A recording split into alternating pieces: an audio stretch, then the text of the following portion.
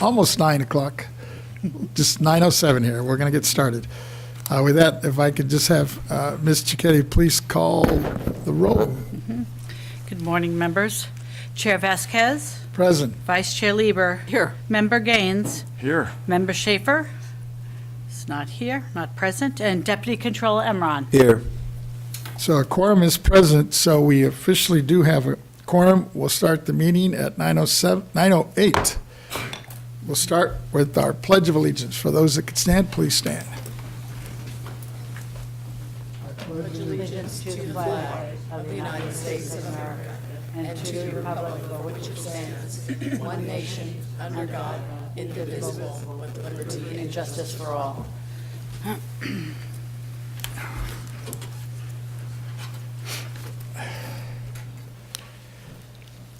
With that, members, unlike other meetings, I was going to ask if we could just have your patience and hold off on opening remarks. We have a full agenda today, and I'm hoping we can finish it in a timely manner. So we're going to try to hold our opening remarks until the end of the meeting. So hopefully that'll give you some incentive to move the meeting along. With that, let me just start by having Ms. Cicchetti please announce our first order of business. Alrighty. Our first order of business today is our informational announcement. This meeting is live streamed to the public and posted on the BOE YouTube channel. Therefore, we ask that all speakers please state your name first before you begin speaking for the record. We ask that you speak clearly and slowly into the microphone. First, I would like to remind the audience to silence their cell phones and any other wireless device. Second, public comment is taken on each agenda item. The public will be invited to comment on the matters before the board. If there are any members of the public wishing to speak before the board on any agenda item in person, we ask that you complete and submit to the Sergeant of Arms a public comment appearance sheet located at the entrance of the auditorium. If you wish to speak before the board by telephone, please dial the phone number and access code provided on our public agenda notice and follow the instructions of the AT&T moderator. If you intend to make a public comment today using the AT&T moderator, we recommend dialing into the meeting on the teleconference line before the beginning of the agenda item you wish to make a comment on. We recommend this as the audio broadcast on our website experiences a 1 to 3 minute delay between the live stream and the live event. When giving public comments, please limit your remarks to 3 minutes. This concludes the informational announcement. Thank you. Thank you, Ms. Cicchetti. I understand we have some folks here in the audience that are going to be speaking to them, both, I understand, in writing and possibly, and I know in person as well. So Good. let's open that up. Let's Ms. get Cicchetti. going. All right, let's go start off with item number 1 first. Our public comment on matters not on the agenda. Persons who wish to address the State Board of Equalization regarding items not on the agenda may do so under this item on the agenda. Please note that the board cannot take action on any of these items because it's not on the agenda. However, the board can schedule issues raised by the public for consideration at future meetings. When giving your public comment, please limit your remarks to 3 minutes. So I don't have any written comments for this item that we've received. So let's go to the AT&T moderator. AT&T moderator, can you let us know if there's anyone on the line who'd like to make a public comment regarding this item? To make a comment by phone, press 1 then 0 on your phone's keypad at this time.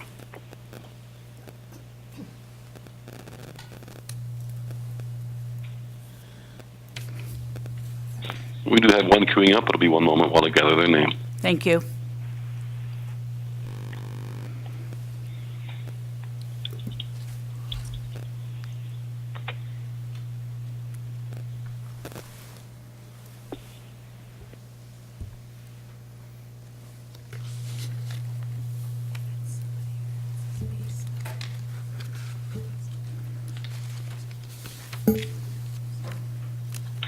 Just a few more seconds, Madam Chair. Thank you.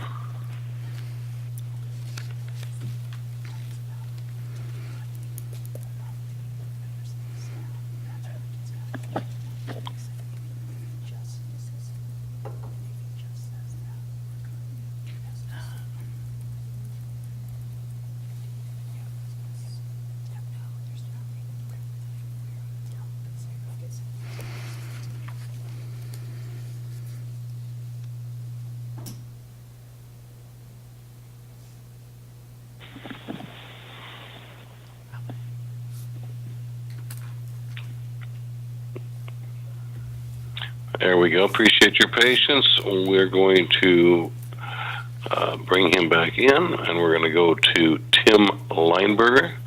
You may begin. Go ahead, please. Hello? Hi, I apologize. My comment was for comment 2, item number 2.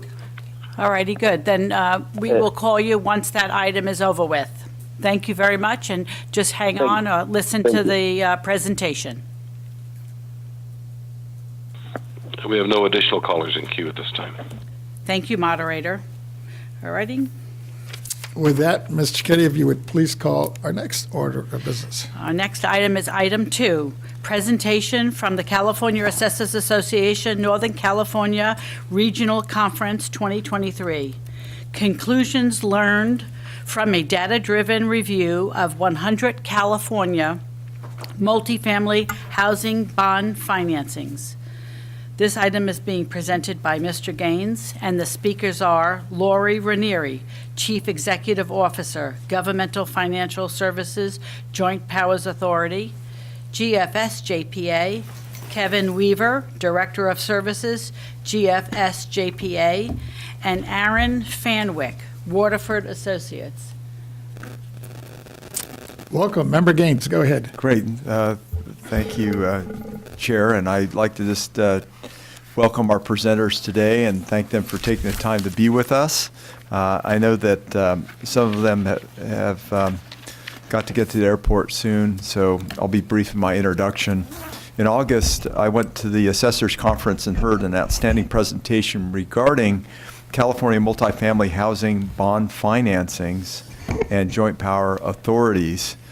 It contained a great deal of information, and I've been eager to have them share their presentation with the board.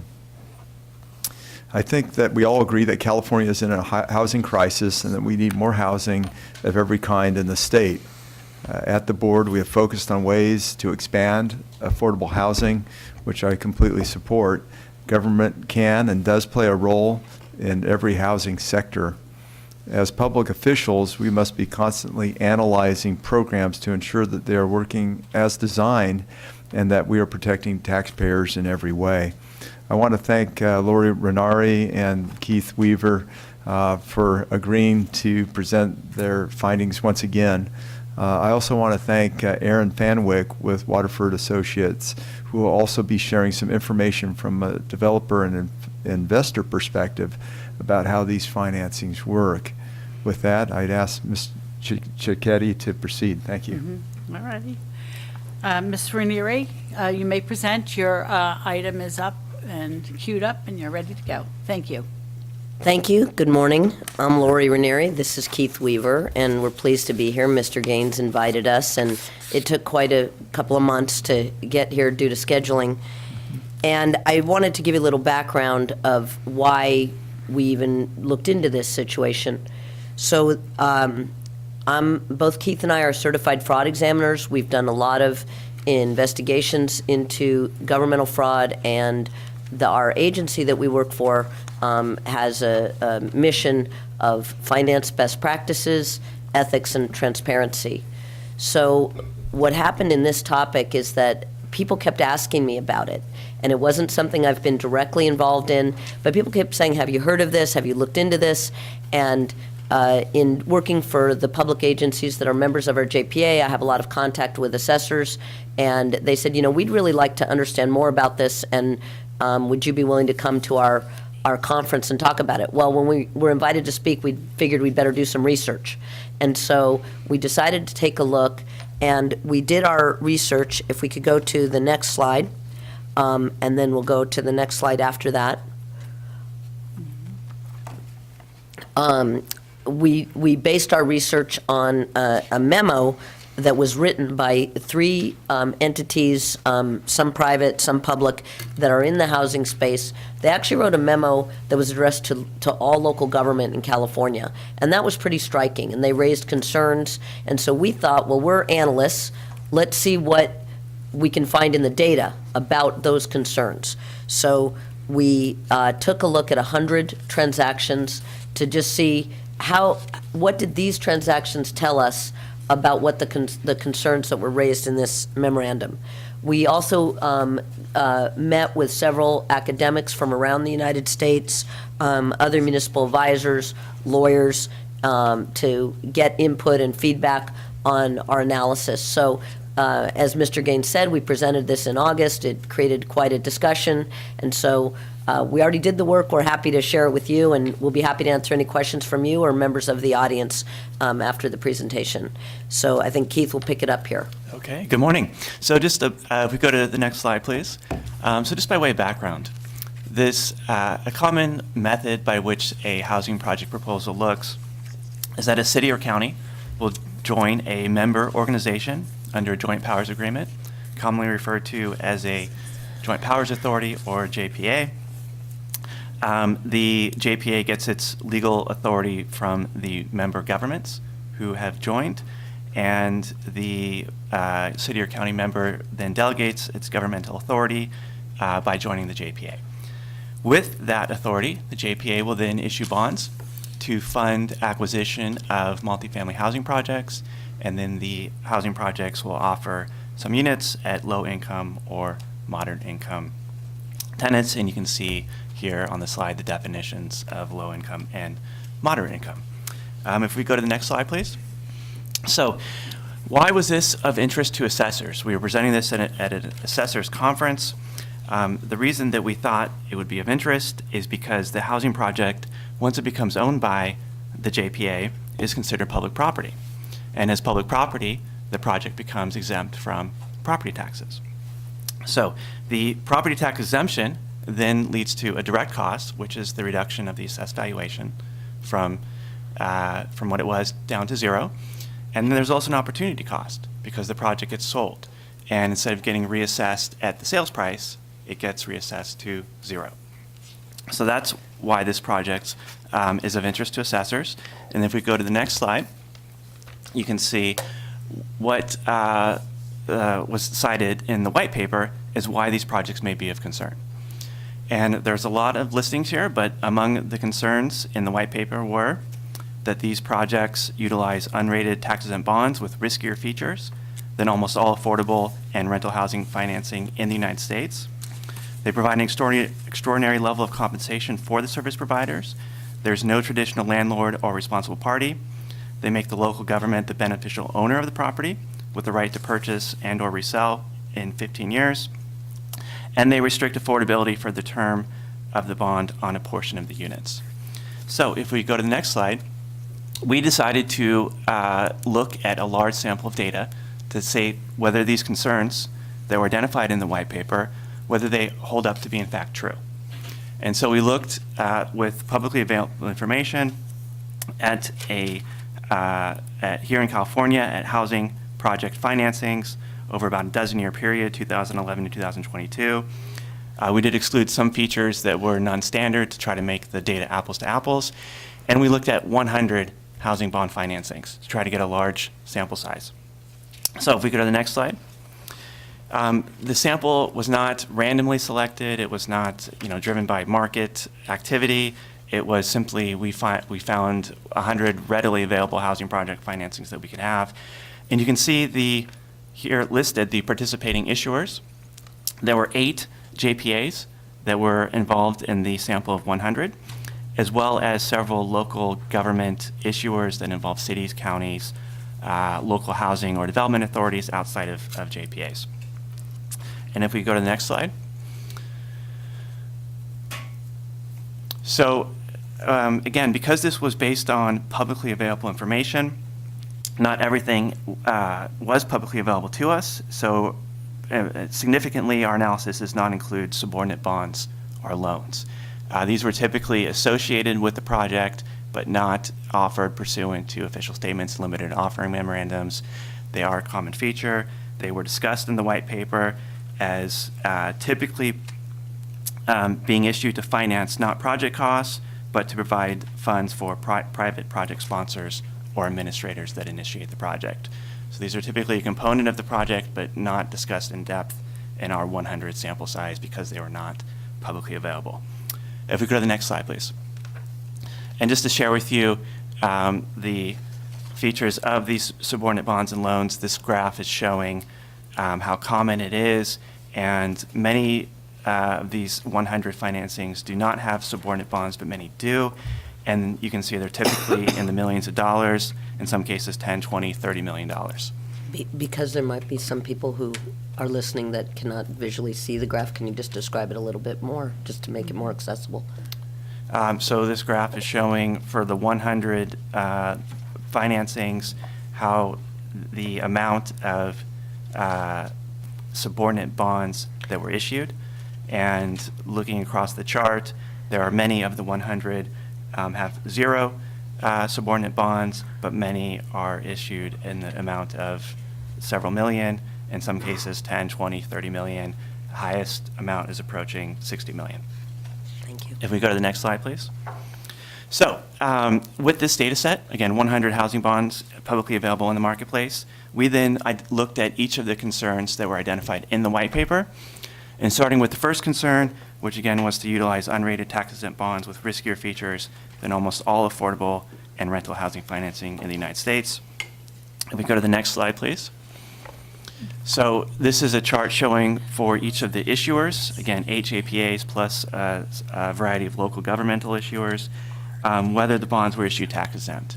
And what can be seen in this chart is that in virtually all the cases, the vast majority of the bonds were issued tax-exempt. So this is a common feature of these housing bonds.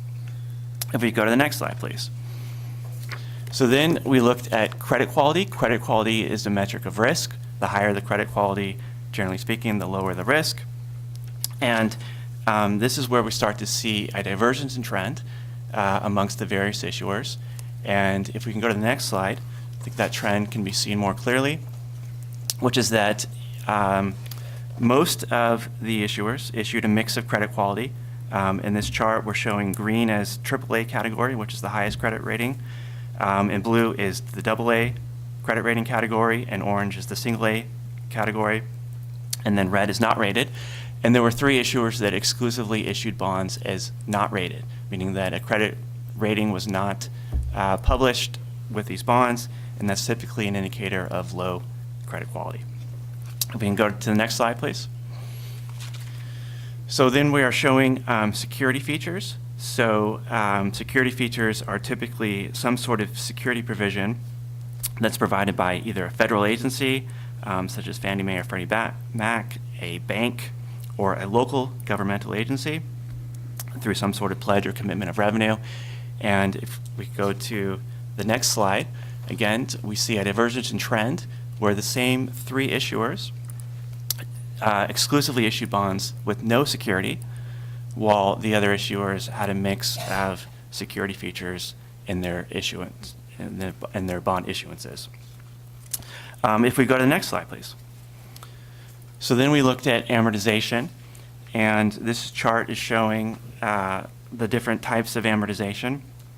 In some cases, some issuers included principal amortization, which is shown in green, meaning that principal payments were to be made pursuant to a schedule. In orange, we're showing those that were interest-only payments, and often is commonly the case, some of the issuances had interest-only payments with principal due at the end of the maturity. And then in some cases, there were what's called capital appreciation bonds, which are effectively no principal and interest payments due until maturity, so effectively a balloon type of loan. If we go to the next slide, this is showing term, And the chart is showing that for each of the 100 housing bonds, how long the term to maturity was where that debt was paid off. And what can be seen is that for the three issuers that we identified as a divergence in trend, those three issuers tended to issue very long-term debt in the 30 to 40-year range, whereas everybody else tended to have shorter terms, more commonly in the range of a few years to less than 30 years. If we go to the next slide, please. Then we looked at project performance, and these performas are projections of the revenues and expenditures associated with the housing project. And not every one of the 100 housing bonds included a pro forma. More specifically, when a security provision was provided through a federal agency, a bank, or a local governmental agency, typically the pro forma was not provided. But if there was no security provision, there was a pro forma, and we found 42 of them in the 100, and so we looked more specifically at these pro formas. If we could go to the next slide, please. So here we're showing what's called debt service coverage ratios. Debt service coverage ratio is basically a metric of revenue compared to expenditures. By way of example, if the debt service coverage ratio is 1-to-1, that means there's just enough revenue to pay for the expenditures. If it's 2-to-1, it means there's twice as much revenue as needed to pay for the expenditures. And what can be seen in this chart is that for the three issuers that we identified as divergence from trend, the coverage ratio tended to be in the range of 1 to 1.2, meaning very thin, very little revenue, just enough revenue to make the expenditures. Whereas the other issuers tended to have higher coverage ratios, more than 1.2 to 1. If we looked at, if we go to the next slide, please. We also looked at how these debt service coverage ratios were calculated, and generally speaking, for many issuers, there was a very conservative view on calculating these ratios, but for the three identified, they tended to have more aggressive assumptions in looking at coverage ratios, more specifically, including things like investment earnings, including things like capitalized interest, which is essentially borrowing money to help make payments, a variety of other provisions that made the coverage ratios more aggressive, and often they were not disclosed. If we go to the next slide, please. Just by way of example of aggressive assumptions, in general, there were three issuers that assumed that revenues would grow faster than expenses, meaning that over time the project performance would look better, whereas other issuers, more often than not, assumed that expenses would grow faster than revenue, indicating a more conservative projection. So if we can go to the next slide, just to kind of sum up here the results on the first on the financing, the first concern having to do with risky features. If we looked at sort of common practice amongst these 100 housing bonds, they were generally done tax exempt, had a mix of credit rating, had a mix of security features, had a mix of amortization, typically have a term less than 30 years, a coverage ratio greater than 1.2 to 1, and typically assume that expenses would grow faster. But there were three issuers that had practices that diverged from what's common, and while they did issue tax-exempt bonds, which is common, they also typically did not have a credit rating, did not have security, did not have amortization, had a term that was greater than 30 years, typically below a 1.2 to 1 coverage ratio, and typically assuming that revenue would grow faster. So what we can conclude from this, if we go to the next slide, what we can conclude from this is that first concern does appear to hold true based on the data, which is that there are three JPAs in particular who are utilizing unrated tax-exempt bonds with riskier features than is common practice. The second concern is that there's no traditional landlord or responsible party. So we looked at this, and if we go to the next slide, again, we see the same three issuers with a divergence in trend. This chart is showing that amongst the JPAs and the local issuers, most of them had an independent borrower associated with the financing, whereas in the three examples here, they generally did not have an independent borrower, but either the JPA itself was the borrower or the borrower was not specified. If we go to the next slide, I think this will show the trend more clearly. And if we can flip to the next slide. So what does it mean when the JPA is the borrower? If we go to the next slide on slide 27, this is some language that was extracted from a sample offering document. And the point here is that the JPA is typically limited in its obligation, where it only is required to make payments on the bonds associated with revenues with the project. In other words, the limitation from the JPA is that they're only required to pay back the debt to the extent there's revenues available from the project. It's a limited obligation in that way. If we can go to the next slide. Now, many of these, amongst the three JPAs, when there was not an independent borrower and the JPA itself was the borrower, there was also what's called a project administrator. And you can see on the list here the project administrators that were associated with these three JPAs. And if we go to the next slide. So if there's a project administrator, the question raises as to whether the project administrator is responsible for helping pay off the debt. And again, pursuant to some sample language here, you can see that the project administrator and as well as its partners and affiliates are not liable for the debt payment. So the project administrators do not have any responsibilities for paying off this debt. If we can go to the next slide. So I think based on this data set here, we can conclude that there is typically not a traditional landlord or responsible party amongst these three JPAs based on the concerns here. The third concern was that the financing would make the local government the beneficial owner of the property with the right to purchase or resell in 15 years. If we could go to the next slide. So here we have some sample language that identifies exactly this, where in this case, a city was given a purchase option agreement commencing in 15 years with the right to purchase the project. Caveat being that, and there's a lot of caveats here, but the caveat being that the purchase price would need to ensure satisfaction of all debt, all fees, all expenses, and all other costs associated with the project. If we go to the next slide. Now, why might this be a concern? In the white paper, there was identified a tension between maximizing the financial gain from the purchase option by reselling the property. So in order to maximize the gain, a local government would have to purchase the property within 15 years and then resell it. And then that contrasts with maintaining housing affordability. Generally speaking, housing affordable projects are not the maximum in terms of financial gain. There's also a speculative benefit from this option, because if the project were resold, it's questionable as to whether how much gain, if any, would be achieved net of paying off the debt and expenses.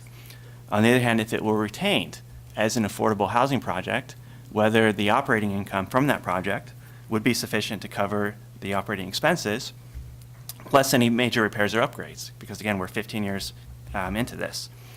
And then finally, buying property to speculate on its future value is not a public purpose for tax exemption. If we go to the next slide. So we then looked at the next concern here, which was to restrict affordability for the term of the bond on a portion of units. If we could flip to the next slide. So for the three JPA issuers that we identified, we pulled some sample language, and noteworthy in this language is that what's being asked here is best efforts. So in order to achieve the income restrictions here for low income, moderate income, what's being asked is best efforts. In other words, it's not required, but the obligation is to try to use the best efforts in order to achieve those targets. If we can flip to the next slide.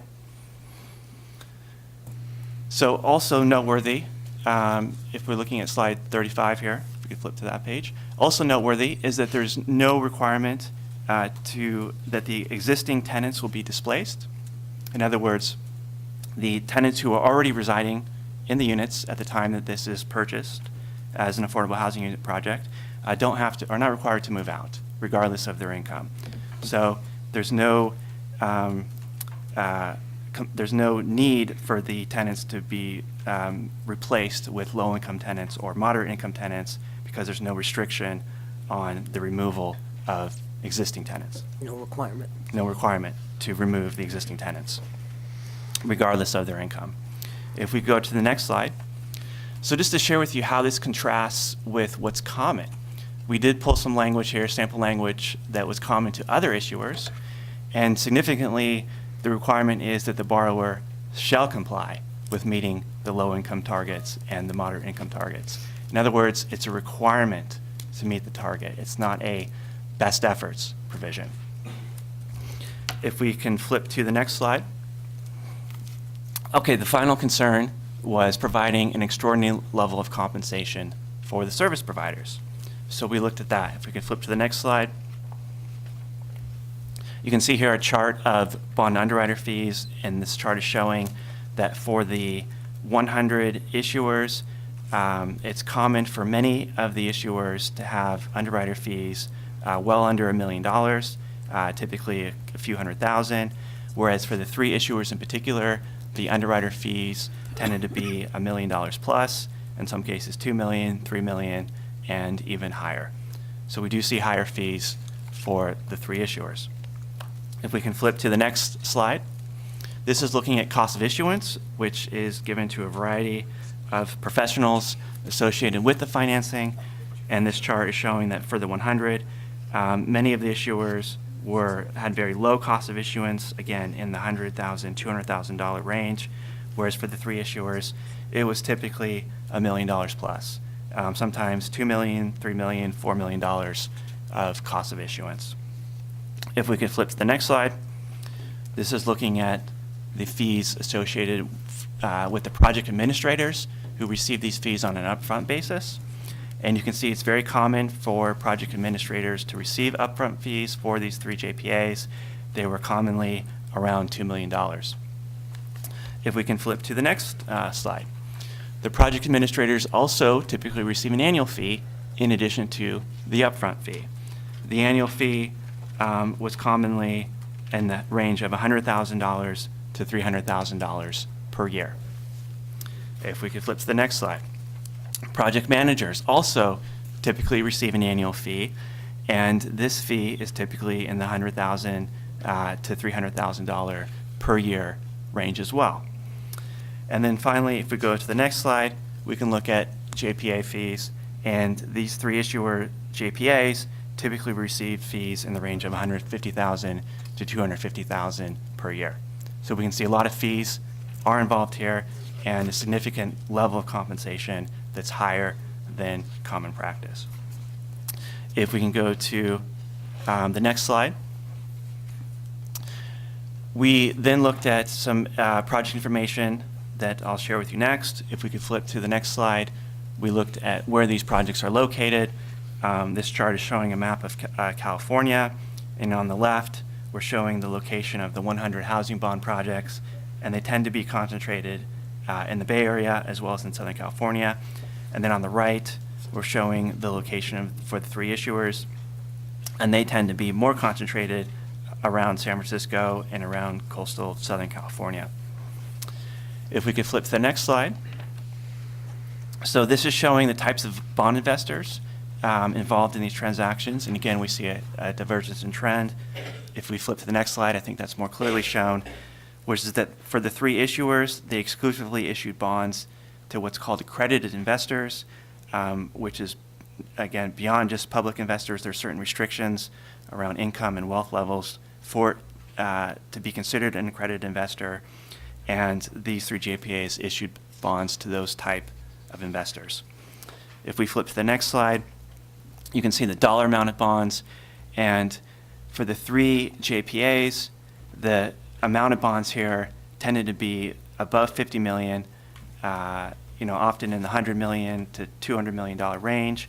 Whereas for the other JPAs and the other local governments, the bond amounts tended to be well below $50 million.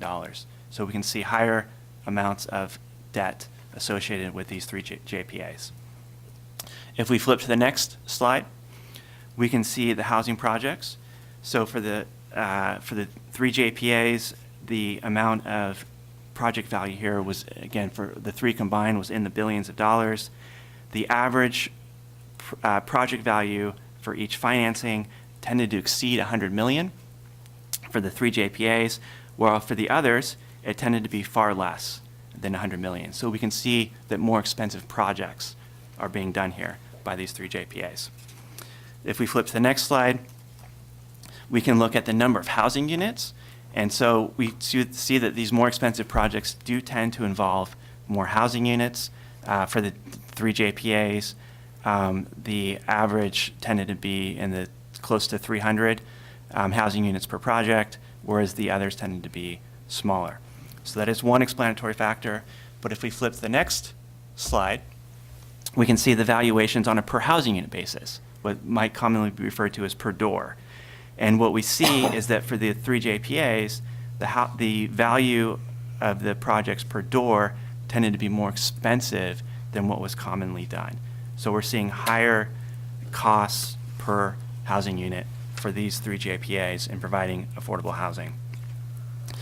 If we flip to the next slide, we're looking at the appraisers that were involved in valuing these projects.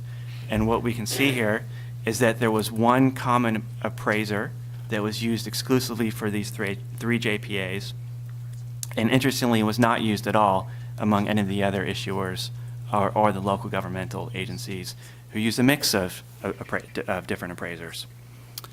If we flip to the next slide, we can see the municipal advisors involved. These three JPAs each had a municipal advisor who was not involved as a municipal advisor on any of the other housing project financings.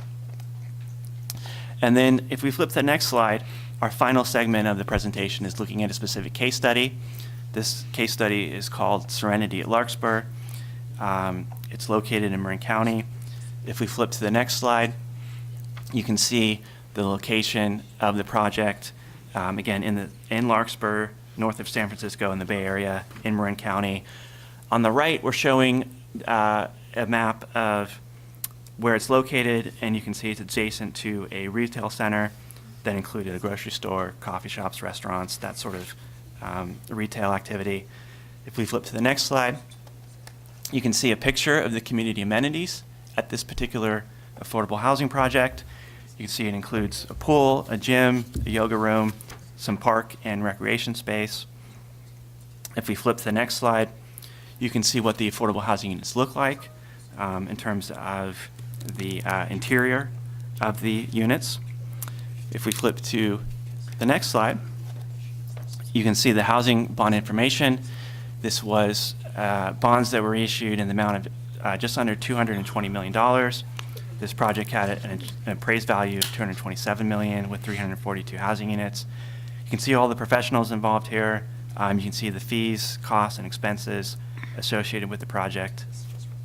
If we flip to the next slide, again, pointing out that we did not go into detail on the topic of subordinate bonds, but this project did include subordinate bonds, and these were bonds that were issued to the project administrator, in this case, in the amount of $6.6 million, with interest to be received at 10% per year.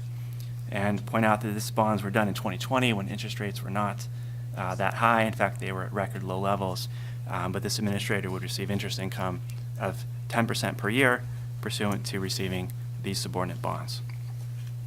If we flip to the next slide, we're looking at the assessed valuation impact of this project. And again, the direct cost was that the project's original assessed value of just under 175 million would go to zero as a result of being acquired by the JPA.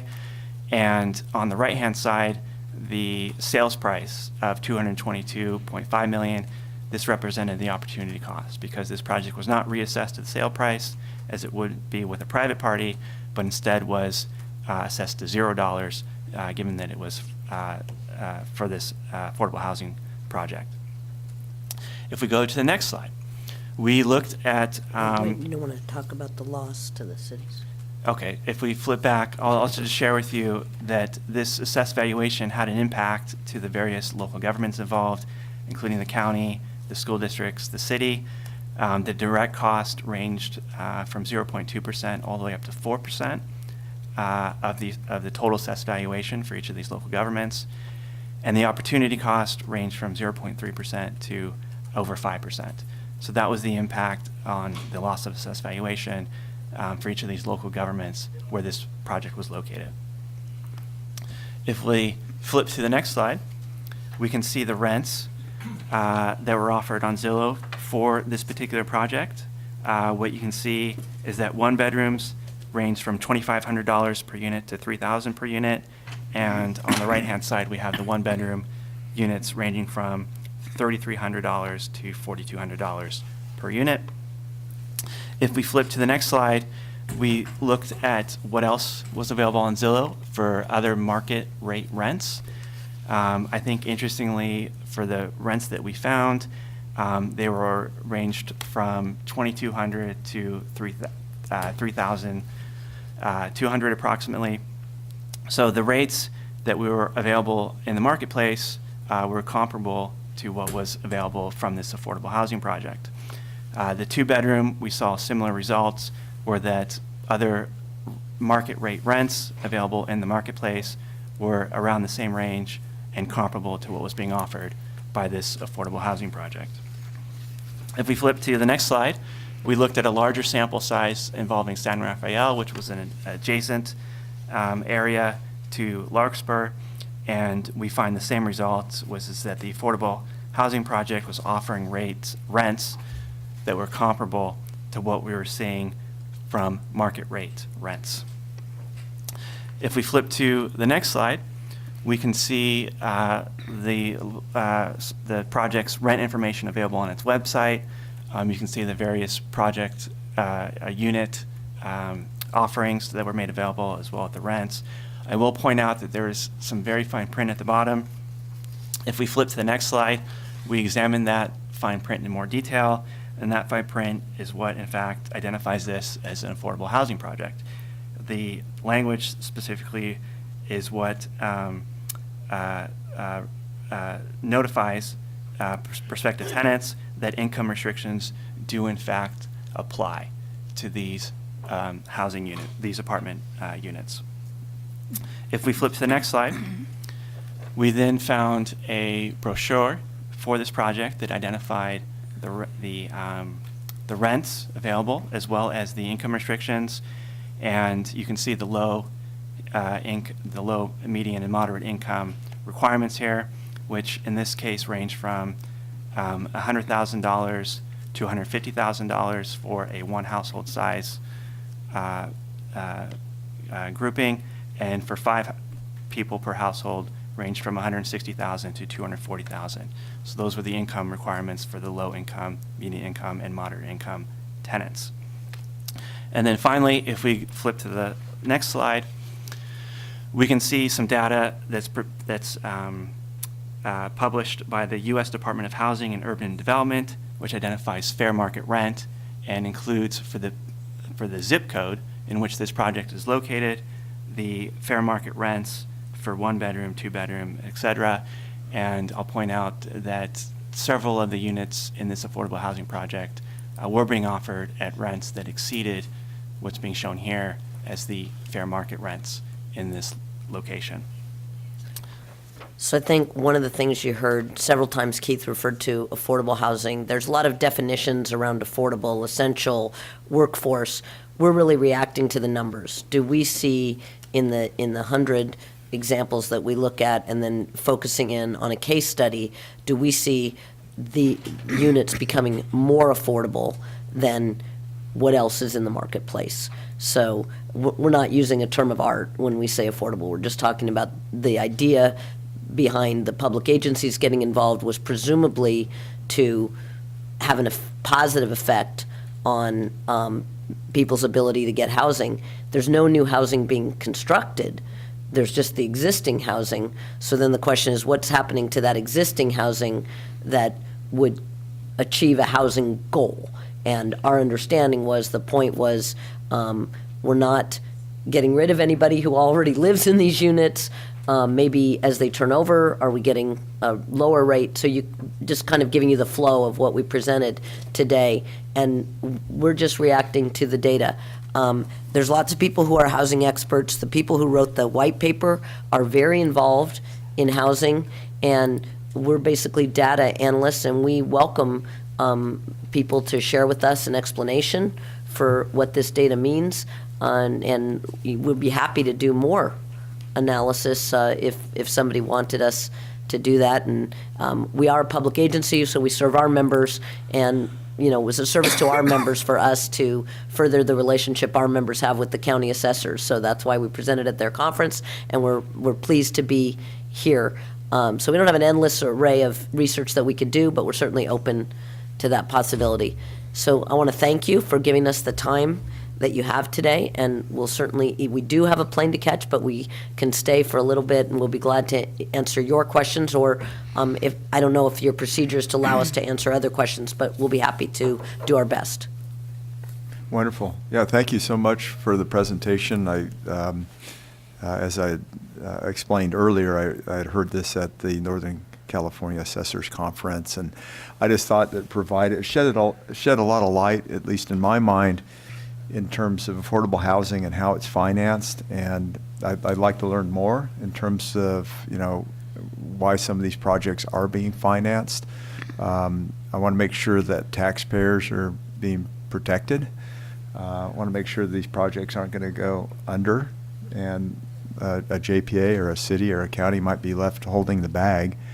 And I know that in Marin County, incomes, you need to earn a lot of money in order to live in the Bay Area, and that might be part of the explanation on these higher rents that are being charged. But it just seemed like there were some aberrations in terms of how some of these are financed. I also understand that if I'm an investor and I'm getting a high yield bond, buyer beware, in terms of the product you're buying. But I think it also, it looks like you clarified that these are high net wealthy or net value people that are buying bonds. They might be worth $50 million or more in terms of their investment assets. But I just think it's good to have this open and available, and some transparency and opportunity for discussion. I also wanted to have Aaron Fanwick with Waterford Associates come. I'm just curious as to what is your timeline, Ms. Ranieri and Mr. Weaver, before you have to leave? We have 1 hour left. 1 hour. Thank you today. Okay. Well, Can if I it's interrupt, okay- Mr. Gaines? Yes. Sean Rawson is present for Mr. Fanwick. Oh, okay. All right. So if he could come forward, please, Mr. Rawson. If we could have Sean come forward. He's the head of acquisitions and development at the Waterford Property Company. Wonderful. You could Yeah. sit right, up here in this first seat. Thank you. So we'd like to have Sean make his presentation, and then I'd love to open up for questions and exchange of ideas. I just want to say that we have given, Mr. Fenwick and conveyed to Mr. Rawson, 10 minutes is what we've allotted for his Is the presentation. board comfortable with that? Okay, great. Thank you. Thank you, Member Gaines. Thank you, Chairman Vasquez and board members, for having me today. My name is Sean Ross, and I'm the co-founder of Waterford Property Company. Waterford is a California-based affordable housing developer that specializes in the production of affordable and workforce housing. Before I make my comments, I'd like to say that I am not a registered financial advisor and have not been asked by this board to provide financial advice or services on the financial merits of JPA-owned projects. My testimony today is based off my 20-year career as an affordable housing developer and my expertise in California housing policy. Waterford's role in the JPA Workforce Housing Program is that we're one of multiple project administrators that work on behalf of the JPAs who own the projects and make all financial decisions regarding the projects. Moreover, Waterford and the other project administrators do not possess any of the JPA-owned workforce housing projects, which are all managed by third-party property managers. On October 19th of this year, I was honored to be asked by Chairman Vasquez to participate in the board's Affordable Housing Working Group titled Keys to Tackling the Southern California Low-Income Housing Crisis. During my testimony, I made the argument that California's policymakers should be encouraging investment of all types to create more income-restricted housing for our state. To be clear, this means for low-income and moderate-income workforce housing families. During my October 19th testimony, I discussed the policy merits of the JPA workforce housing projects, as well as provided the board letters of support for the program by State Senator Alina Gonzalez, Assemblymember Josh Lowenthal, and LiUNA. Today, I'd like to focus on the stories of our tenants.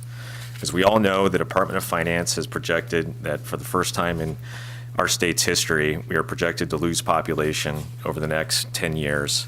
This will significantly affect our state budget and economy. Data shows that many of the families leaving California are workforce housing families. These are our state's essential workers that serve our communities as public safety employees, teachers, first responders, and medical technicians. This is the exact demographic that JPA-owned workforce housing projects serve. On September 27th, I watched when Assessor Parrish addressed this board and said that middle-income workforce housing families do not exist in California. And more to the point, stated that they do not exist in California law. Well, my response to Mr. Parrish and Assessor Parrish is that tell that to the nearly 50,000 tenants that live in JPA-owned workforce housing projects. Moreover, I would say that what he fails to realize is that the definition of workforce housing is well established by HCD as part of their housing element certification process for cities. In addition, the term moderate income workforce housing is well established by HUD as a function of affordable housing financing. The most powerful way to discuss this program, though, is through the lens of the tenants.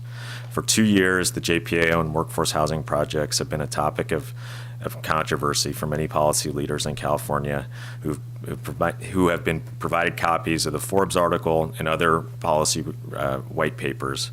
However, no one is discussing the real-time affordability benefits of these projects for the tenants.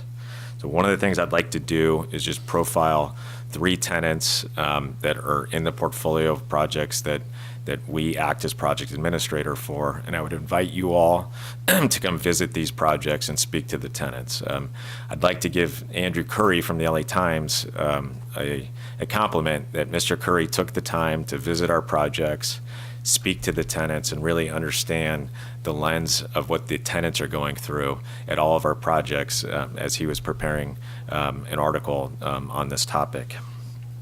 The first tenant I'd like to profile is a tenant named Monica, who is a behavior therapist and grew up in the San Gabriel Valley and is the daughter of immigrants. Upon finishing graduate school, Monica had thousands of dollars of credit card debt and student loan debt. Her goal was to live near her family and save hundreds of dollars a month to pay off her debt. She was able to find out about the JPA Workforce Housing Project through the city of Pasadena, and now she's saving approximately $600 a month and is able to now start to pay off her credit card debt and live near her family. She was in the process of signing a lease in the Inland Empire in the city of Riverside, which meant her commute would have been over an hour and a half each day to work, and she wouldn't be living near her family. The other tenant I'd like to profile is a couple named Josh and Wendy who live in the city of Anaheim in one of the projects that CSCDA owns that we're a project administrator on as well.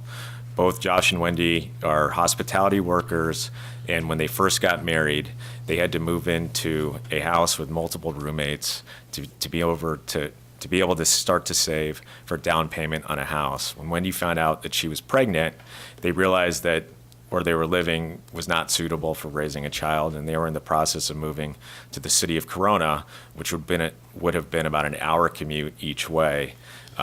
Same thing. They contacted the city of Anaheim, who directed them to one of the JPA projects, and they've moved in, and now they're saving $700 a month and believe that they'll be able to afford a house within 3 years.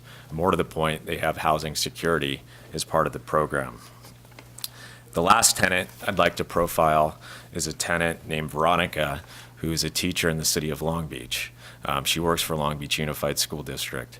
Veronica and her wife were in the process of moving to Texas because they did not feel safe in the apartment that they lived in the city of Long Beach, because they were living in a neighborhood that had low rent, and they were in the process of trying to save for a house. But after living in that apartment for 2 years, decided that they wanted to move to Texas to be able to save for a house. They found out about the program through the city of Long Beach, and now they've been a tenant in that project for 18 months. They're saving $650 a month and believe that they'll be able to afford their first house within 3 years.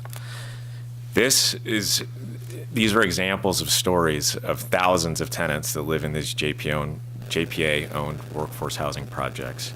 I cannot speak to the data that you've heard today from Ms. Ranieri and her partner. And like I said, I'm not a registered financial advisor. All I can speak to is the data in the projects that we are the project administrator on. And I can tell you that they are affecting the lives of our tenants, and that every time that we do our monthly visit to visit our projects that we're administrator on, we hear from countless tenants how this program is changing their lives. And so I'll close by saying I appreciate having the opportunity to speak here today. The one thing I want to do is that there's a lot of data that's being thrown around in this program. And the one thing that we need to realize is that we're talking about people's lives here, and that we need to start to humanize the data and really understand who we're talking about. So with that, I will close my remarks and just say thank you for the opportunity to speak today. And I'm happy to answer any questions. Great. Any questions? Thank you, Sean. No, thank you, Sean. And I know you've done some pretty good work with the projects you're working on. What's to me, a little puzzling, and I wasn't aware of it, is listening to the research in terms of the exemption that these folks get on the property side. And if it's true that in some cases, the rent is equivalent or to the market rate, in some cases even more, then I have a problem with, I think there's something that we need to fix here. Because at the end of the day, if we're hurting cities and schools that are banking on this revenue, I don't mind that if it's true affordable housing. But if we're talking about developing housing using basically public assets here and funds that would go to our schools and cities, I think that's an issue that we need to, if that's the way JPAs are set up. We've done them in my city for years, and I didn't realize that they were exempt. I think you said zero on the property tax side. And if they're doing true affordable housing, I think there's a benefit. But if they're not, then I think we're hurting our schools and our cities and our counties that depend on this revenue source. And actually, when we first started this discussion, my goal was really to go after the city, schools, and state-owned properties that are currently exempt anyway. But it sounds like some of these projects are going after properties that currently pay taxes to cities or to the counties and schools where they're located, but by creating these JPAs, they opt out because now they're not being assessed on any property tax.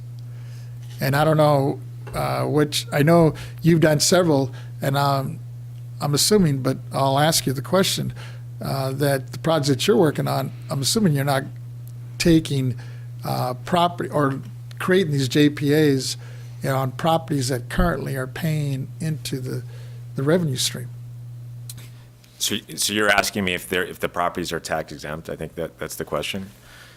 Well, first of all, I know you're working more on the affordable housing front, and I think we've had this discussion in terms of I think somebody mentioned it, there's so many definitions out there on affordable housing and what the AMI is on these. Yeah, so it's a great question, and I'm going to attempt to answer it, and please tell me if I don't correctly answer your question. But taking a step back to clarify, like I said, at Waterford, our company, we do traditional affordable housing development, we do workforce housing development, and then specifically to today's topic, we are a project administrator on a handful of the projects in the JPA financing structure. There's 3 joint powers authorities. The joint powers authority that we work exclusively with is called the California Statewide Community Development Authority. They were formed in 1988, and they're the largest joint powers authority in the state of California. Our relationship with CSCDA goes back numerous years because CSCDA is a typical, what they call a conduit issuer. So when we go to partner with the city in a traditional affordable housing project, you know, the larger cities like Los Angeles, San Jose, Long Beach, you know, they'll issue their own bonds, but a lot of the mid to smaller cities for affordable housing projects will not issue their own bonds, and so they'll bring in a joint powers authority. So it's very common to use a joint powers authority to issue bonds for affordable housing. Through that experience, then we were asked by CSCDA to participate in the workforce housing program. So to answer your question specifically, all of our projects in the program, we average about a $700 a month rental savings, and the income restrictions range from 50 to 120% of the area median income. I want to highlight there's a project that we have in our portfolio that we're project administrator on called 777 Place. It's in the city of Pomona.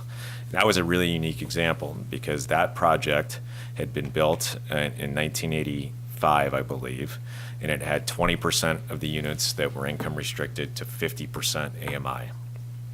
The city, but it had a 35-year regulatory agreement. So the city was very concerned that that regulatory agreement was about to expire and 20% of the 472 units were going to convert to market rate units.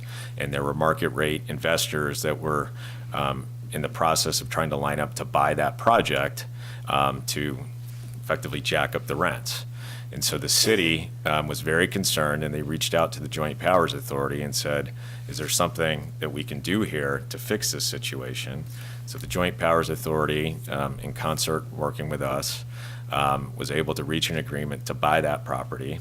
And what they ended up doing was income restricting a third. So they took, instead of having 20% of the units at 50% AMI, they actually increased the affordability to 33% of the units at 50% AMI. So the city got a net gain of extreme or very low income units.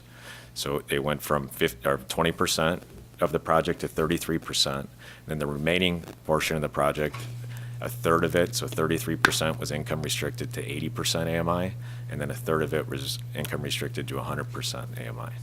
And so in that instance, you saw a city was able to preserve their existing very low income housing, actually add to it, and then get additional income restricted housing. And so I give you that example to say for every case study of how these projects may not be performing to what technical experts say is under the lexicon of effective affordable housing. There's a counterpoint to that, such as the project in the city of Pomona. And I can tell you that the project in Pomona is a shining beacon of success for that city because they were fearful they were about to lose nearly 100 low-income units in their city. No, I'm aware of some of the projects you've worked on. I guess what's a little disturbing is that listening to the presentation, there's nothing in the JPAs that says they have to, or that's required. It's best efforts. And I'm wondering, in the JPAs that you're involved, is there specific language that says it's a requirement, almost like deed restrictions? So in terms of the way that these, and again, I want to be very clear, I'm not a registered financial advisor. I'm not here to speak to the merits of the bond financing. But the way I'm talking about the JPA. When you develop these agreements, you're obviously working with cities, counties. Well, we're the administrators, so we don't develop the agreements. Are you aware of what's written in those? Yes, ORIC is bond counsel on these on many of the projects. And I think what you're referring to is the turbo amortization bonds, which effectively means that the way these bonds work is that they're financed with what I would say are large amounts of financial reserves, and then over the course of the bond period, there's what we call turbo amortization, which means that all of the excess cash flows get swept to pay down the bonds in an expedited manner. I'll give you one example. There's a project that we are the project administrator on. And in that, the project administrator role, I want to be very clear on, all we are is we are a consultant to the Joint Powers Authority. We can be terminated on 30 days notice. It's a qualified management contract, and so all we do is act on behalf of the Joint Powers Authority to make sure that the asset stays within the regulatory framework for which it was financed. But to be specific, Chairman, there are examples, for instance, some of the projects that we're project administrator on in the city of Anaheim, where those were underwritten with 35-year term bonds. And right now, those bonds will be paid off based on projections within 26 years because there's so much excess cash flow. And what that means is the bonds are being paid down already in an expedited manner. Vice Chair Lieber, yes. Thank you. I had a question for Ms. Ranieri and Mr. Weaver about the time frame issue. Did you find in your research that there was a particular point in time when these riskier mechanisms came into use, and when would they potentially get to a crisis point?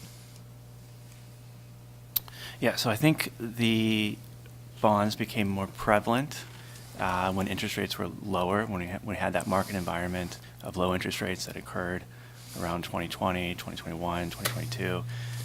So we did see, I think, more financings take place during that lower interest rate environment.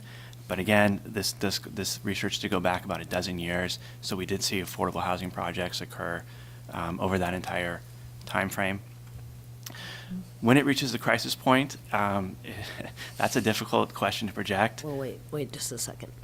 I also want to point out, if you take a look at page 14 of our slide, of the 3 JPAs that we identified that did this particular type of financing, 2 of them were related to JPAs that have been longstanding in this area that form special JPAs to do this type of transaction. So I think one of the things that's interesting is the type of transaction that we're talking about that raised the concerns in the white paper is not all affordable housing, and it's not even all JPA. It's a particular approach and a particular transaction, and what we saw was what made these unique, and we shared those facts with you. Now, what is the crisis?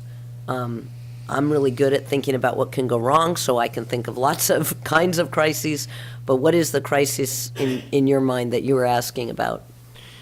Well, just if the public is on the hook to pay costs if there's a financial failure, when could that be expected to occur? I mean, I think that these particular mechanisms coming into play at a certain point in time, could be projected out. And it's interesting to hear from you that these mainstream providers have essentially encapsulated these kinds of deals within their overall portfolio. So that would suggest to me that they think that there's something that is riskier about these, that they have knowledge of that. I don't know what the reason is. We've identified the concentration. And as we shared, we were relying on publicly available information, so we don't have pro formas on all of the projects. But certainly as an analyst, looking at a pro forma for a project, we may be able to see more about when might this project be at risk to carry the debt. The standard structure is that the project comes back to the public agency down the road after 15 years. The value that the public agency could derive at that time, at whatever point it comes back to them, is after they've paid off the debt. And we also talked about the concentration of capital appreciation approach, where the debt, balloon loans, where the debt has to be paid off at the end and it's accruing interest, and in some cases high rates. So I think what you're getting at is there's a potential for a public agency that thinks it's going to get a project that is operating and can operate in the future to provide whatever kind of housing it's geared to, and what they might be getting. One of the questions is, are they going to end up with a project that has to be sold to pay off all the debt and might be not able to pay off that debt, or only barely able to pay off that debt and they don't really get a benefit, and therefore then whatever benefit would have been derived would have been how it was operating in the 15 years. And so one of the things that's interesting is that benefit is at the end. We see some other benefits coming earlier on in the process to other parties. Another question. Also, in your talking with the assessors, what I've heard from the assessors in my district is that they feel like they're just kind of along for the ride, that they don't have capacity to inform each small school district and each fire district and any other entities that would stand to lose funds. In the example that you gave of Serenity at Larkspur going from 175 million to zero. And did you get feedback from them around that issue of, how to inform the public agencies that are dependent on those funds? I think that there is a general concern among county assessors who see property leaving the tax roll and see the assessed value that any particular agency in their county can get, that's a concern for them. Now, there's lots of activities that go on that change assessed values, right? Larkspur is an interesting case study because it's a very small community, right? And some communities, the amount of assessed value, some tax bases in some communities are not very diverse, and having one large multifamily project be purchased and go to zero not only has an impact on this year's tax revenue, but on every year in the future, as well as the repayment of other things that have ad valorem taxation, like geo bonds. That means the tax rate will be higher for all the other properties. So my understanding from the general discussion is that those assessors who've experienced this are concerned about it, and it seems more extreme than the kinds of changes that we see. For example, in a community where, say, a large sports facility is being built and whether that's going to be subject to taxation or, these are issues you all know about. There's a lot of transparency and discussion usually in the press about what is it going to mean to have this new factory come to our community, this new sports facility. Is it a public facility? Is it a private? There's usually a lot of awareness about that. And I think one of the concerns of the assessors is that this is kind of a wonky topic that they're becoming aware of because they see it, and people aren't generally aware. I mean, I want to thank you for giving us an hour to present our material. And like I said, we appreciated it because we presented it at the assessors conference, and now we got to share it with you, and we hope it was useful.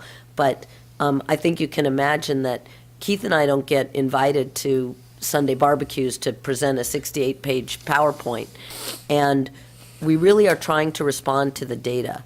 There's a lot of information that can be good or bad about any situation, but as analysts, we're saying, what is the data telling us?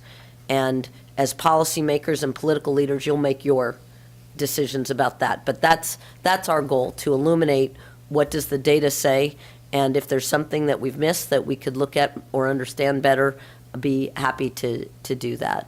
Mm-hmm. Okay. And I'm assuming that as the tax funding goes down, incoming taxes go down in a particular jurisdiction, that their costs would also go up, because anytime that you add housing, you need more fire services, more policing services. There are higher costs for the schools if children are present. And So it's concerning that in the communities, and I want to recognize that we need much more affordable housing in California. One of the things that we've talked about on this board when we looked at some of the legislation coming forward was the need to make sure that it's bona fide, lower income, affordable housing. But it's a real concern that communities would face higher costs and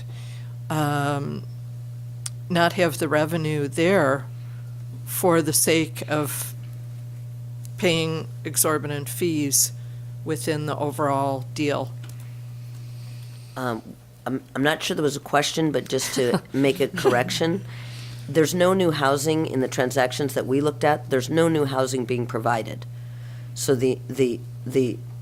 I guess the only theory that I could come up with about why there might be extra cost would be if the demographics of the housing projects were changing so dramatically that you then had a different population and more services were required. But just to give a personal perspective, I grew up in multifamily housing, and my experience was that multifamily housing was workforce housing, that was common, and that often my mother had a long commute because the multifamily housing wasn't available except in one community, and she worked in another. I mean, I think that is a common situation, and not to say that it couldn't be solved, but in this case, the transactions we looked at, there were no new housing units being provided. So the implication of the public policy value would be that the units over time would be somehow more affordable, and therefore that would be a benefit to someone, and that the public agency has this ownership benefit at the end. Those were the two things that I understood from these transactions were the potential public policy benefit. Was there something else? No. So I think the question is, from an analytical perspective, are either of those things being achieved, and are they valuable enough for the cost at which they're being achieved? That's just an analytical question that could be pursued using the data. Can I make a statement regarding the data as well? Do you mind? Certainly. So I fully appreciate Ms. Ranieri's comments on the data, because I'm a quantitative junkie myself in terms of data, and I think I can't speak to all the projects. I think there's 47 in total. I can speak to, we're project administrator on 4,014 units in the program. So I can specifically speak to our data, and what I will tell you is that the way that the projects were underwritten was that there would be typically a 3-year conversion process to fully income restricted units. Right now, I think it's 72% of the portfolio of which we are project administrator on has been converted to income restricted units. All of those projects are less than 3 years in terms of when the bonds were financed. And so I think that data is pretty powerful as it relates to our portfolio. A couple other items I wanted to clarify. So the way that these projects were all financed is that, and I believe, like I said, there was 47 of them, that all of the host cities had to, and this is factual, went through discretionary approval processes. Those were all public hearings. Multiple projects had multiple public hearings, of which the city council opted to move forward with projects. In some instances, they decided not to. Each project was analyzed on the merits of the project, of which the city either decided to move forward and grant an approval or not. And then the way that the public benefit agreement works is, I just want to clarify, there was a comment that these are 15-year deals. Now, the way the public benefit agreement works, these are typically, most of the bonds in the program are underwritten with 35-year amortization schedules. What that means is that the bonds will be paid off within 35 years. And in the public benefit agreement, it says that the city has a purchase option, not a requirement, but a purchase option that they can exercise starting in year 15. And that's fully at their discretion. If they choose not to exercise that purchase option, the bonds just continue to pay down and amortize. Once the bonds are fully paid off, then at that moment in time, the city can decide to take ownership of the project, and then all foregone property taxes are repaid, and then all the residual equity above and beyond what is repaid to the taxing agencies reverts back to the city. And so I wanted to make that point. And the reason I say that is because that's unique to affordable housing, is that, you know, the difference between the JPA projects and traditional light tech projects or affordable housing projects. So affordable housing projects use the welfare exemption, whereas these projects are government owned, and that's how they become property or tax exempt. And there's a repayment provision for foregone property taxes where typical affordable housing projects do not. So I wanted to make that point of clarification, but I fully agree the data needs to speak for itself. And I think what I will say is that each project is different. And so I think it's having a full understanding of how all the projects are performing, but that's no different than traditional affordable housing. As we've all seen on the cover of the LA Times, Skid Row Housing, which is a nonprofit affordable housing provider, I mean, they're having a massive bankruptcy right now. And so what I give that example to say that all affordable housing, you know, it functions differently. It depends on the market it's in, the demographic it's serving, the operator. And so to just say in a broad-based brush that all of these projects perform the same, you can't do that. Well, along those lines, of the projects that you are working on, the 47 plus, how many of those? That's the universe, Chairman. We're project administrator on 14 of 13. So Well, even on the 14, let's Yeah. say, or 13 of them, how many of those are actually new construction? Because you made a comment, I guess in her research, said all the ones that they were looking at, those samples they looked at weren't new construction, they were yeah, existing. so it's a great question, and so this program really didn't exist before 2020 in the state of California, and it was a new form of financing. It had been started. They'd done some previous projects like this in New York and in the Southeast. The 2.0 version of this program was to do new construction. And That's what I so, thought. like many things, if you look at the evolution of the tax credit program, which was, you know, really a byproduct of the 1986 Tax Reform Act, is that investors wanted to invest in existing deals, acquisitions, before they moved to new construction. What I would say is that investors, and again, I'm not a financial advisor, I can't speak for the investors, the bond investors in this, but would like to do this program as new construction. But now, with the potential of possessory interest hanging out there, I will tell you that all the investors are scared away from investing in new construction in this program. So to specifically answer your question, that was the next evolution of this program, and it has stopped until there's clarity on the possessory interest issue. So is it fair to say that all the 13 or 14 projects you're working on are not new construction? So no, they're income restricted. So to answer your question, yes, there's not a project that's been financed that's new construction in this program, just because the program hasn't been around long enough. Typically in California, you know, we're building a 100-unit affordable housing project right now in the city of Irvine, and it took us 3 years to get our financing lined up, and it's going to take us another 2 years to build it and another 6 months to lease it up. So start to finish to build 100 units, we're talking about 6 years, whereas this program created nearly 15,000 units of income restricted housing in our state.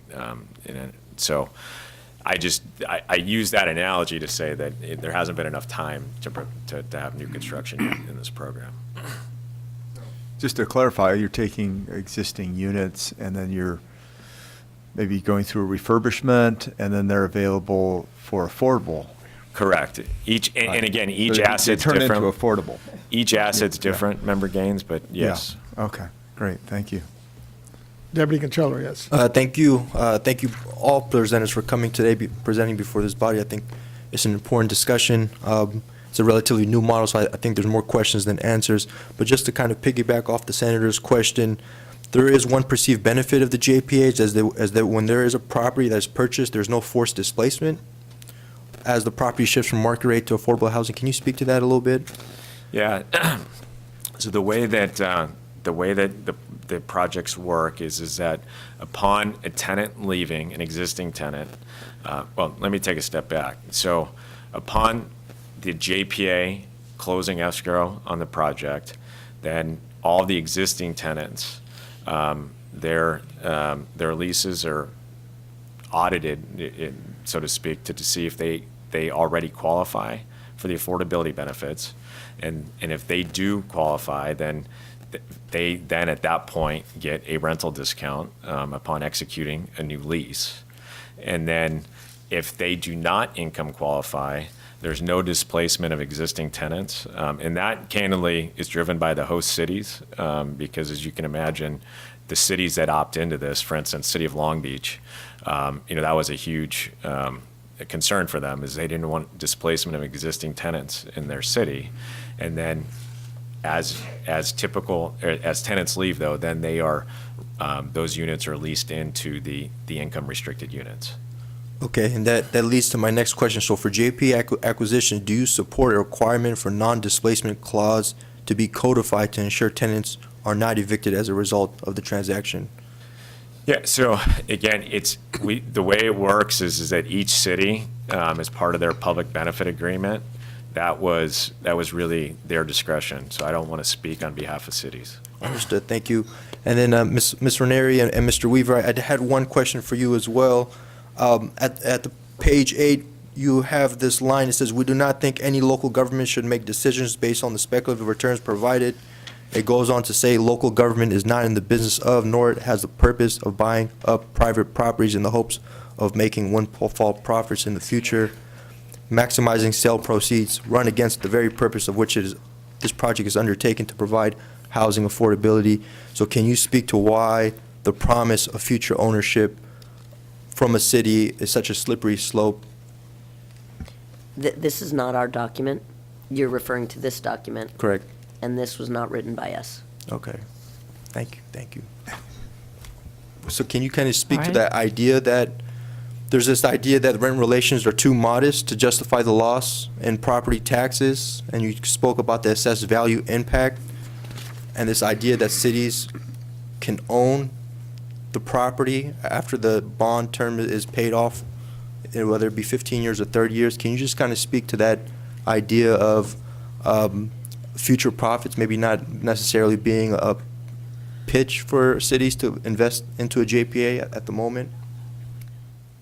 Well, I haven't spoken to that. Our work is about illuminating what the facts are and what the data shows. So, the thing that would fall into our ballywick would be what was actually achieved by the transaction and what did it cost. So what I find is that I have a master's of science in financial analysis. Mr. Weaver has a master's in accounting. We're very data driven, so we like to say, what does the data show us about what has happened? Then there's a question in both, you mentioned statute, and there's also a question of contracts. What do they intend to happen? And I can tell you that very often in doing analytics, we find that the results are different than what the contract intended or what the law intended, and that's a value of what we do, right? We look at the analytics, and it's up to other people to figure out what's the right regulation, statute, contract term to make a course correction if one is needed. So in this case, it remains to be seen whether the public agencies that have joined these JPAs and done these transactions will be happy with the project and trigger the ownership option, and that will work out well for them. And we don't have all the pro formas to look at to see, how risky is this, but we did have a good proxy, which is the unrated bonds and the sophisticated investors. That doesn't, in the industry of public finance, and I am a registered municipal advisor and a registered municipal advisor principal, those facts do not speak to a high level of security, that there's an expectation that this is going to happen. There's actually an expectation that the investor is taking on risk.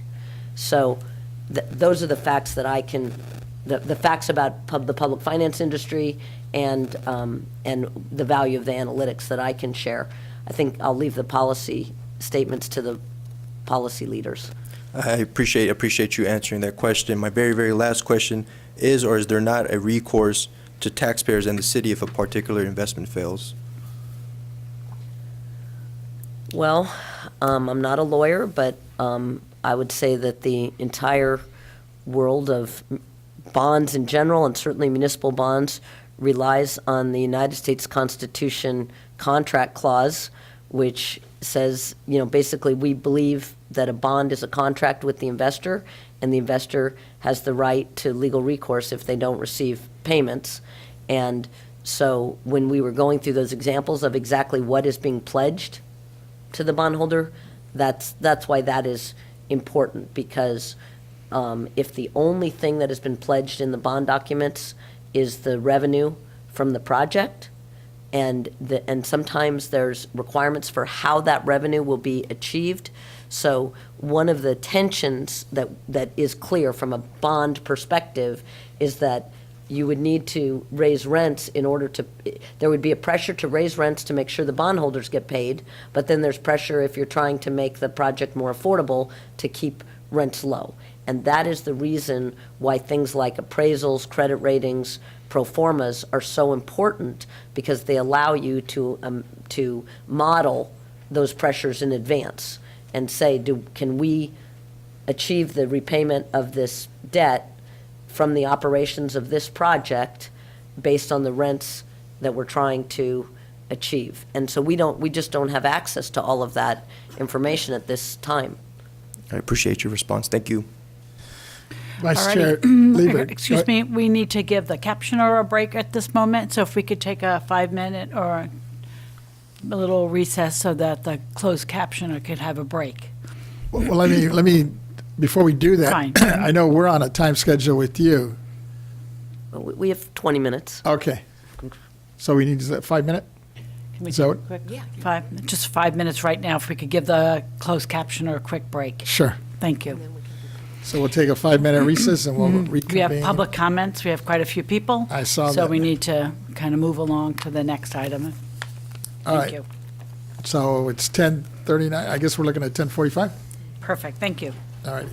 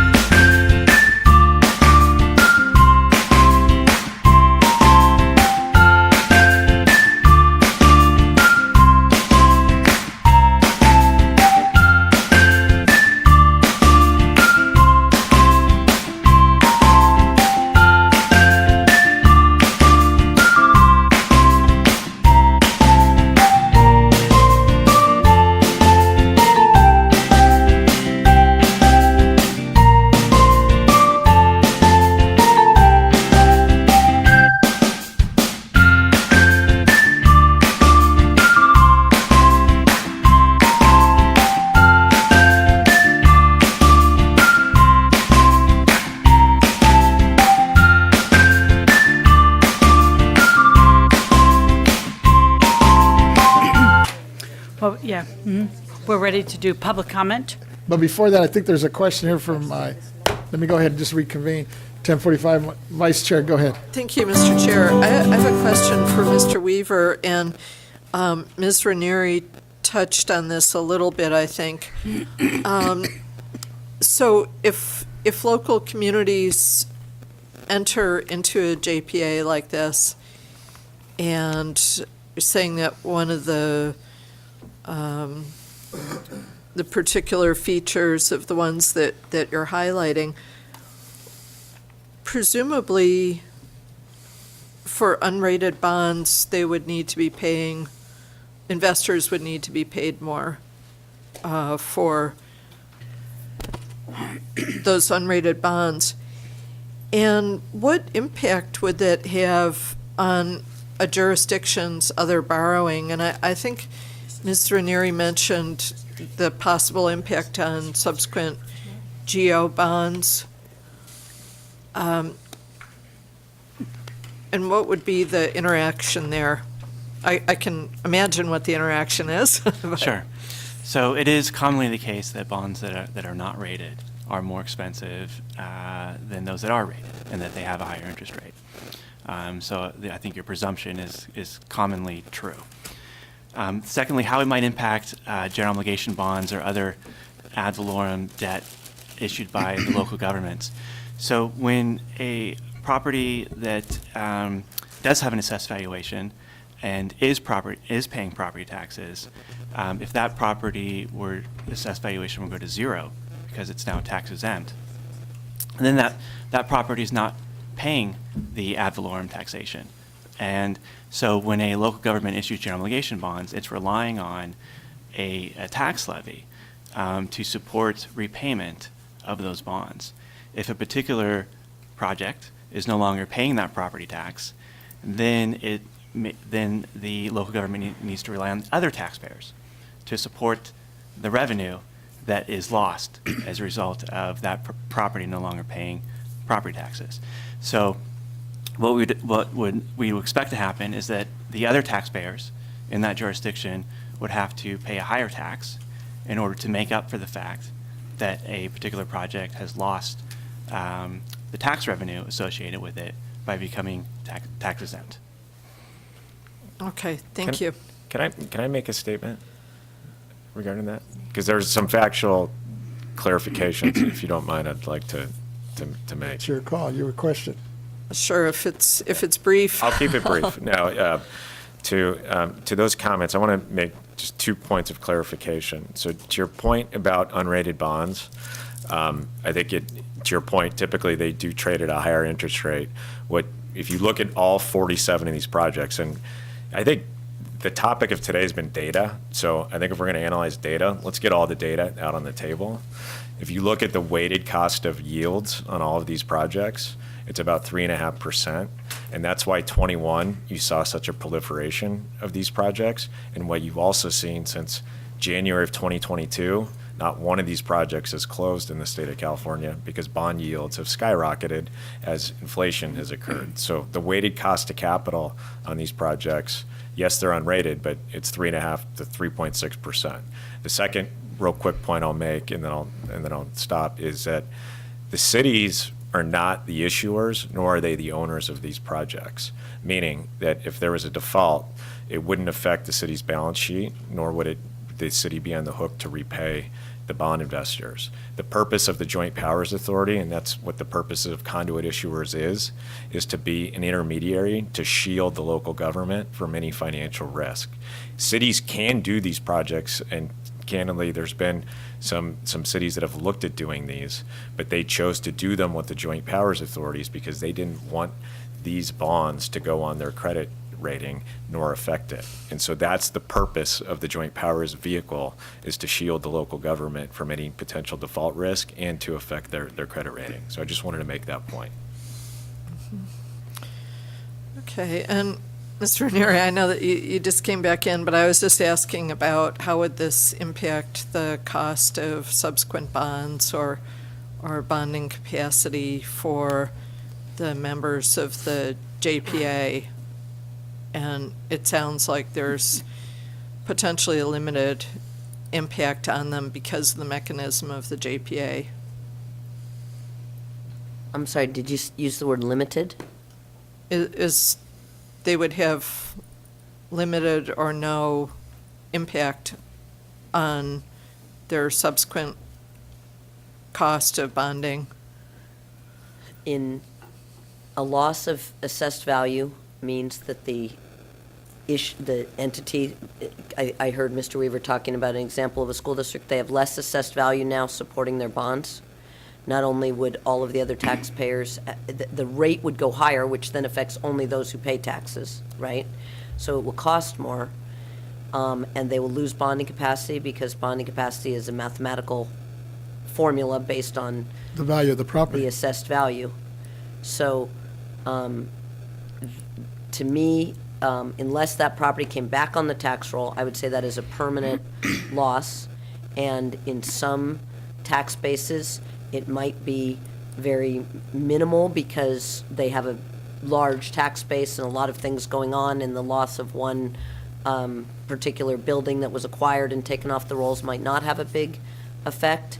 But in some communities, it can be quite significant. And that's one of the interesting things about California, 58 counties, hundreds of communities, and some communities have a very diverse tax base with industrial and commercial property. Some are very residential, some are rural, et cetera. I mean, you're the State Board of Equalization, you know this, but obviously as what we do in helping public agencies for any of our communities that we work with to lose tax base that they are counting on to issue bonds for example, school projects, general obligation bonds, yeah, that's definitely a concern.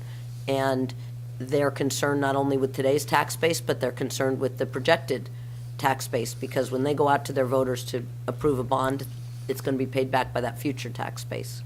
And so in the example that you used of Larkspur, that's a pretty small city that doesn't have industry. There is close to a mall, but doesn't have that within its boundaries. I think that the county assessors group had different experiences with the importance of these projects in the communities that they have, and some of the county assessors spotted, hey, this is a significant impact in this tax base, and maybe others didn't spot it quite as much because the amount of tax base being lost was small, relatively speaking. And that's why you asked me earlier about the awareness of it. I think it's one of those things that these are complicated transactions, and they have a lot of impacts that might not have been fully understood by everybody who's affected as they got going. Okay, thank you. Well, thank you, both presenters and Member Gaines, for bringing this to our attention. And I know we have some written comments, and then we have several people I understand on the line. Yes. So, Ms. Cicchetti, if Right, you would yeah. get into our public input on this. Public Thank you. public comments. We have two people in the audience. I have no written comments on this item, so I'll call the two people who are in the audience to come up and have a seat. Brad Griggs, Manager, Opportunity Housing Group, and Guy Panini, Principal, Building Housing. You have 3 minutes to each of you to make a presentation. And then we'll go to the AT&T moderator. Welcome. Hi, welcome. Thank you, Chairman Vasquez and members of the BOE. My name is Brad Griggs. I am a project administrator. I work for Opportunity Housing Group. We manage 6 properties for CSCDA. And we work for the California Statewide Communities Development Authority. As Sean said, we're on a 30-day contract with them, and in this role, we play with them. As a project administrator, we're required to be very experienced in terms of our backgrounds. I've been in this business 40 years, so I understand multifamily. I started off in this business a long time ago. Our goal and what we try to do is we try to provide the proper oversight of these properties to produce satisfactory results for the residents, investors, and major stakeholders. And that includes the owner, the cities where they're located, the governmental agencies like yourself involved. Our role today as the asset manager is to be in compliance with the objectives of the program and the regulatory agreements that we have with each of the properties we work with. This program in particular, since I've been in this business a long time, I started off in the 80s when we were actually building apartments and providing workforce housing for the right essential workers. Over the years, I've seen costs increase 10 times what we build today. Our costs today were once about $50,000 a unit in 1980. Now they're $500,000 plus to build housing. So incomes have not kept up with that. And so what you have now is you have the workforce housing folks that are down in the middle, missing middle, are now actually leaving the state and going away. They can't afford to stay in these properties. And so what, in traditional market rate properties. So what we've seen is that over the years is that this JPA program, which came to my attention, is number one, the only program in the state today for middle-income housing. So it is the only program available today that provides middle-income affordable housing. Secondly, I want to share just a story with you. One of the properties we oversee, the residents now are saving about $8,400 a year over the competitive properties. These are teachers, firemen, policemen, essential workers that live nearby. So this is truly providing affordable housing. And we have nearly 4,000 people living in our 6 assets that we currently manage for COCDA. In summary, I just want to say that while you hear a lot of the concerns about maybe the pitfalls or the concerns about that were brought forth today from Lori and her team, we appreciate that. I would tell you that given the fact if we can have an opportunity to present to you the facts ourselves and the data, I think you're going to find that there's a response for every one of those comments that were made. I can tell you that from having firsthand experience in this business, that the Time's expired. let me just get one more thing, that the program is well-designed, risk-mitigated, and highly successful.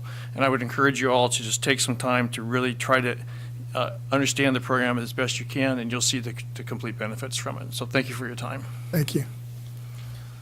Hi, good morning. Thank you for your time. My name is Guy Panini. I'm with BLDG Housing. We're a small project administrator based in Los Angeles, focused on low-income and moderate-income housing. And I appreciate the opportunity to see morning fog in Sacramento, but my company and I appreciate the time here to speak with you, and we're encouraged by what the state of California is doing to create and preserve housing across the state. We help manage buildings on behalf of communities in Southern California that are and will continue to be a substantial asset for the JPAs that we represent, and by extension, their local municipalities. I'm here today to simply share our experience and how our projects are operating and how we would like to offer that perspective to you. In our work on behalf of our JPAs and their municipalities, we look at 2 goals in our approach as a project administrator. Number 1, the first goal is maximizing current affordability. Cities throughout the JPAs that we work with have tasked us to help residents in what is California's most difficult housing crisis in generations, where housing homeownership is out of reach for many of us and where the rental market is limited and expensive. As a result of the Middle Income Bond Program, cities have created opportunities for middle income residents to simply afford the opportunity to live in California, to be at bat. Middle income renters can stay in their homes, live near work or school or family, and continue to be part of the community, often where they grew up. These efforts create not just practical individual and community benefits like a shorter commute and that environmental impact that it entails, but also larger opportunities like freeing up household budgets for education, better health care, and savings. Renters in the projects where we work and who qualify within the various middle income bands can save substantially over their alternatives, up to 18% in one project and up to 30% in the projects we manage, $500 to $700 a month in these families' pockets. The second goal in our work as a project administrator on behalf of JPAs and their associated municipalities is long-term asset preservation. As these buildings are owned by JPAs, financed by long-term bonds, and held by institutional investors, and ultimately may belong to the cities and to taxpayers, We want to help ensure their integrity and long-term value. In that vein, we are focused on continuing maintenance and improvements in units and building systems that have generally been funded by by bond reserves that ensured long-term viability and asset preservation. Projects we have undertaken in our projects include modernizing and improving elevators, efficiency upgrades in HVAC and mechanical systems, and upgraded durability in unit fit and finish. These often come with broader community benefits. To highlight the related environmental benefit, as an example, we're currently at work to install a large solar... Time's expired. Just Go ahead and finish your sentence. Thank you so much. A large solar array in one community, again funded in combination of bond reserves and related incentives, which will reduce reliance on our electrical grid, reduce tenant utility costs, and reduce common area costs for ownership while creating long-term value in building. I appreciate the opportunity to share with you our twin goals, maximizing affordability and asset preservation. Thank you so much. Thank you. Question? Question, Member if I Gaines. could, yeah. Mr. Panini, thank you for, both of you, for your presentations. I appreciate it. And it sounds like you're doing a great job. Appreciate what you're doing in terms of providing affordable housing. Based on what we've heard today, should we be concerned about some of the projects that have been described by Ms. Ranieri this morning? I am not a financial analyst, as I'm not involved outside of the business, but I will tell you that from our review and how we went through the process of when CSA acquired the assets and the funding was reviewed, the process that you go through is you prepare a 1,000-page document called the offering memorandum. It goes out to the bond investors. These are the most sophisticated bond investors in the world. They run their own internal process that they go through to effectively, they have an internal rating system they go through inside. They stress test it. They go through, they ask questions. They interview ourselves, the property manager. They do their own due diligence on this. I would say that they go in very eyes wide open in the process. This is fundamentally very good real estate. The asset class of apartments is the best asset class in all of commercial real estate. It performs very well. And I don't see any reason here why there should be failure in this. I think the important thing is that you do what you can do in this business. You control. Sometimes the market doesn't really help you. We've already been through a post-COVID impact on this process. We did take our lumps without able to get rid of, we couldn't get evictions, people weren't paying rent. That had an impact on some of the assets, but that's now taking care of itself. And I think ultimately, there's enough reserves and there's enough in the background here where these assets should be able to perform very well over time. So I can't comment on the overall portfolio, but I do know the process that we go through is very vigorous in terms of and there could be a spectrum of different degrees of risk to different JPAs Every based asset on is what they different, decided on, yeah. But it sounds like you're doing a great job. Appreciate what you do in terms of both of you, in terms of providing that affordable housing. I just want to make sure that taxpayers and local governments are not obligating all of us or those affected to projects that might not work out. And so there's this question of a JPA. I guess the JPA stands on its own, and from a financial standpoint, if it goes under, it doesn't impact the local city or county or entity that's moving forward. No, that's great. That's true. And I'd like to, if I could, make one comment back on the benefit of this, because yes, taxes are being abated, but the reality of it is that this has been reviewed by city councils. Every time we go forward to a property into a city, they review the benefit of this in terms of looking at the people that are living there in this community. They're having to leave and now commute an hour to work every day. These are people. What they're seeing is that it's preservation. It's also of current rents. We have limitations on caps of what we can rent. We can increase the rents. It's really a situation where there are a lot of of restrictions in place under the regulatory agreement that allow for these properties over time, you're going to start to see the disparity here of rents in the marketplace going higher and these rents staying lower. So this is a program that, will require a transition over the, as Sean said, over the 3 years to get it to a point to where you're going to start to see this really take off. And I think this is an elegant program the way it's set up personally. I think it's going to, over time, be a very, very compelling and well-received program in the state. Wonderful. I did have the opportunity with Sean Rosen. I'd had an opportunity he had set up a meeting where we spoke to a bond expert at Vanguard, and which I highly respect. Now I know it's that particular individual is dealing with higher risk bonds, but those are vetted investors. And I guess from a taxpayer standpoint, I'm just trying to make sure that they're not left holding the bag. No. So, all right, thank you. Thank you. Thank you.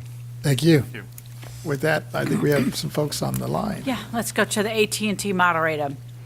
AT&T moderator, is there anyone on the line who would like to make a public comment regarding this item? Well, ladies and gentlemen on the phone, to comment on this item, press 10. An operator will gather your name and add you to the queue. Once again, for comments, please press 10 now. And we do have a couple of queuing up. One moment while we get those names.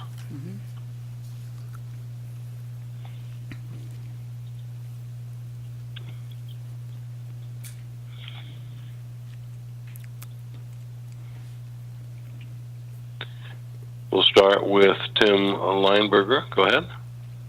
Mr. Chairman Lineberger, Vasquez before you and members begin, of the- excuse me, Mr. Lineberger, before you begin, I just wanted to make a comment. All of the public comments have 3 minutes to make your presentation. Thank you. Thank you. Chairman Vasquez and members of the board, my name is Tim Lineberger, and I represent Californians for Workforce Housing, a grassroots coalition of tenants fighting for more affordable housing solutions. Thank you for your time today. As you are aware, one of the greatest challenges we face in California is the skyrocketing cost of rent and housing. And this problem runs much deeper than just what would be considered low income or affordable housing. For many in our workforce, like teachers, first responders, healthcare professionals, hospitality workers, and others, finding adequate housing and affordable rent in the communities they serve can be a nearly impossible task. The use of public-private partnerships to create government-owned middle-class housing has proven to be a creative and effective way to begin addressing this crisis.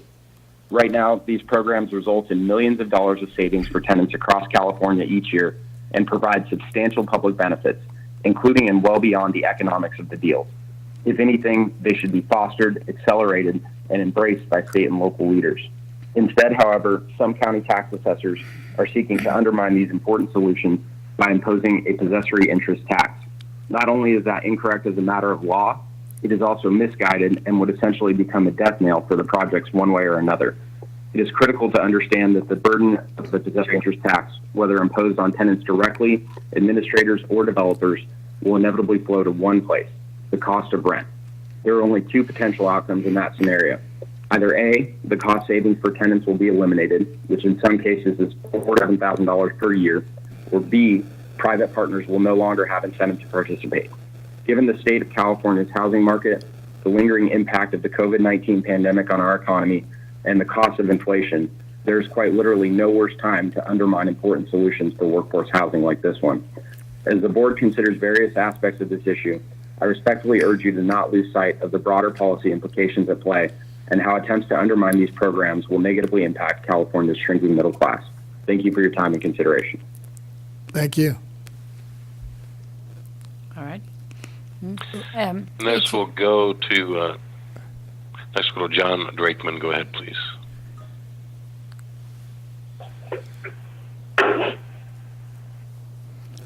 Hello. Please state your name.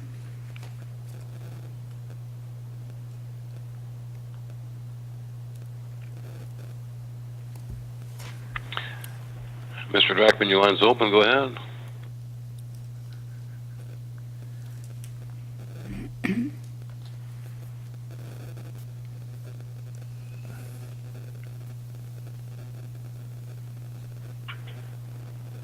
All right, moderator, let's go to the next item, and maybe we'll get him at the end. Okay. All right. Not able to collect names at this moment. We will go to the person calling from a phone number that ends in 6889. Ends in 6889. Go ahead, please. Hi, my name is Tom Mays. I'm a member of the Californians Workforce Housing. 52% of California's renters are housing burdened, which means that they spend more than 35% of their monthly income on housing. The ripple effects of the housing crisis have caused increased traffic, increased pollution, homelessness, poor student performance, poor health, and social unrest. As a member of the Californians Workforce Housing, our goal is to advocate for housing for members of the community that make too much to qualify for traditional affordable housing projects, but are spending a high percentage of their income on housing. Our group is supportive of JPA financed workforce housing projects because they are providing significant rent discounts to California's working families and providing housing security for essential members of our community. This includes public safety employees, first responders, teachers, members of labor, and many others. We ask that the Board of Equalization continue to be supportive of workforce housing in California. Thank you. Thank you. Next, we'll go to the line of Jacob Bernstein. Go ahead, please. Yeah, hello. My name is Jacob Bernstein, and I'm also a member of the Californians for Workforce Housing. 52% of California's renters are housing burdened, which means they spend more than 35% of their monthly income on housing. The ripple effects of the housing crisis have caused increased traffic, increased pollution, homelessness, poor student performance, poor health, and social unrest. As a member of Californians for Workforce Housing, our goal is to advocate for housing for members of our community that make too much to qualify for traditional housing projects, but are spending a high percentage of their income on housing. Our group is supportive of JPA financed workforce housing projects because they're providing significant rent discounts to California's working families and provide housing security for essential members of our community. This includes public safety employees, first responders, teachers, members of labor, and others. We ask that the Board of Equalization continue to be supportive of workforce housing in California. Thank you. Thank you. Next, we'll go to Sean Bradley. Sean Bradley, go ahead. Good morning. I'm Sean Bradley with Home Fed Corporation. I'm calling in to respectfully disagree with some of the views expressed in the presentation, as I have firsthand experience in working with this program and couldn't be more impressed with the efficiency in augmenting the state's stock of workforce housing. The value being realized by residents is meaningful. One project we are involved with had a wait list of over 2,000 within weeks of being placed into the program, with an average discount to market rents of over 20%. Again, significant value being realized by the residents. I wish you to consider these comments in addition to everything that was presented earlier this morning, and I thank you for the opportunity for the comment. Thank you. Next, we'll go to Christina Vasquez. Go ahead, please. Hi, my name is Cristina Vasquez, and I'm a member of Californians for Workforce Housing. 52% of Californian renters are housing burdened, which means that they spend more than 35% of their monthly income on housing. The ripple effects of the housing crisis have caused increased traffic, increased pollution, homelessness, poor student performance, poor health, and social unrest. As a member of Californians for Workforce Housing, our goal is to advocate for housing for members of our community that make too much to qualify for traditional affordable housing projects, but are spending high percentage of their income on housing. Our group is supportive of JPA-financed workforce housing projects because they are providing significant rent discounts to Californians' working families and providing housing security for essential members of our community.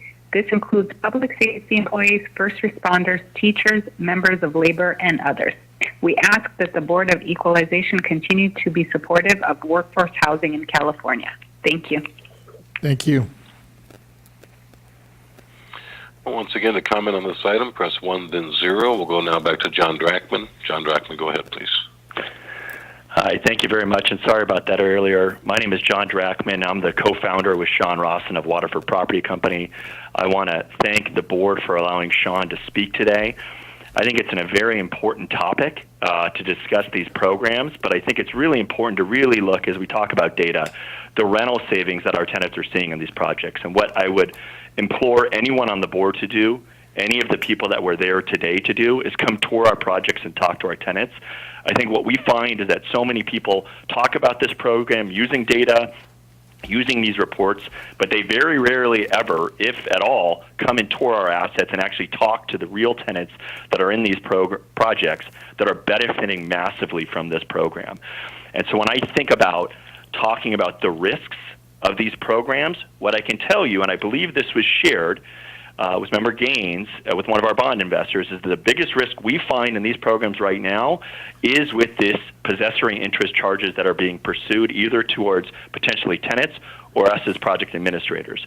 If you would like to see these programs fail, I guarantee you one thing you can do is continue to pursue these possessory interest charges, because they in no way benefit these programs, they in no way benefit our tenants, they in no way ensure that we can keep the affordability going.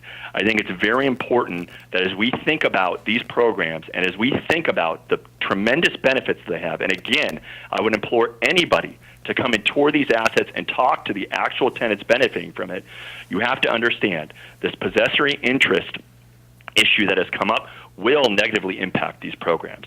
And so I think if the goal is to ensure that these programs are successful, pursuing possessory interest charges against either the project administrators or our tenants will not succeed in that aim.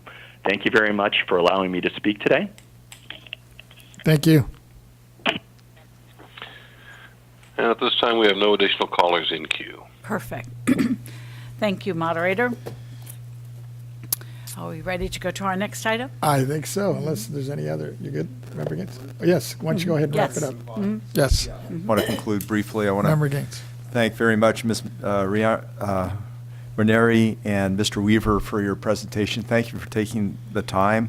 I think it's important that we illuminate these things and that we shed light on it and we ask the questions, and would encourage that local jurisdictions do the same.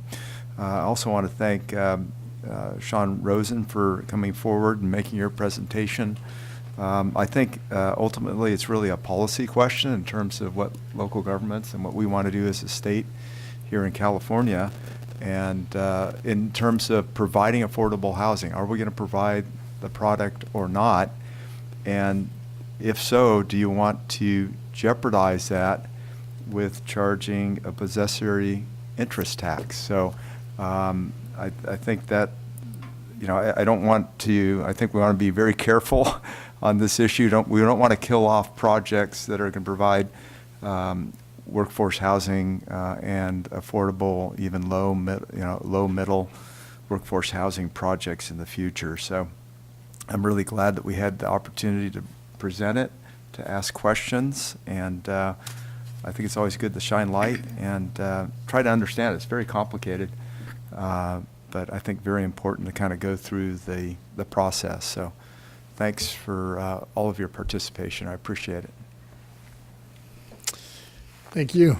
With that, Ms. Cicchetti, if you'd go on to the next order of business. Ready. Our next item on the agenda is the consent agenda. Consent items are approved with one motion unless a board member asks for discussion or separate action on the listed items. Therefore, we will take the next 5 consecutive items in one vote. Items 3 through 7. After the vote, we will read and present the retirement resolutions. Item 3, adoption of the board meeting minutes for September 26th, 27th, 2023, October 24th, 2023, and November 14th, 2023. The minutes of the meeting were attached to the public agenda notice for your consideration. Item 4, approval of Assessor's Handbook Section 531 for 2024. Request approval for publication of the 2024 revision of the Assessor's Handbook, Section 531, residential building costs. Item 5, approval of the Assessor's Handbook, Section 534 for 2024. Request approval for publication of the 2024 revision of the Assessor's Handbook, Section 534, rural building costs. Item 6, approval of the Assessor's Handbook, Section 581 for 2024. Request approval for publication of the 2024 revision of the Assessor's Handbook, Section 581, Equipment and Fixtures Index, Percent Good and Valuation Factors. Item 7, adoption of the retirement resolutions, Jeanette Bro and Tina Salazar. With that, Vice Chair, Move approval. I got a motion here to move approval. I second And that. it's been seconded by Member Schaefer. Seeing no hands or comments, I'm going to go to the public comment on any items on this, public comment for this item. I have nothing, no written record, I have no one in the audience, so we're going to go out to the AT&T moderator. AT&T moderator, is there anyone on the line who'd like to make a public comment regarding this item? To comment on the consent agenda, please press 1 then 0 at this time.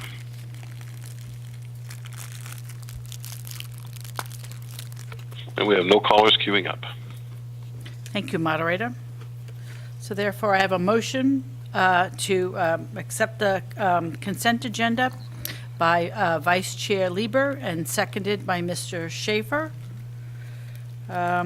Take roll. Chair Vasquez. aye? Vice Chair Lieber. Aye. Member Gaines. Member Schaefer. Aye. Deputy Controller Emron. Aye. So it's unanimous of all those present. With that, Ms. Cicchetti, I guess we can go on We to have our our special presentation. That's presentation. correct. First, what I'm going to do is read into the record Jeanette Bro. She is not present today, but we'll get hers read into the record. Honoring Jeanette Bro on her retirement. Whereas Jeanette Bro, office technician in the State Assessed Property Division of the Property Tax Department, will retire on December 30th, 2023, after 16 years of outstanding it's going to get me every single time. Meritorious service in the state of California and the California Board of Equalization. And whereas Jeanette began her career with the Franchise Tax Board on January 17th, 2007 as a key data operator. Shortly, she promoted to an office technician, typing, with the State Board of Equalization, Tax Area Services Section on June 25th, 2007, and then subsequently to the State Assessed Property Division in July 2021. Whereas as a result of her diligent work and ability, she has consistently demonstrated responsibility and desire to perform her duties. Whereas throughout the many years of service, Jeanette has served the people of the state and of this state with fairness and dedication. Therefore, be it resolved that we, the members of the board, do hereby extend to Jeanette Bro our sincere and grateful appreciation for her dedicated service to the California State Board of Equalization and to the state of California. Our congratulations on her well-earned retirement and our best wishes to her and her family for continued success, happiness, and good health in the years to come. Adopted at Sacramento, California on this 12th day of December by the State Board of Equalization. And so now we're going to move to Ms. Salazar. I'm going to say, Ms. Salazar, would you please come forward? And I believe Ms. Salazar's supervisor is here as well. Or Jeanette is not speakers. here? Mhm. Jeanette is not here. Welcome. Okay. Thank you. Nice to meet you. Let me take the moment first to read her retirement resolution into the record. honoring Tina Salazar on her retirement. Whereas Tina Salazar, Senior Specialist Property Appraiser in the Assessment Practices Survey Division of the Property Tax Department, will retire on December 31st, 2023, after 25 years of outstanding and meritorious service to the state of California and the California State Board of Equalization. And whereas Tina began her career with the California State Board of Equalization on April 17th, 1989, as an office assistant for the Sales and Use Tax Department. In August 1994, she promoted to tax technician in the Assessment Practices Surveys Division of the Property Tax Department. And whereas while working full-time for the department, she earned her bachelor's degree in management and became a property tax appraiser within the same division. After 17 years with the California State Board of Equalization, Tina accepted a position as a real property manager for the city of Huntington Beach. She went on to become a senior real property agent with the Orange County Transportation Authority. Having developed a wealth of experience, expertise, and knowledge in property appraisal and taxation, she returned to the California State Board of Equalization on November 1st, 2016, as a Senior Specialist Property Appraiser. And whereas Tina's quest for professional development, commitment to service, and passion for her work have made her an indispensable colleague at the California State Board of Equalization, Norwalk, and Cerritos field offices. Tina stands out for her commitment to guiding others and contributing to the advancement of department goals and objectives. Her kindness and leadership will be missed. Whereas throughout her combined 35 years of public service, Tina has served the people of the state with fairness and dedication. She has proven her willingness and ability to provide quality and exceptional service. Therefore, be it resolved that we, the members of the board, do hereby extend to Tina Salazar our sincere and grateful appreciation for her dedicated service to the State Board of Equalization and the state of California. Our congratulations on her well-earned retirement and our best wishes for her continued success, happiness, and good health in the years to come.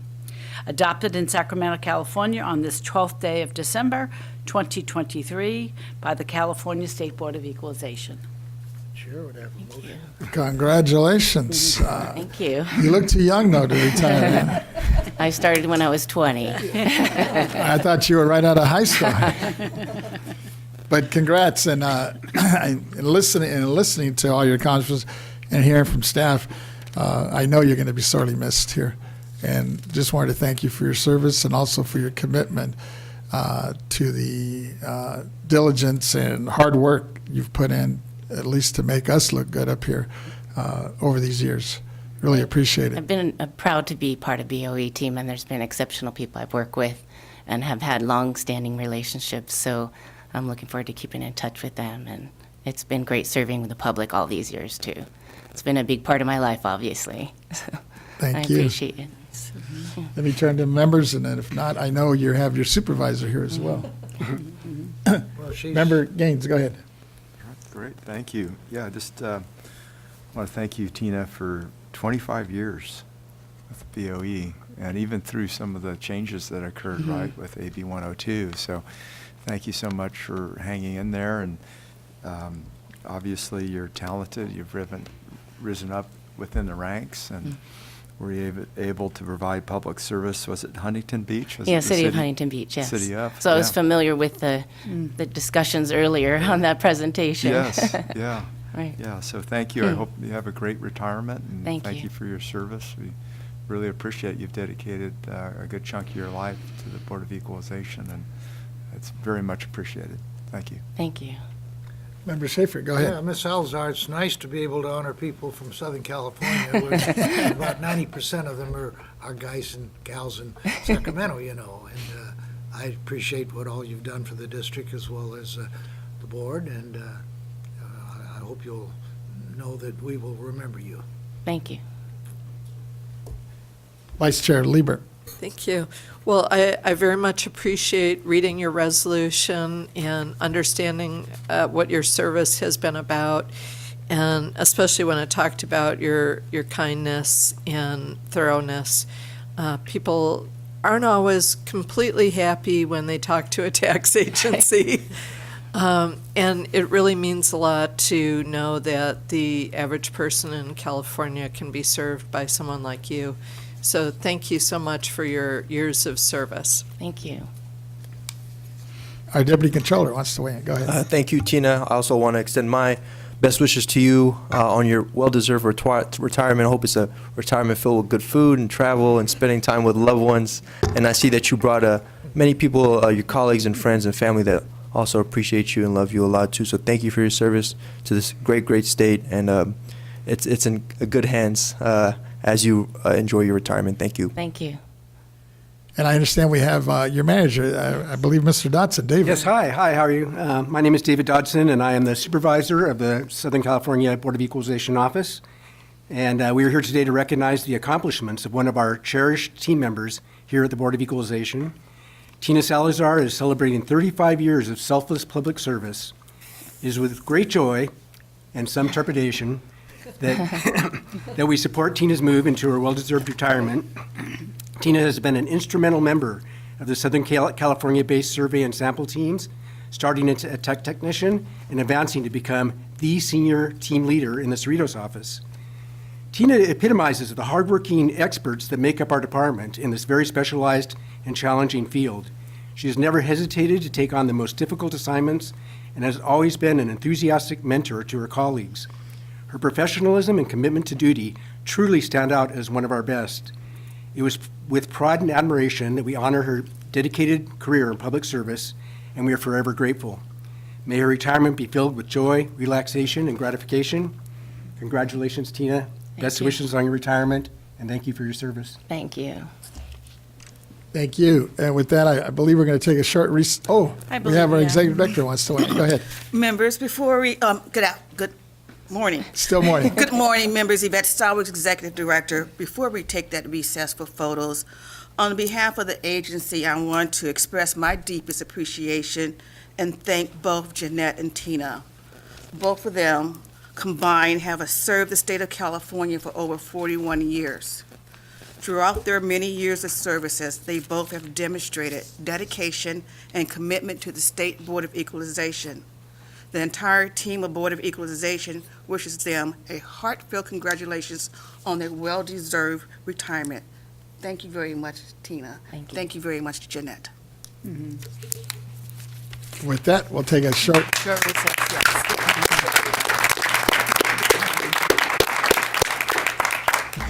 1:33, short recess. Short recess at 11:33. We'll come down for a photo op here.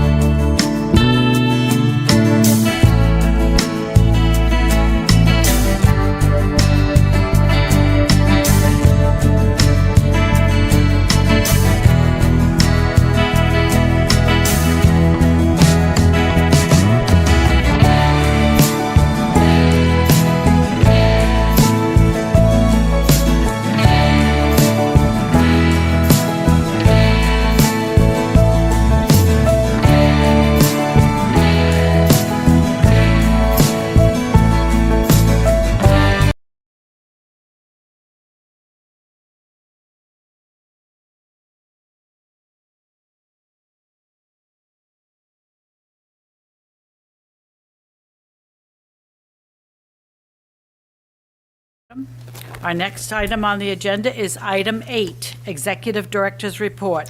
Report on the status of pending and upcoming organizational issues. California Proposition 1, Behavioral Health Services Program, and Bond Measure, March 2024. This matter will be presented by Ms. Stowers. Good morning, Yvette Stowers, Executive Director.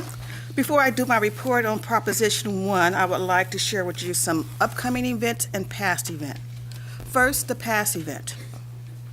On November 16th, Mr. Richard Moon, Tax Council 5, spoke at the California County Council Association Taxation Fall 2023 Study Section meeting. This meeting took place in Southern California. Mr. Moon provided an overview of the State Board of Equalization, including a brief history. He also answered questions regarding the state assessment process and the hierarchy of property tax authorities. The second item, coming up later this week on December 14th, I have been asked to speak at the California Association of Clerks and Election Officials, Clerks of the Board Conference. They have requested that I speak on or provide an overview of the State Board of Equalization and the programs that we administer. This conference will take place in Sacramento. As always, members, I will continue to keep you informed on the various speaking engagements that we do. Next, members, I would like to move over and give you a brief update on Proposition 1, the Behavioral Health Service Program Bond Measure, as it relates to property tax. As a reminder for those listening today, the agency is prohibited from supporting or opposing measures on the ballot. My presentation will summarize the memo attached to today's public agenda, which was prepared by Mr. David Young, Deputy Director of the Property Tax Department. Proposition 1 will appear on the March 5th, 2024 presidential primary election ballot. It is made up of Senate Bill 326, the Behavioral Health Service Act, and Assembly Bill 531, the Behavioral Health Infrastructure Bond Act of 2023. Senate Bill 326 amends the Mental Health Service Act, which was enacted with the approval of Proposition 63 in 2004. Prop 63 imposed an additional 1% tax on income above $1 million, and it dedicated the revenue to counties to fund mental health service programs. Provisions of SB 327 will rename the Mental Health Service Act to the Behavioral Health Service Act. It would also expand the act to include treatment for substance use disorders. It would change how county mental health plans are required to spend revenue from the 1% tax, including requiring 30% of the Behavioral Health Service Fund be allocated to housing intervention programs and increase the number of members on the Oversight Commission of the Act. Provisions of AB 531 will create the Behavioral Health Infrastructure Bond Act to authorize $6.38 billion in general obligation bonds to finance permanent supportive housing for veterans and others, as well as behavioral health treatment in residential settings for individuals experiencing homelessness or at risk of homelessness with severe behavioral health challenges. Included provisions would also allow for streamlined administrative review for capital projects funded by the bond. The monies in the fund shall be allocated as follows: $1.5 billion for permanent supportive housing for homeless veterans who have mental health or substance disorders, $922 million to fund permanent supportive housing for people experiencing or at risk of homelessness and behavioral health needs, $4.393 billion for grants for behavioral health treatment and housing eligible under the Behavioral Health Continual Infrastructure Program. It is important to note that AB 531 does not specify the type of supporting housing to be built under its provisions. Therefore, until Prop 1 is approved and implemented with guidance prescribing its rules, it's impossible to determine the specific tax effect on any supportive housing development under its provisions. However, what are some of the property tax implications for the housing fund by Prop 1? Prop 1 proposes to direct existing fund and raise new funds. Again, we don't have a lot of specifics right now, but let's go over our existing property tax rules and statutes and how it may affect property tax. Starting with our Constitution. Section 1, Article 13 of the California Constitution states that all property not exempt is taxable at the same percentage rate of fair market value. Accordingly, any facilities constructed pursuant to Prop 1 would be accessible and taxed at its fair market value unless an exemption applied. There are several potential exemptions in this area. First of all, property owned by the state or local governments is exempt from taxation under Section 3, Article 13 of the Constitution. Examples of this type of property is property owned by the Health and Human Services Agency or property owned by the Department of Veterans Affairs. These properties would be exempt by the Constitution. Property owned by qualified nonprofits may be eligible for a partial or a full exemption. RT Section 214 provides that property used for charitable, religious, hospital, or scientific purposes may be eligible for what we know as the welfare exemption. Relevant qualified purposes may include hospitals, low-income housing, elderly, disabled housing, and emergency or temporary shelters. 3, property owned under a long-term lease qualified by a qualified nonprofit for low-income housing may be eligible for the exemption under RT Section 236. Finally, property that does not qualify for any exemptions may still have preferential assessments treatment under RT Section 402.1.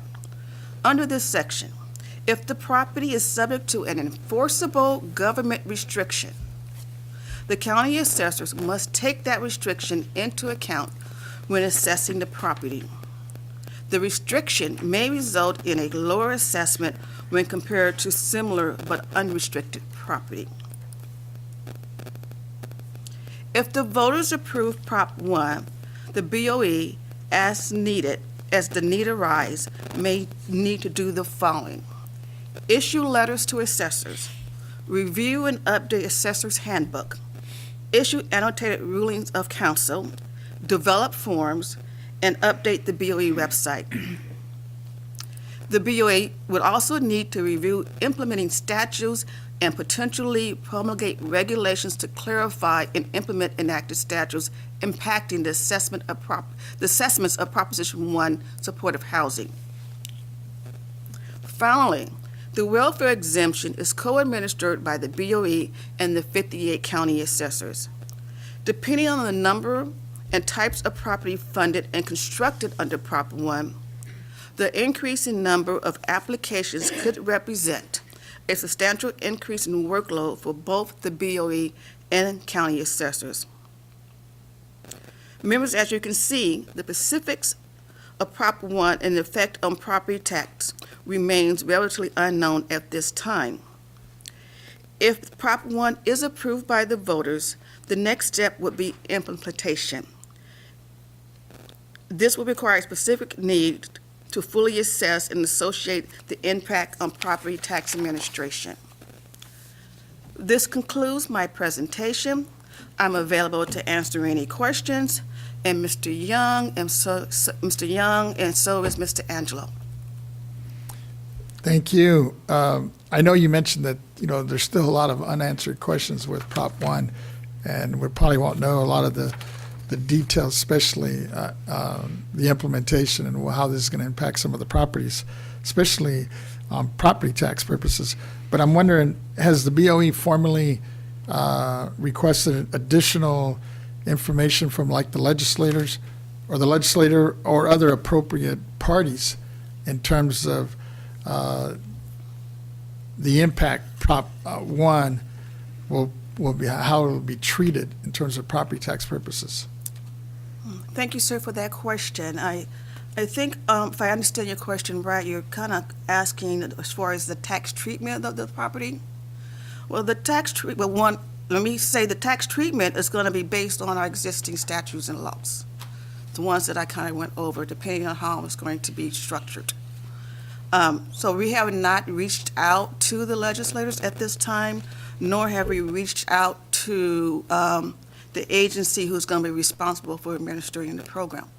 However, when and if the measure shall pass, my team will be working with the appropriate individuals to make sure that they have a clear understanding on the existing rules, the existing exemptions, and how they apply, so that there won't be any misunderstanding when they're thinking that perhaps someone is going to get a benefit and they're not getting a benefit. And that's kind of our standard protocol whenever there's a law change dealing with property tax. The Property Tax Department and the Ledge Division work with Ledge staff in drafting the language and make sure that the language is going to allow them to carry out their intent. And along those lines, currently, I'm thinking of the VA properties that exist throughout the state of California. Are those currently exempt right now? The VA properties, is it owned by the Veterans Yes. Organization? If it is owned by... Like I know we have one in my district, a pretty large one in Westwood. I don't know who owns the property, so I can't answer that Well, it sounds question. like David might know. David? Oh, I'm sorry, I forgot my cue.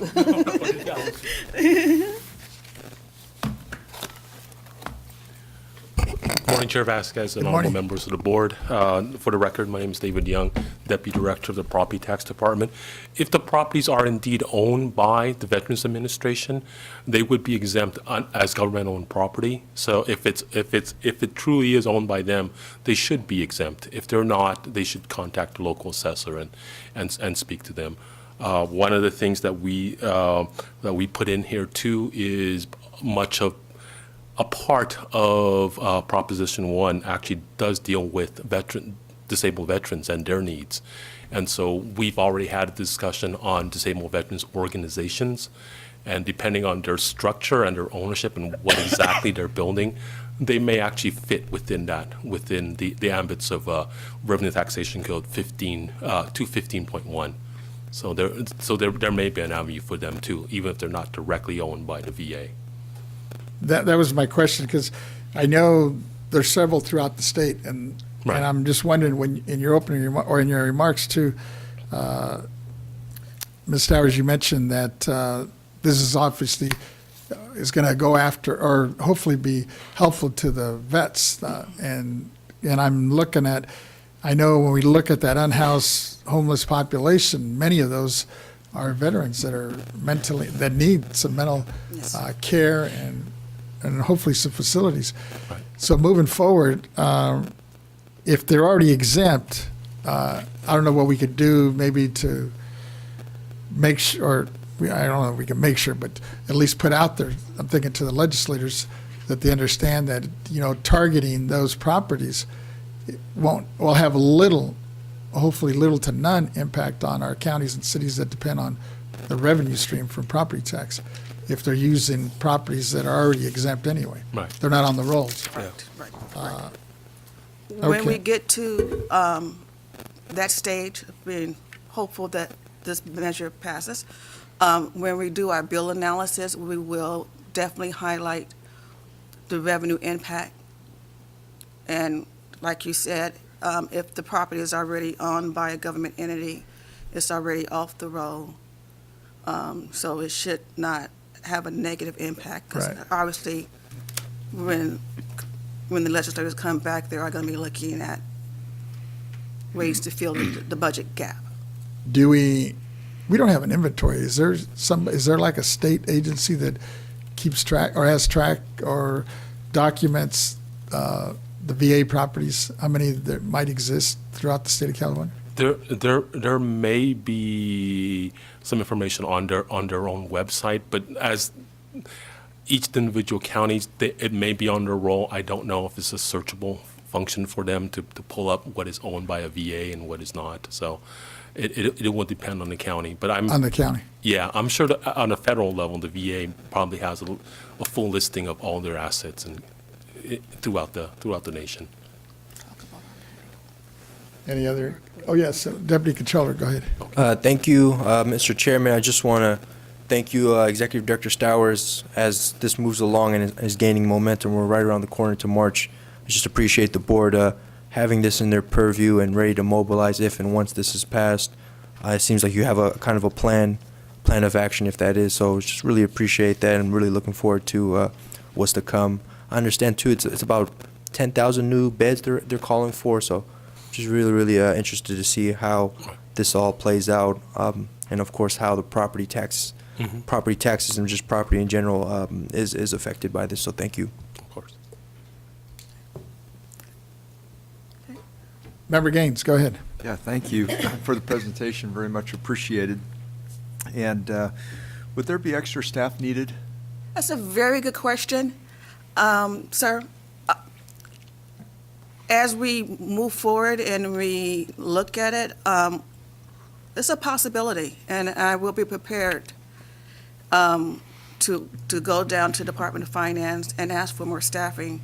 When we go to the bill analysis, we will definitely identify if there's a resource need for us, and hopefully we'll be able to do it through emergency, since this would be a new statute, a new law.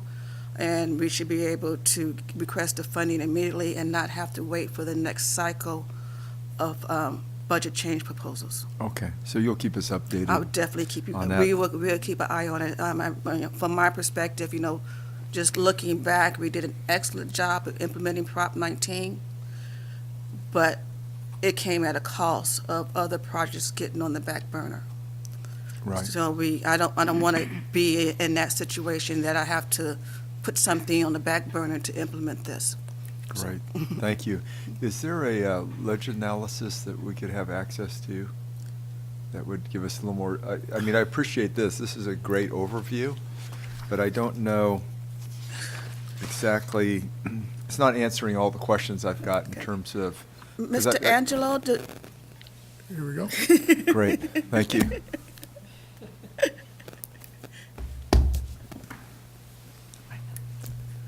I've got more questions in terms of if it passes, how does it function? So Right. If you have someone who's homeless that is not really capable of making rational decisions, how is that individual treated? And how would they go into a program offered by this initiative? Right, and it is complex. Ted Angelo with the Legislative and Research Division with the board. And what I can say to that is it's complicated. But there is recent information from the legislative analyst.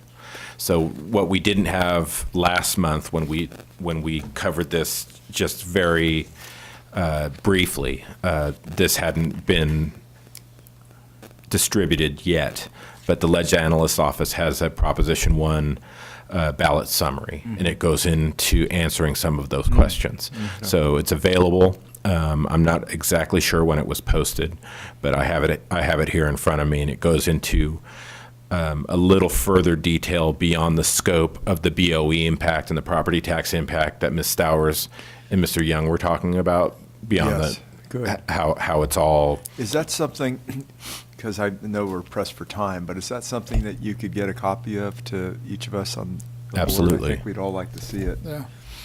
Yes. Yeah. I'll do that. Okay, wonderful, thank you. That's it, thanks. Thanks. Seeing no other hands or comments, I think we're good. Thank you. Sir. Ma'am? We're going to try to squeeze one more in before we have to break for lunch. Yes. We're going to go to item number 9, Operational Priorities Report. The report on the status of operational priorities. This matter is being presented by the Chief Deputy Director, Ms. Renati. Welcome. Good morning, Chairman Vasquez and honorable members. Again, I am Lisa Renati, Chief Deputy Director for the Board of Equalization. Today, I'll report on some of the agency's operational priorities in furtherance of the agency's strategic plan. And the first item is our workforce capacity. Since our last meeting, we have successfully filled 6 positions. 1 is a transfer from another agency, 3 are new to state government, and the other 2 are promotions. Through consistent and proactive recruitment initiatives, as of this moment, the agency has reduced its vacancy rate for agency positions to 12%. This is a historic moment for BOE 2.0, and it reflects the dedication of our managers, supervisors, and this board to build a robust team of property tax experts. To ensure we have a pipeline of qualified candidates as needed, we are dedicated to continuing our involvement at recruitment events to promote information on BOE's career opportunities. Last month, we participated in a hiring event here in this building at CDTFA. In addition to the many candidates and talking about our property tax positions, we filmed a recruitment video with a member of our recruitment team. Soon this video will be posted onto our social media accounts and hopefully generate more interest in our positions. We are also planning future in-person and virtual recruitment events for the first half of 2024. So far, we have 6 planned. Those will be held at UC Davis, Chico State, Sac State, Cal Poly San Luis Obispo, McGeorge School of Law, and the Los Rios Community College. So, members, as you are well aware, over the last 5 years, we have made great strides in reaching the agency's strategic goals to rebuild, revitalize, and modernize our workforce, our infrastructure, and our tax programs. This is evidenced by the fact that we have restored and improved all essential functions within our agency. We have successfully reorganized our property tax department from 2 divisions to 3. We have built a high-functioning management and supervisory team that works together to set goals and implement plans to achieve our objectives. And we have developed and implemented proven recruitment methods and career development plans to attract and retain a diverse workforce. As a result, since July 2020, we have processed 140 hiring packages, 89 for employees new to the BOE, and 57 for promotions. And as mentioned, we have reduced our vacancy rate to 12%. Very excited about that. I'm going to keep mentioning it. We are actively implementing our succession plans to ensure we are the continuity of knowledge and mitigate the risk related to the retirement of experienced tax professionals, like we noticed today. We're trying to make sure that we have succession planning so we can mitigate those difficulties when you lose someone so experienced. And we've also embarked on a technology project to modernize our state-assessed board roll with the ambition of potentially expanding the system to all BOE divisions. Due to these strategic efforts, we are optimally positioned to navigate the challenges of today and the opportunities of tomorrow. Members, this concludes my report. I'm available to answer any questions you may have. Thank you for that report. And it sounds like you're continuing to be very successful in the hiring process. And listening to 2 retirements earlier today, I'm assuming those are your target as well. Yeah, it's very difficult to lose that knowledge, but we and invaluable, skill sets that they possess, and so we have been working very hard to make sure that we can weather those changes. And as they leave, we bring new people in, and hopefully that knowledge transfer has stuck, and we will do very well. So it sounds like you're building a pretty good bench out there. Attempting to. Thank you. Member Gaines.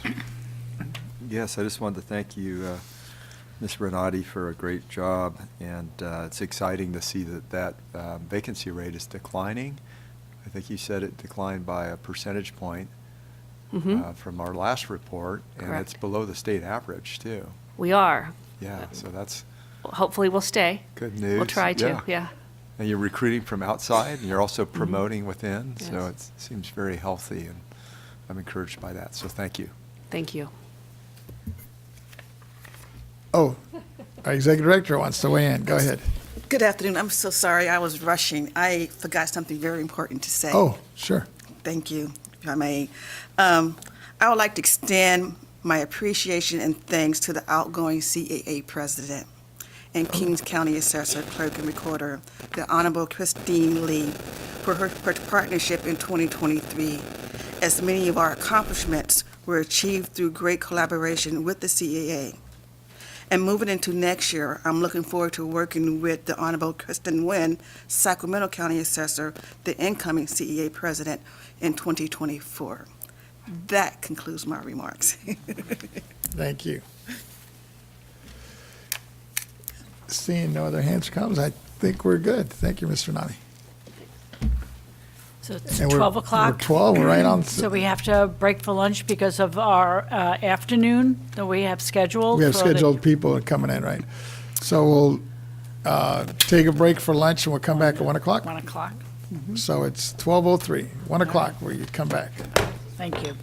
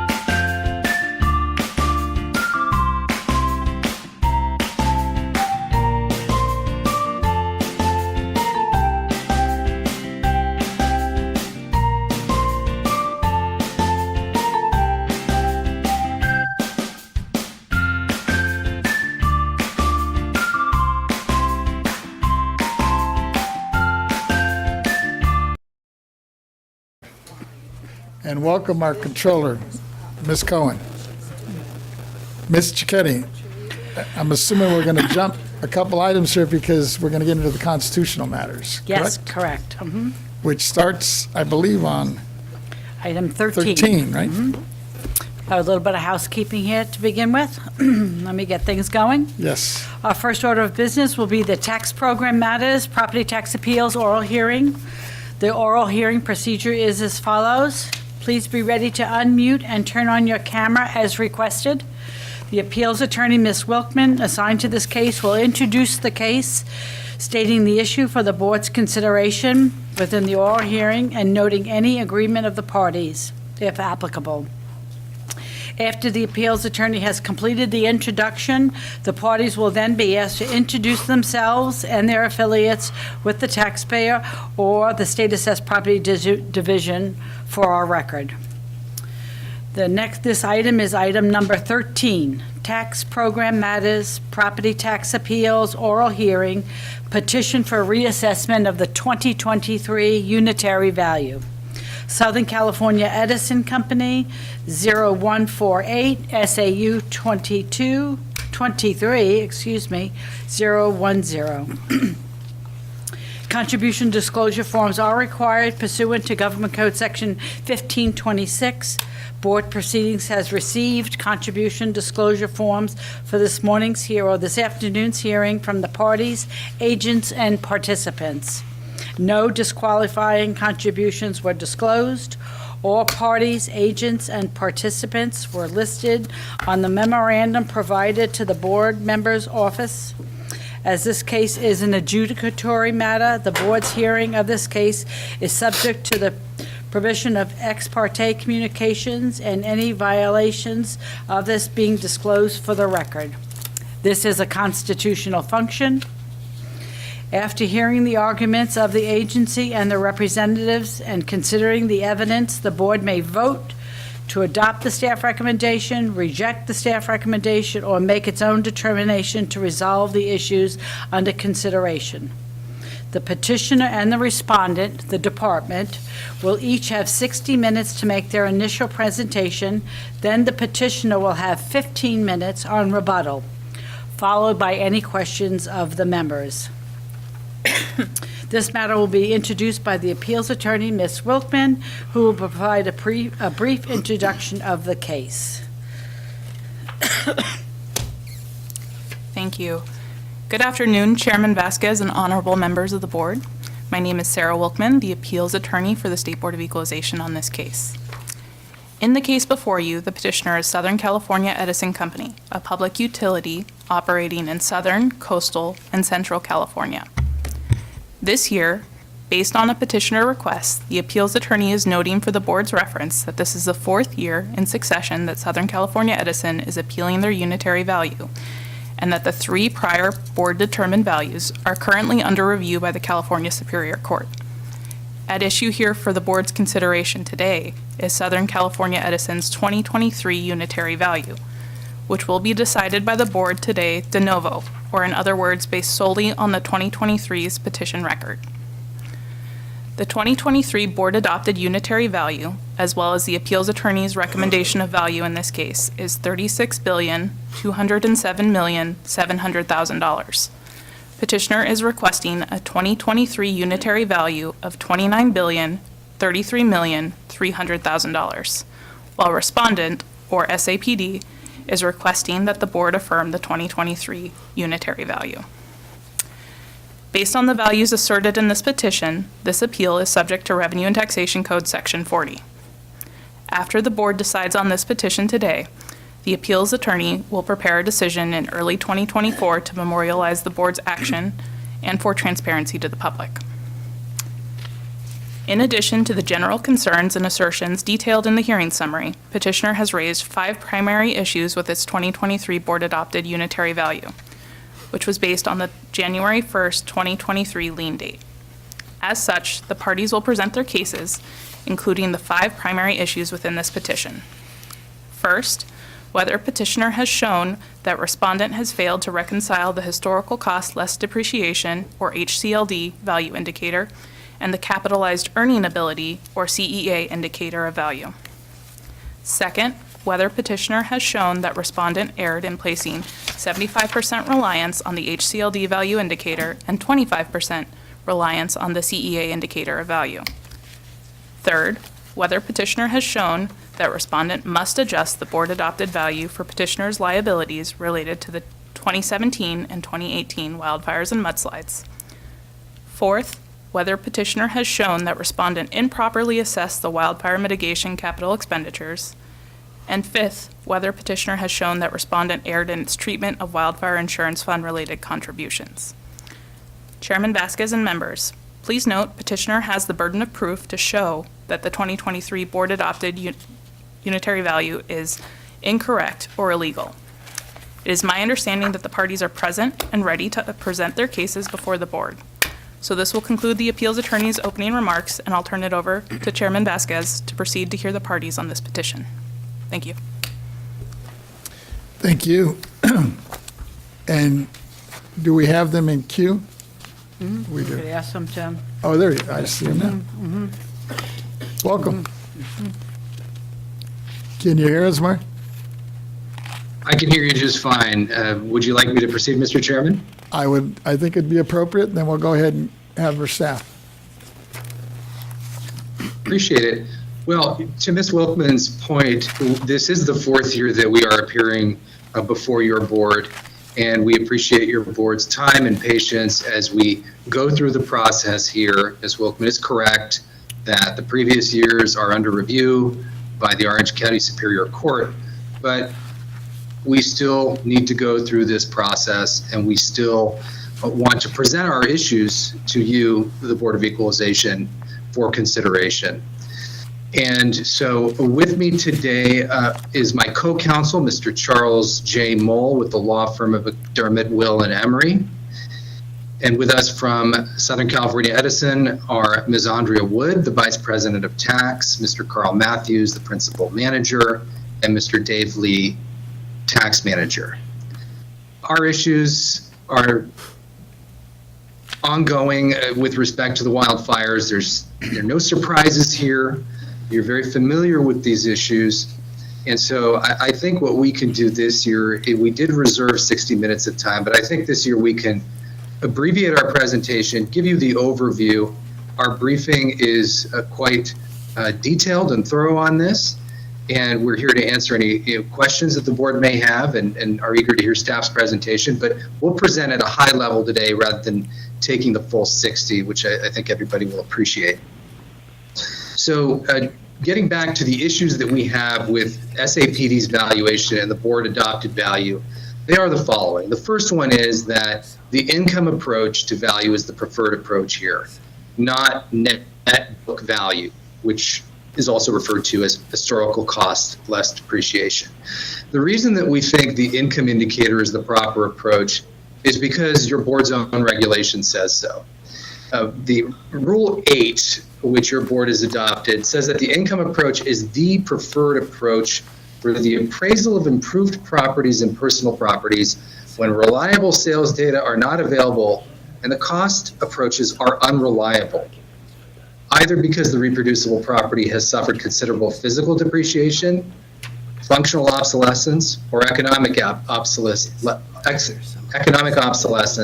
or is subject to legal restrictions on income that are unrelated to cost. And that's what we have here. We do have a significant amount of older assets. We do have economic, we do have functional obsolescence, we do have economic obsolescence, and we also have external obsolescence here in the form of wildfire expenses, the wildfire crisis and the insurance situation that it has created, inverse condemnation, and operational uncertainty under AB 1054. All of these things have created a situation where Edison's property assets are worth less. That's just simply a fact. They are worth less than they were before this crisis began. Depreciation only captures physical deterioration, right? Historical cost less depreciation. It does not capture functional obsolescence or external obsolescence. And that's why it's unreliable. And that's why, as we'll get into a little bit later, we still have the same disparity In fact, they're even larger this year than they were in years past between the historical cost indicator and the income indicator. But what this all comes down to, members of the board, is the bottom line in all this is that the market cares about income. And under the California Constitution, all these principles are to serve this core concept of measuring fair market value, full cash value under the California Constitution. So these principles in the abstract are all designed so that we get to what a willing buyer and willing seller would pay for, would sell for on the open market, free of exigencies. And so in this case, as in all cases, that's what's got to drive the board's determination. And under these facts, the income approach is the best approach because this is an income producing property or set of assets, shall we say. So a willing buyer is not going to pay more for property or for properties in an income producing context more than the income that would actually generate. And that's what we have here. We have the historical cost indicator, which is $9.5 billion larger than the income indicator, but no prudent buyer is going to pay $9.5 billion more. We're going to pay the value based on what income the assets generate. So that's the fundamental concept that we're presenting to you today. Now, to transition into the issue of value indicators, when you do have a disparity like this, as we've said in the past, the job of the staff is to reconcile the value indicators. The job of the staff is not to simply come up with value indicators that bear no resemblance to one another and then finish the valuation process and put it on the taxpayer to explain the difference. That's not how this works. Your board's own handbook puts the onus on staff to perform a reconciliation, which means what? It means to compare the two value indicators and account for the difference. That's all. They need to account for the difference. And what we've heard in the past is it may be regulatory lag, it may be this, it may be that. Well, that's their job. And when you have a situation when that hasn't been performed, then that calls the appraisal into question and makes, really importantly, the historical cost indicator extremely unreliable. Why is it $9.5 billion more? If staff can't explain that, then it needs to go with the income approach. So that's with respect to the valuation indicators.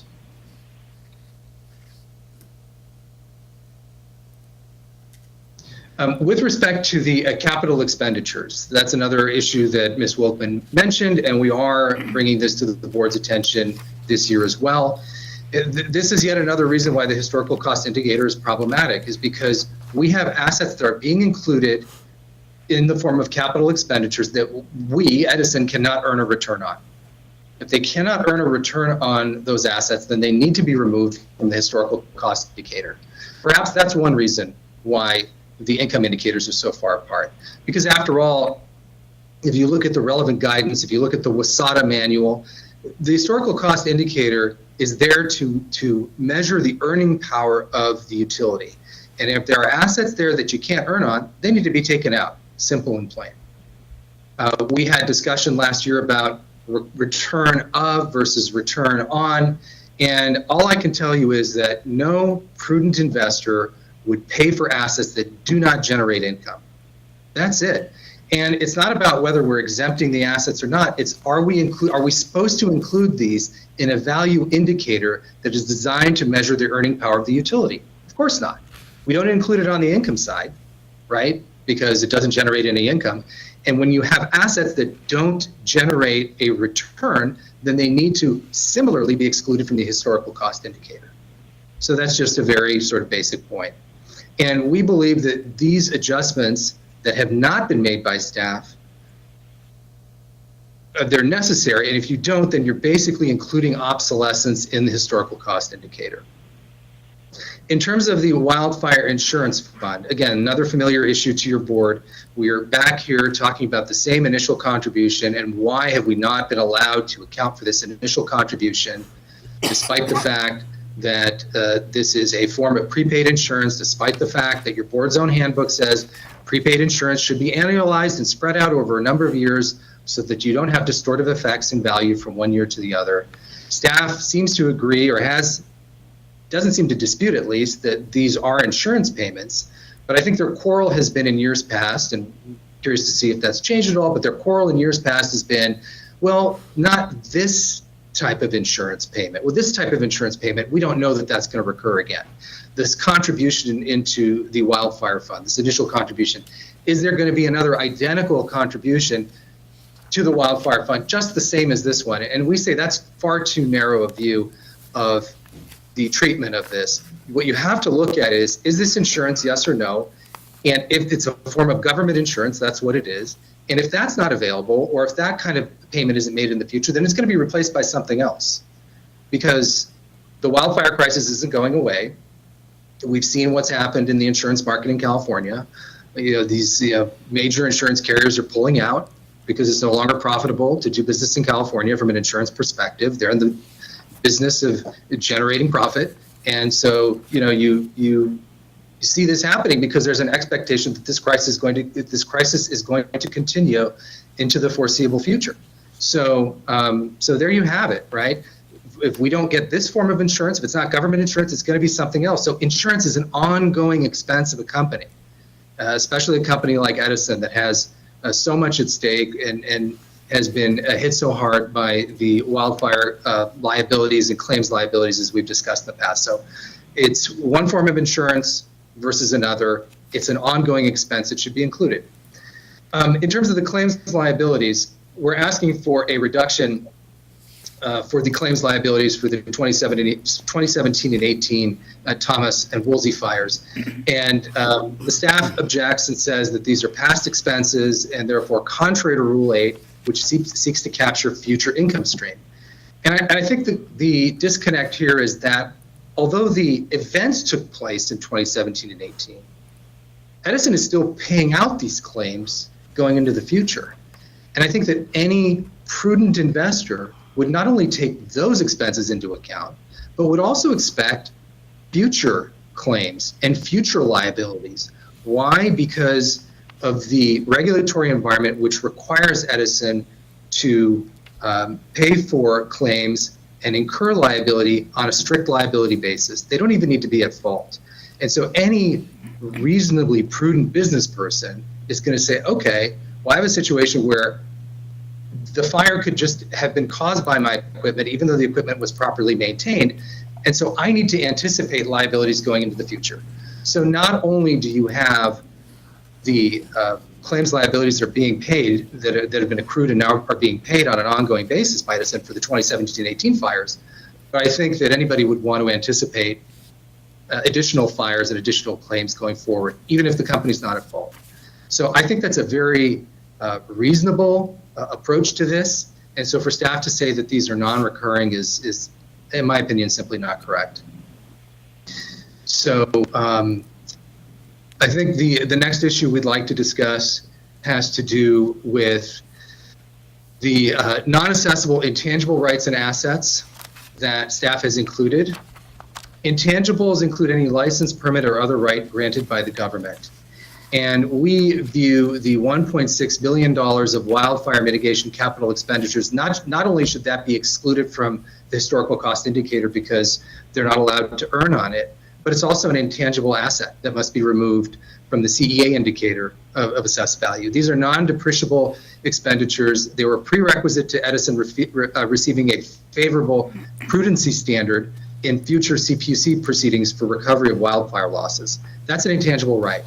And so if staff is not willing to remove it because it believes that it's properly accounted for the HCLD indicator, then it needs to at least look at the reality of this as an intangible asset and remove it from the valuation entirely.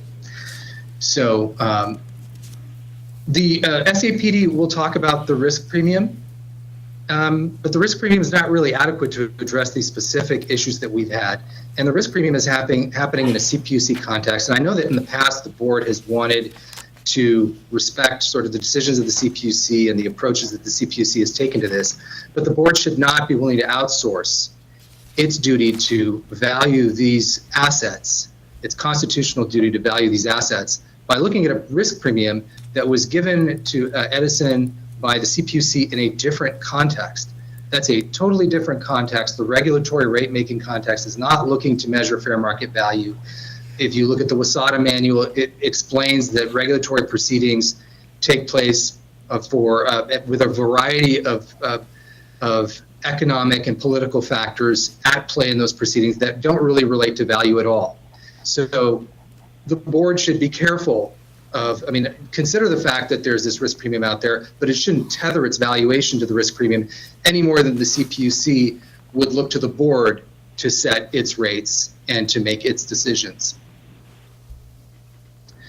So we have a couple of issues that I'll just raise just for the purposes of exhaustion of administrative remedies. We do believe that the State Assessed Properties Division has violated Article 13, Section 1 of the California Constitution and Section 722 of the Revenue and Taxation Code by assessing Edison's unitary property in excess of its fair market value. And again, that should be the guiding principle of the board, fair market value.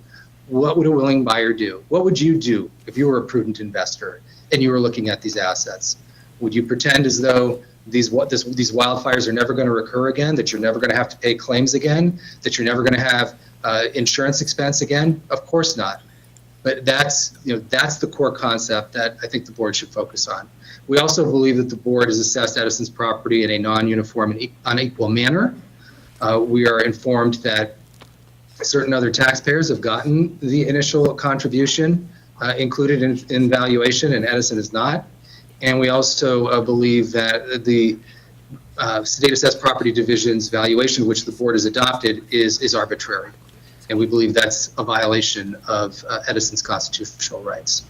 The weighting, the 75-25 weighting, is probably the best example of this. It hasn't changed since 2006, even though we've had a whole host of circumstances change, even though the wildfire crisis has reached new proportions, but staff has still clung to the 75-25 split between historical cost and income as though nothing has happened between 2006 and the present time. It's time to revisit these issues, members of the board. And with that, I will save the rest of my time for rebuttal, and I thank you for your time today. Thank you. We'll make note of that. And with that, let me turn it over to Steph. And I believe, is it Mr. Moon's taking the lead, or who's taking the lead on this? Good afternoon, Chairman Vasquez and honorable members of the board. Thank you. My name is David Lujan.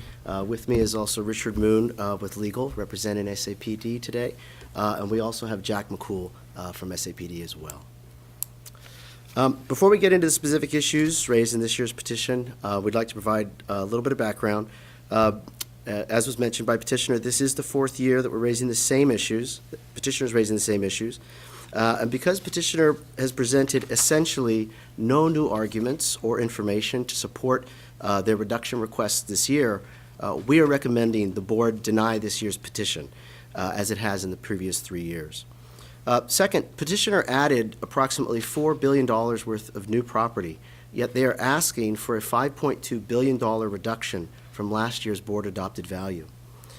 Finally, as in previous years, petitioner again cites the continuous risk of catastrophic wildfires following the large 2017 and 2018 wildfire events as the foundational basis for its value reduction request.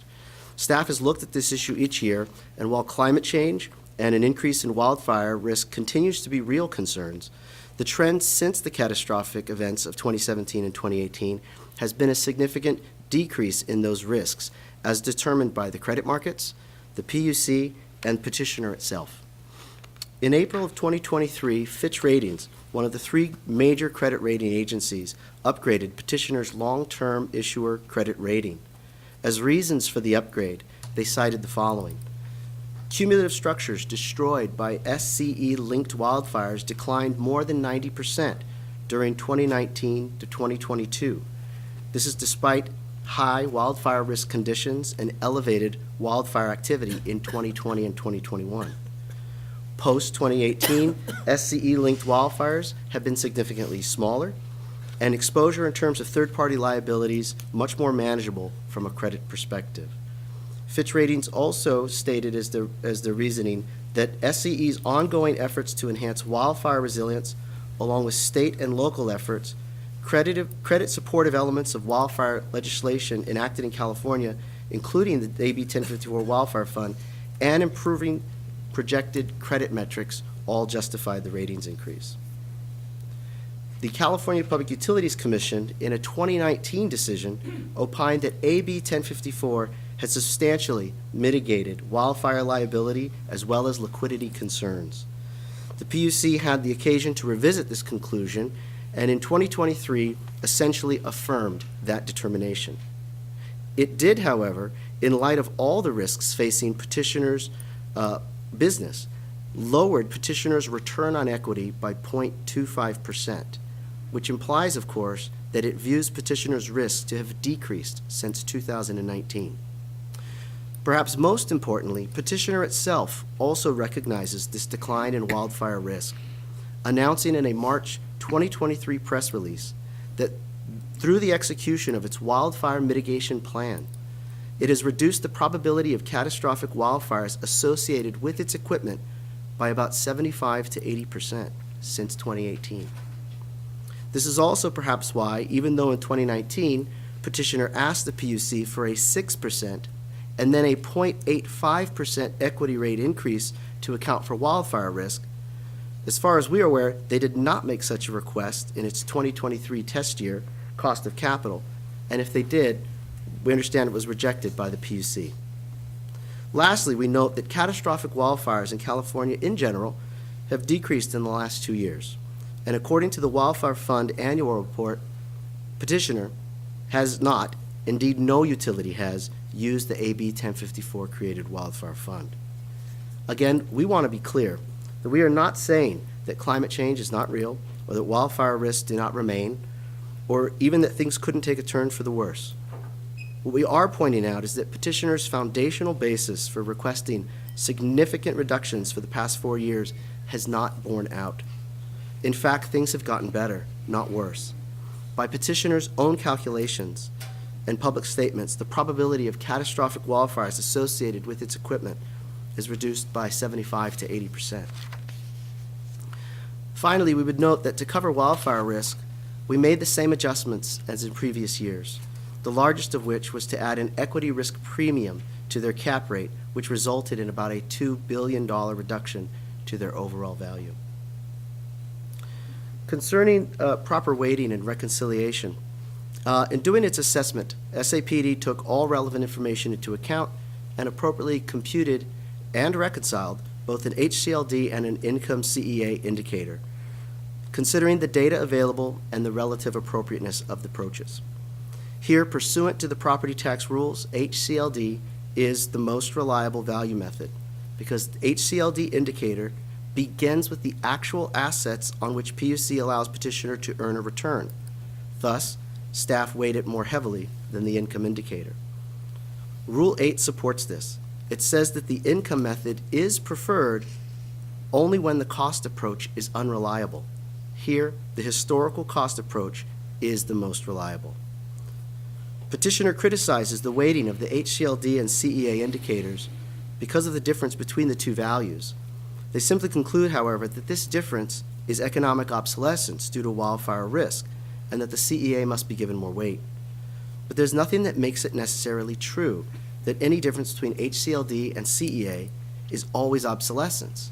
Assessor's Handbook 502 recognizes this. It says a difference might indicate HCLD is too high, but it is, of course, entirely possible that CEA is too low.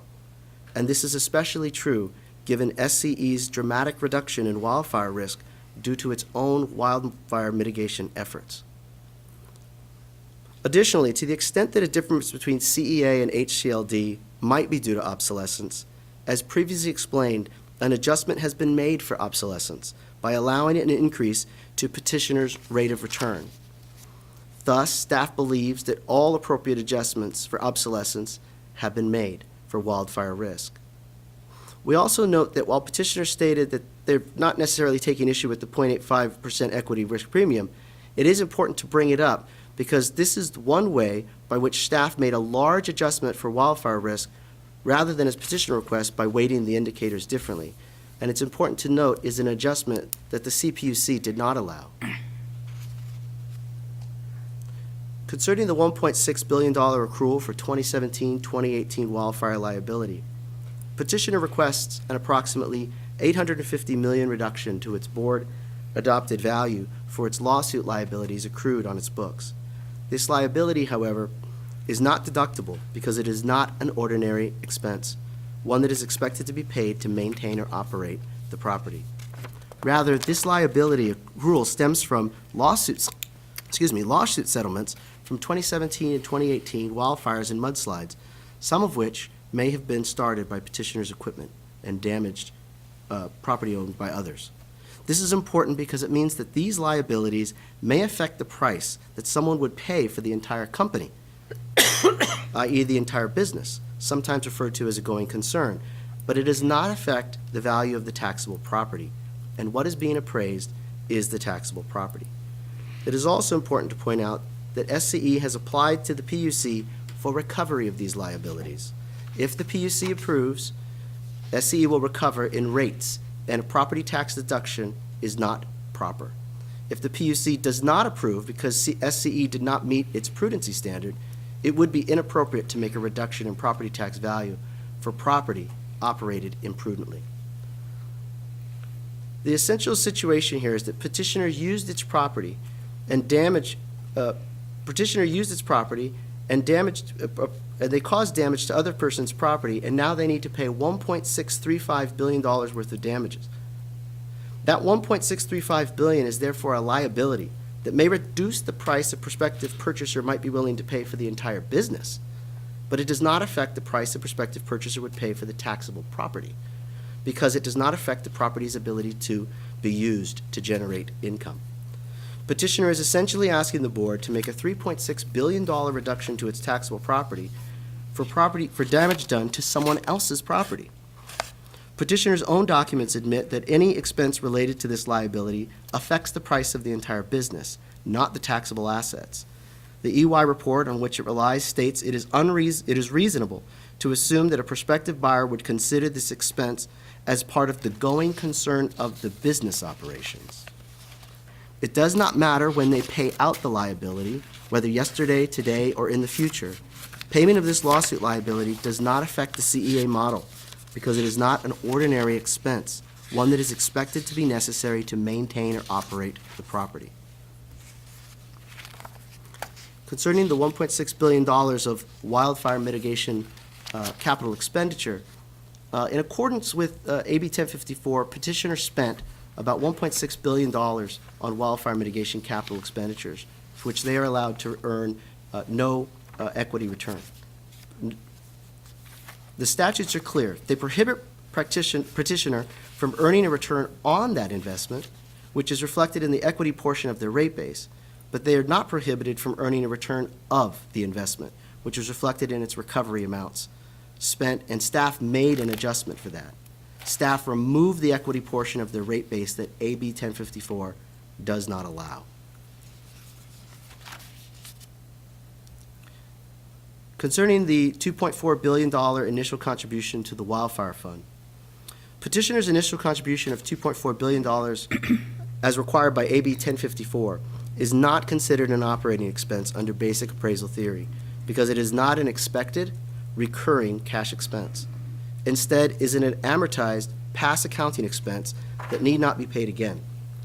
Petitioner itself identifies the initial $2.4 billion contribution as a non-core item in its annual report. Non-core items include income or loss from discontinued operations and income or loss from significant discrete items that management does not consider representative of ongoing earnings, such as income and expense related to changes in law. In essence, petitioner acknowledges in its annual report that this amount will not be paid again, but is asking the board to treat it like it is.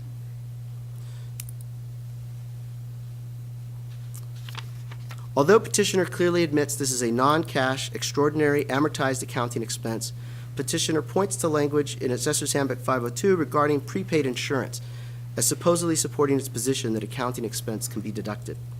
However, the Assessor's Handbook refers to anticipated and recurring prepaid amounts that represent future cash flows. They say that certain expenditures are annualized when using a direct capitalization model, The specific example given is of insurance prepaid for 3 years because there is an assumption that after 3 years, another 3 years of insurance will need to be paid. That is not the case with the initial contribution. In the alternative, petitioner argues that the $2.4 billion initial contribution to the wildfire fund, as well as its $1.6 billion capital expenditure, creates some type of intangible asset that must be deducted from its valuation. However, petitioner does not provide evidence or legal or appraisal authority to explain why those expenditures create some kind of recognizable intangible asset. But perhaps more importantly, even assuming petitioner is correct that these expenditures create some kind of intangible asset, in order for that intangible asset to be deductible, it would have to be taxed in the first place. SAPD did not include any such intangibles in its valuation. They were not added to the HCLD, and there is no separate contribution of income that should be deducted from the income approach. With respect to petitioners' suggestion that they have been treated inequitably, we would just point out that SAPD's valuation is consistent with fair market value. In conclusion, SAPD has recommended all appropriate adjustments for petitioners' general and specific reductions related to wildfire, consistent with relevant authorities and petitioners' own public statements. Further, SAPD's valuation is supported by reality over the past 4 years. In 2020, petitioner requested general reductions because catastrophic wildfire risks were an existential threat to their business. AB 1054 and their own actions have instead mitigated much of that risk. They also requested specific adjustments for their initial contribution to the wildfire fund and their 2017-2018 lawsuit liabilities on the premise that such contributions and lawsuit liabilities would be recurring. However, no additional initial contributions have been required for the wildfire fund.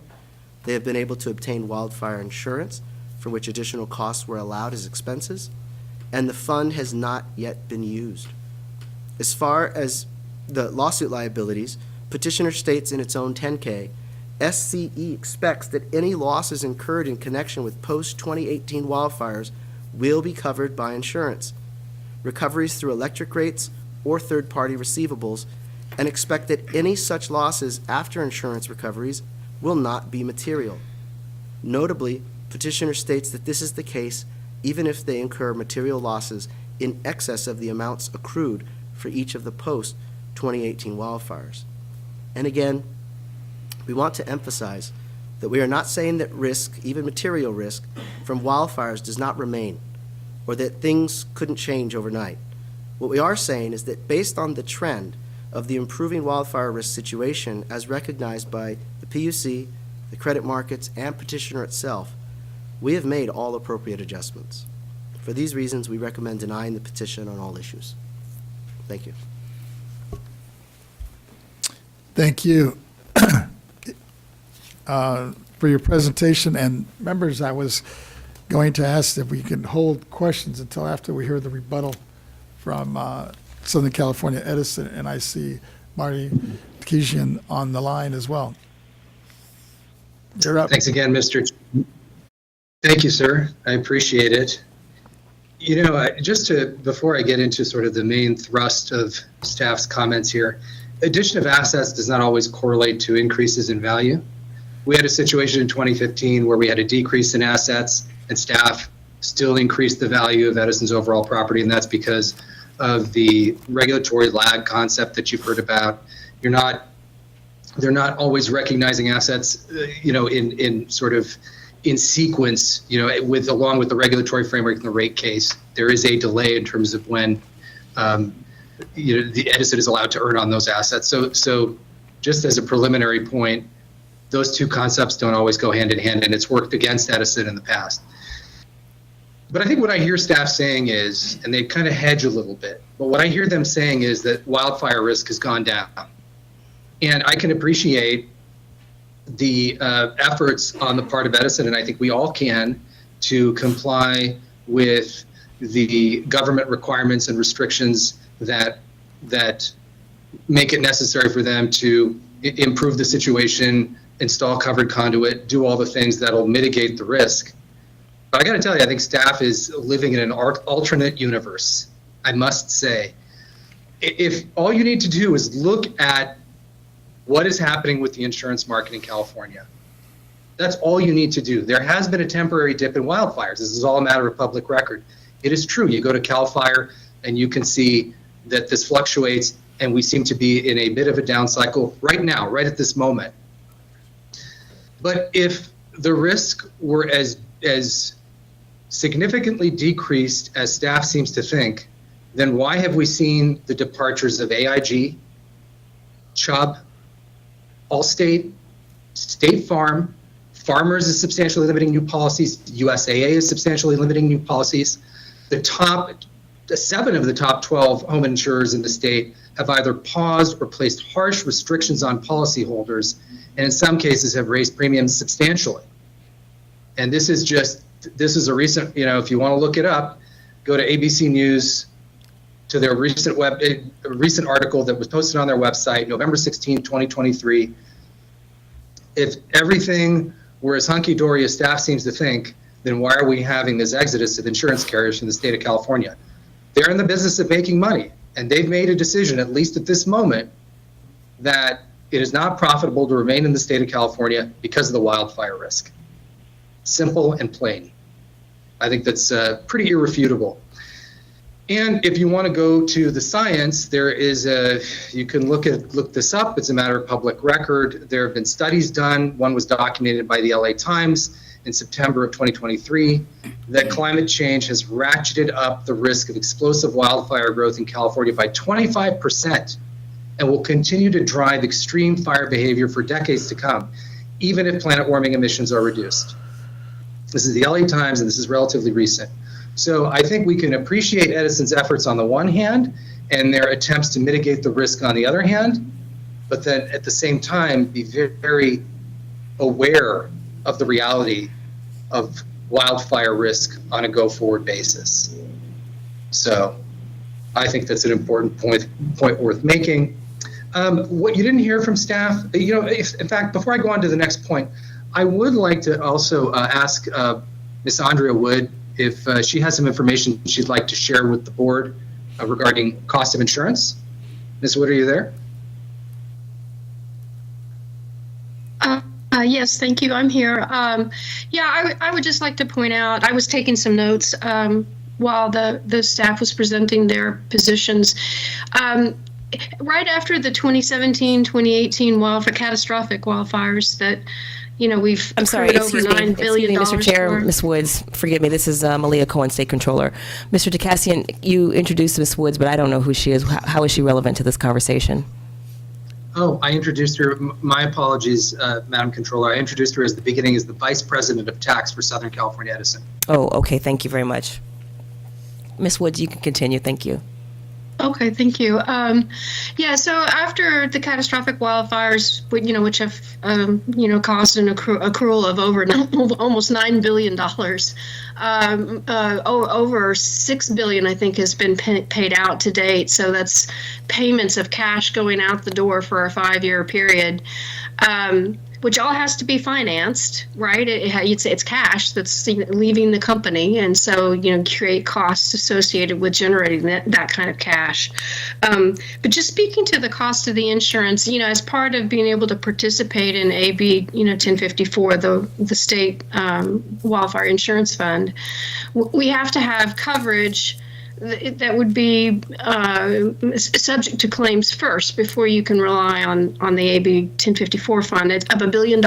And the cost of $1 billion policy in 2019, right after the catastrophic fires, was about $300 million a year. So you think about it, $300 million for 1 year's coverage.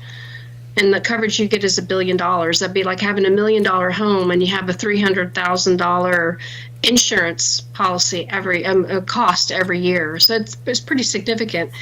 And to go to the staff's point about how the risks are decreasing, is really incorrect, because the cost of that same $1 billion coverage today is over $450 million.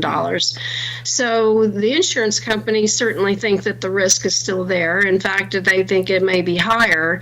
and that insurance coverage is harder to get. So we're actually having to look into alternatives because we can't find carriers to write the policies, of having to like investigate the possibility of maybe some self-insurance too to throw in that mix.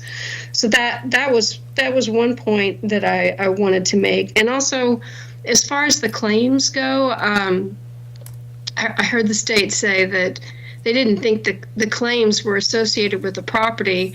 And really, again, the payment of the claims, that's cash going out the door, that's directly linked to the property, because it's the property that causes the risk, right? It's our poles and wires and transformers and substations that, that's what sparks the fires. Whether it's, not, our position is that it's not due to our negligence, but it's just the way the wind blows, it's very, very dry. There's, we do try to clear all the vegetation off, but there are still times when, the fires just start. And with California's position on inverse condemnation, we're held liable for it, and we have to pay those claims. So to say that the claims are not related to the property, I think, is also incorrect. Marty, was there anything else you wanted me to add? No, thank you, Andrea. And to Ms. Wood's point, we're not talking about assets in an unregulated environment. We are talking about assets in a regulated environment. And so the notion that the Public Utilities Commission is going to allow anybody to waltz in there and purchase Edison's assets without also taking on the liabilities is just detached from reality.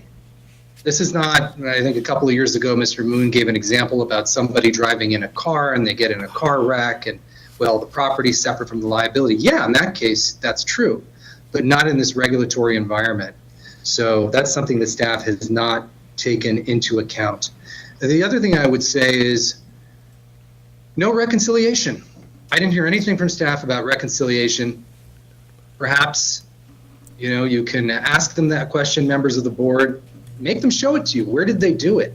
It's their responsibility to do it, and they didn't do it. How is it their responsibility? It says so in the assessor's handbook. And they simply computed these value indicators, recognized the $9.5 billion difference, and then just stopped and said, well, maybe it could be regulatory lag. Maybe it could be something else. And now they come before the board and cannot explain the $9.5 billion value discrepancy in their own appraisal. That's not up to us to prove. That's their appraisal. Your board has put the onus on them in the handbook. Make them show you. Where's the reconciliation? It isn't there. And if it isn't there, that means that the historical cost indicator is suspect. And if it's suspect, it's all the more reason to use the income approach. So aside from that, I think our points are pretty well documented. I don't know if the board has specific questions, but I think we can leave it there for now, pending any additional questions from the board. Thank you for your presentation. Actually, both sides here. This case has actually come before us for several years now, and we consider each case on a de novo basis, which basically means that we review each case independently from the previous cases.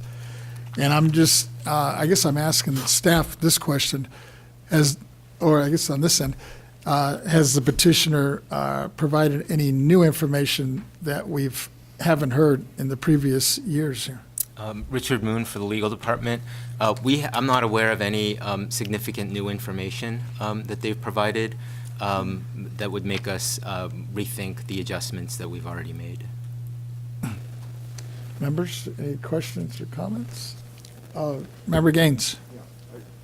I would like to, Mr. Dicasian asked the question about reconciliation on the difference in valuation. Is that? Can you turn your mic on? I can't hear you. Oh. I can't hear you down here. Oh, I'm sorry. Oh, okay. That's better. Thank you. Yeah, so Mr. Dicasian asked the question about reconciling the valuation difference of $9.5 billion. So I'd just like to hear your response to that. Yes, thank you for that question, Mr. Yanes. Richard Moon with the legal department again. So it's important to remember not just what reconciliation is, but what it isn't. So reconciliation is not, as petitioner seems to suggest, that you take two different value indicators and then just go with the lower one, and then you've made them equal. What reconciliation is, and this is what our guidance in the assessor's handbook says, it's to resolve the differences between the value indicators, and that's done by considering a number of different factors to determine which indicator has greater significance and which should be given more weight. Right? And then it goes on to say that the greatest weight should be given to that approach or combination of approaches that best measures the types of benefits the subject property yields. And so in this case, because petitioner is rate regulated, we believe that HCLD is clearly the most reliable approach. And that's because in rate regulation, the regulator, CPUC in this case, begins with the value of the assets. And they take those value of the assets and then they determine how much income those assets can earn. So I don't think we would argue with sort of the general premise that that potential purchasers would look to the income. But if there was a potential purchaser wanting to purchase these assets, they would look at CPUC's rate base and the income that could produce over looking at our CEA income indicator, because we're doing it for California property tax purposes where there's a number of adjustments that PUC wouldn't necessarily make. So their rate base value is much higher than our CEA. And so if there was a potential purchaser, they would be looking at whatever that income would yield based on the cost of those assets, more than looking at our CEA indicator. So we believe the HCLD is the most reliable indicator. There is also an established income stream here, and so we do believe there is a place for our income method, for our CEA value, and that's why we give that a 25% weight. Okay, all right. If I could also follow up in reference to this credit rating upgrade of, I think you indicated, how many basis points was that, what was the upgrading to? I believe the upgrading was from, correct me if I'm wrong, David, BBB to BBB plus. Okay. Or it may have been BBB minus to BBB. Minus to BBB. Okay. So I'm still trying to understand how you juxtapose that to the insurance market, because I don't see the insurance market improving in California. I don't see the wildfire exposure improving. Many of the comments that were made are accurate in my mind, that the market is still largely shut down in the state of California.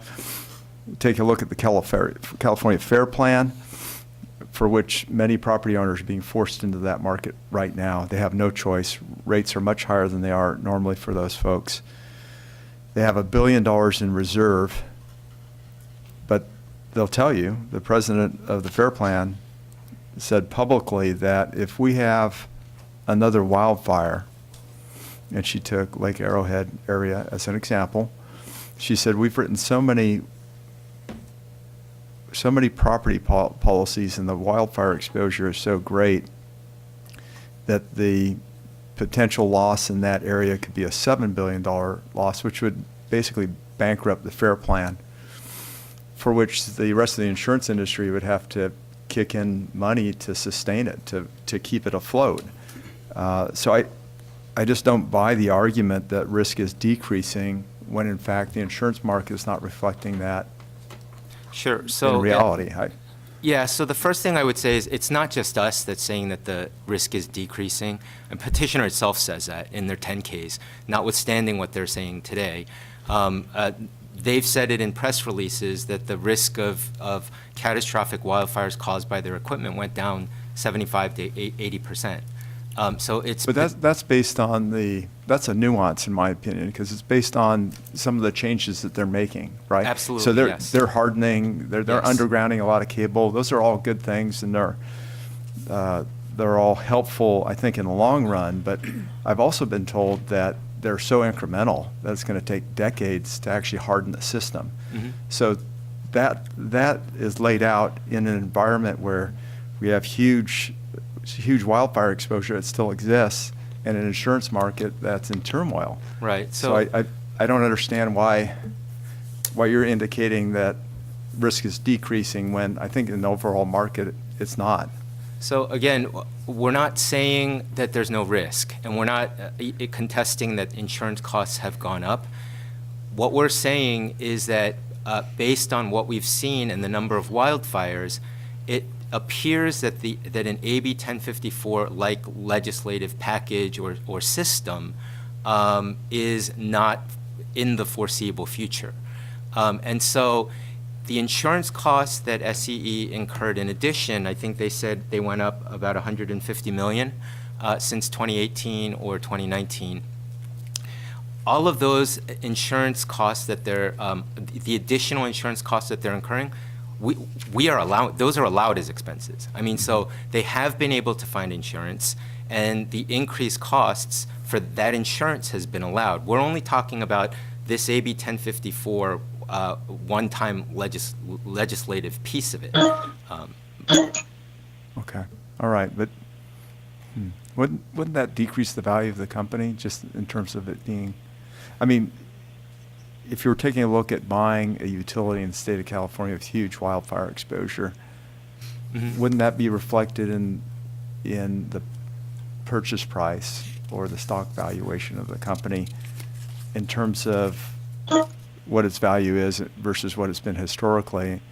And doesn't that show a decline in value? Yeah, I would think that it would, but again, the difference here is that we are not valuing the entire company. In other words, we're not getting to a firm value and getting to a stock price. What we're doing is taxing the tangible property, so the taxable property is what we're trying to value here. Okay. And we believe that HCLD is the best indicator of the value of that tangible property, not of their entire business. So I think in all likelihood, you're correct that these kinds of wildfires and damage would decrease the total overall value of the business, but that's not what we're looking at. And I think I would also add, I heard the petitioner mention that if they were to sell these assets or sell some of this property, they could not sell them apart from the liabilities. And again, that may be true, but that does not change the value of the asset. So in other words, if I'm going to buy $1 million piece of property from you, and I'm about to pay you $1 million, but you say, oh, whoops, there's a $300,000 liability on this. Well, the amount that I'm going to pay you, of course, is less. I'm not going to pay you $1 million. I'm going to pay you $700,000 now, but I still have to pay the $300,000 liability. So I'm still paying $1 million for the asset. It didn't change the value of the asset. It only changes what you get out of what I pay. Okay. All right, thank you. I would like to hear a rebuttal if I could. Sure. Yeah, on the last, yeah, thank you. Thank you, members. On the last point, that would be obsolescence. If we are required to pay a $300,000 liability, in Mr. Moon's example, in conjunction with the purchase of a $1 million asset, that's obsolescence. Absolutely obsolescence. That's our entire point. So I'm glad at least we have some agreement that these assets can't be sold separate from the liabilities. They encumber the assets. That's exactly what it is. Anyway, I think what we're hearing now is that backtracking a little bit.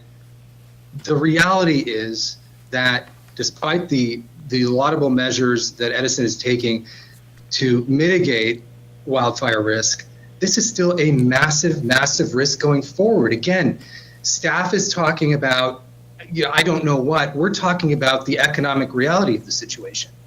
Would a prudent investor, in light of seeing the entire insurance market, or not the entire insurance market, it's an overstatement, but a massive chunk of the fire insurance market in California leaving the state, would a prudent investor close his or her eyes to that and simply say, oh, I'm going to look at historical costs? No, of course not. Nobody in their right mind would do that. The historical cost indicator, yes, I agree. It is something that staff should consider. But consider doesn't mean use or rely upon. Consider means examine and then see the difference using the income approach. No one is going to pay more for Edison's assets than the income that those assets generate. I don't know what's so complicated about this. notion that we're just going to sort of robotically, any willing buyer is going to just robotically cling to the historical cost indicator when you have such a disparity is nonsensical. That would never happen, and everybody knows that would never happen. So anyhow, I'm trying to think here. What were the other points that were made? The benefits that the subject property yields, I think I heard staff say that that's what a reasonably prudent buyer would examine. Again, the benefits that the subject property and the subject assets would yield in this case is the income. That's why these assets would be sold or purchased, for the income that they generate. Anyhow, I think that's all I have, unless there is a specific question from the members. I guess I'll just conclude with this. Like, all this discussion about the wildfire crisis and the risk going forward is really, really important. And I really would like the board to just understand this idea, because staff saying that these are going to be non-recurring expenses. Oh, you're not going to need to make another, major insurance premium payment. Oh, you're not going to have claims liabilities again in the future. And the reason that they're saying that is because you heard them. They believe that this risk has decreased to a point where they can support those statements. But that's not what's happening. We all know that this wildfire crisis is here to stay. I cited to you just recent articles that I just pulled up, in preparation for this hearing. It's all over the internet. I mean, anybody who puts any effort into this can see that this is a major ongoing risk. Edison has to confront this in its day-to-day business. You see what the insurance expenses are. You've heard from Ms. Wood. They're spiraling upwards. They're not decreasing. And the claims liabilities are an ongoing reality for this public utility and its ratepayers. So I just don't understand how staff can sit here with a straight face and say that these risks have decreased to the point where we really don't need to be concerned about this anymore. So anyway, I will leave it at that unless there are specific questions from the board. Yes, Controller Cohen, yes. Thank you very much, Mr. DeCassian. Nice to see you on the screen today. So you've made similar arguments regarding a general increase in business risk due to wildfires, and the board, quite honestly, has rejected them for the last 3 years. And I'm wondering, is there anything new that you have asserted to support the reduction of in unitary value? Because it sounds like I'm hearing the same argument. It is the same argument, Madam Controller. We are required by law to go through this process and exhaust our administrative remedies. But I would say that I think that what we have shown staff is more than sufficient. And I understand that the board has rejected these arguments. It's a de novo hearing, and we ask that you reconsider. And then I understand that Edison also has ongoing litigation. I don't know if you're privy to this or if you're working on this, but there's legislation going on, or litigation going on at the Orange County Superior Court, which might be a better forum to address this matter. I understand what you're statutorily required to go through this process with us, but we seem to be at an impasse. 3 years in a row. Mr. Gaines, my team and I went back and reviewed your words on similar what you're saying today. It's an interesting place that we're in. I think my words last year was quagmire, and I still use that to describe where we are. So let me see. Edison filed in May of 2022. When will you have a resolution? Ms. Woods, I'm looking at you to answer that question. Can you repeat the question, Madam Controller? Sure. Edison has ongoing litigation in Orange County Superior Court, which was filed in May of 2022. I wanted to know, is that still being heard, or has the file not been called yet? Like, what's the status? Nope. Yeah, I can answer that question. Yeah, the proceedings are still pending in the Superior Court, and we have added years as we have gone along. So the first year was 2020, then 2021 has been folded in, 2022, and so forth. So it's still pending. Madam Controller, if I can just caution the board, we are parties to that litigation, and that litigation's actually even though it's related, obviously, it is separate from the matter here at hand. So I just caution the board to get too involved in that because it is active litigation. Thank you. I'm not getting involved. I'm just asking what the deal is, where things were. Just an update. And I got my answer. Thank you. Okay, thank you. Mr. DeCassian, you mentioned a little something earlier, and I want to make sure I heard you correctly. My question is, the HLCD is widely regarded as one of the most reliable indicators of value for closely regulated utilities. And again, this is based on verified evidence or any relevant legal and appraisal principles.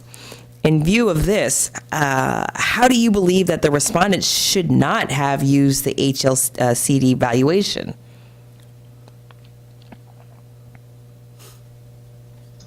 Well, Madam Controller, it's a good question. I will see if I can find the excerpt from the board's own assessor handbook that talks about why, in a situation such as this one, the historical cost indicator might not be reliable. So this is I'm quoting Assessor's Handbook 502, page 146, which states, and I quote, "Even where Rule 3D provides that the appraiser shall consider HCLD as an appropriate indicator of value for rate-based regulated companies, the appraiser should also consider other indicators. For instance, an income indicator, which is much lower than HCLD, may indicate that obsolescence exists in the property to such an extent that the owner may not earn the rate of return allowed by the regulatory agency."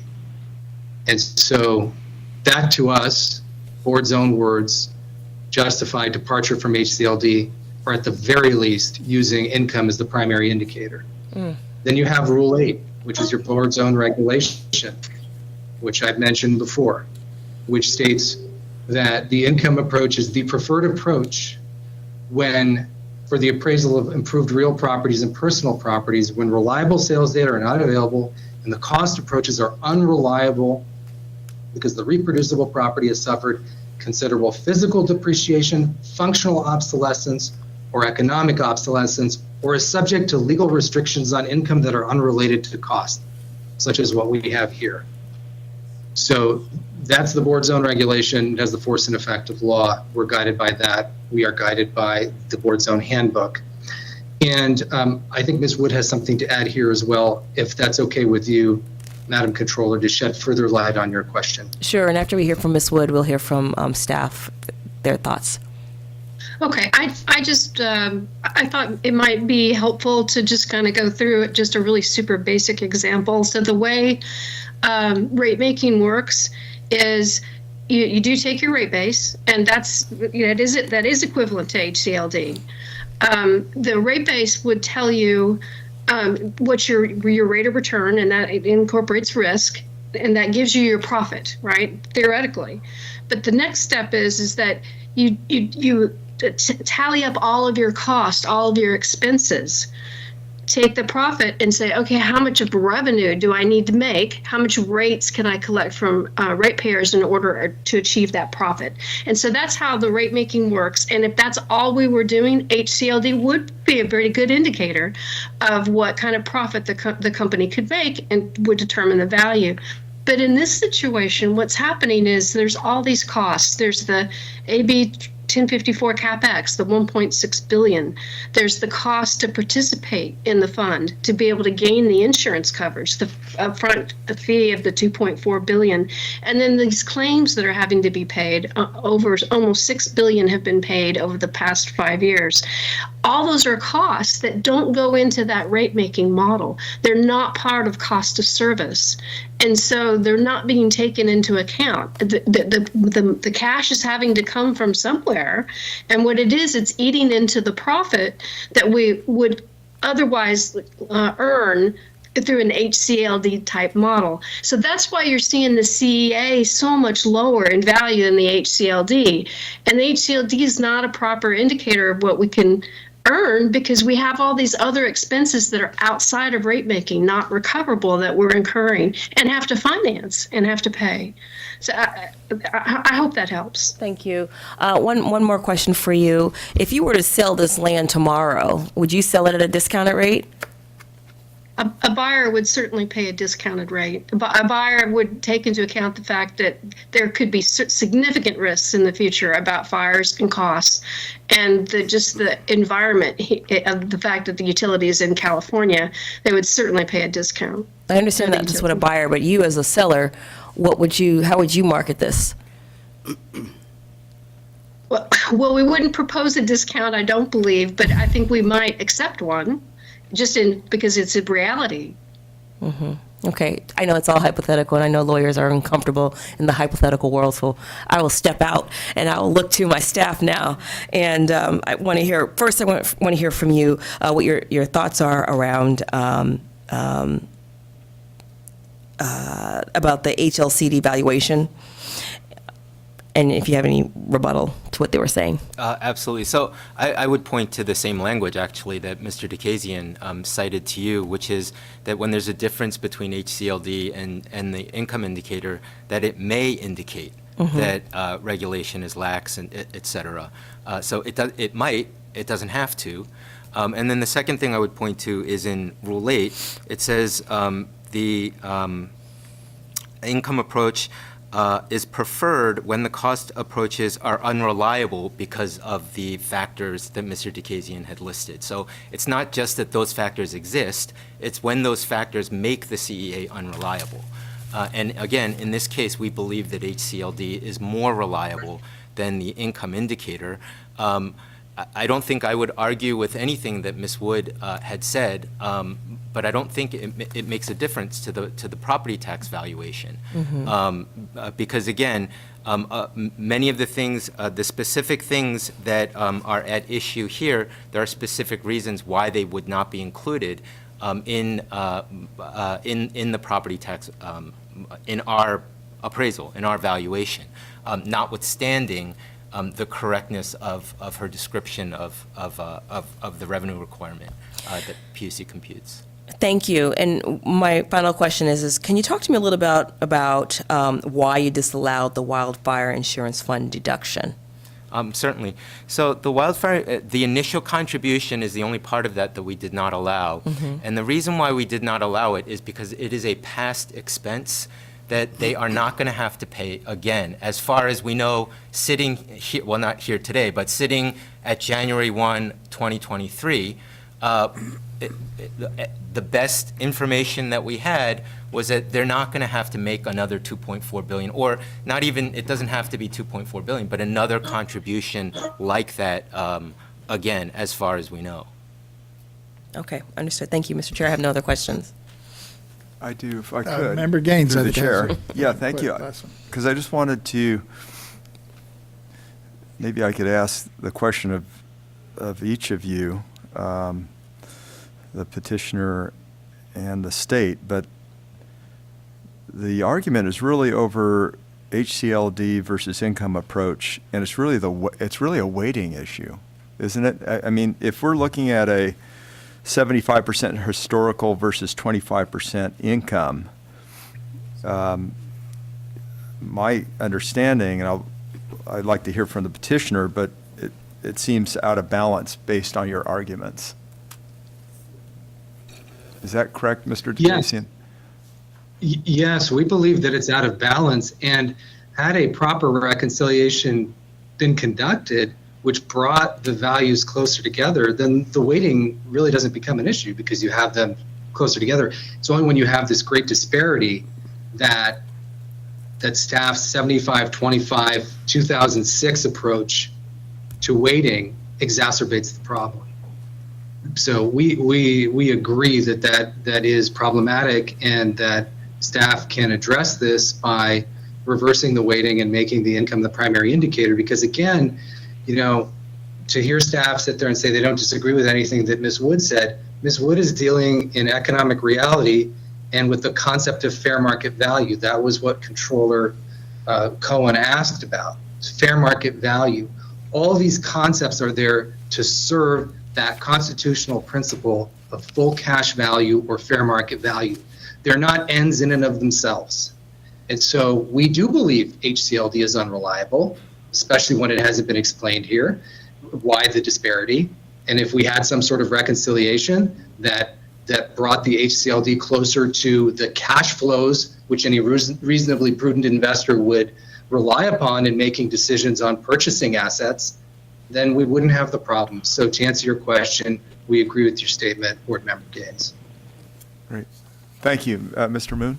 Yeah, so I mean, I think I would just say that we chose that 75%, 25% weighting because we believe the HCLD is the most reliable based on the factors that we had enumerated and talked about. And again, we weighted the CEA because we do understand that there is lag, that there are some of the issues that the petitioner has been talking about. And we believe that is appropriate, but we are very comfortable with weighting the HCLD 75%. Okay, great. Thank you. I don't have any further questions. I appreciate it. Okay. Thank you. I think we've pretty much exhausted it, unless staff has any more information they want to share with us. We don't have anything further unless you have questions. Well, with that, members, the item is before us.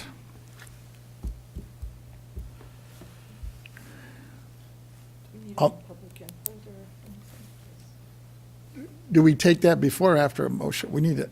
We have to have a motion We on have to the have a floor, motion and then we'll go first. out to public comment. And then we'll have public comment. So Vice Chair Liebert?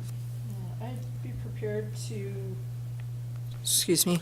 I'd be prepared to make a motion to deny Southern California Edison's petition for reassessment of unitary values.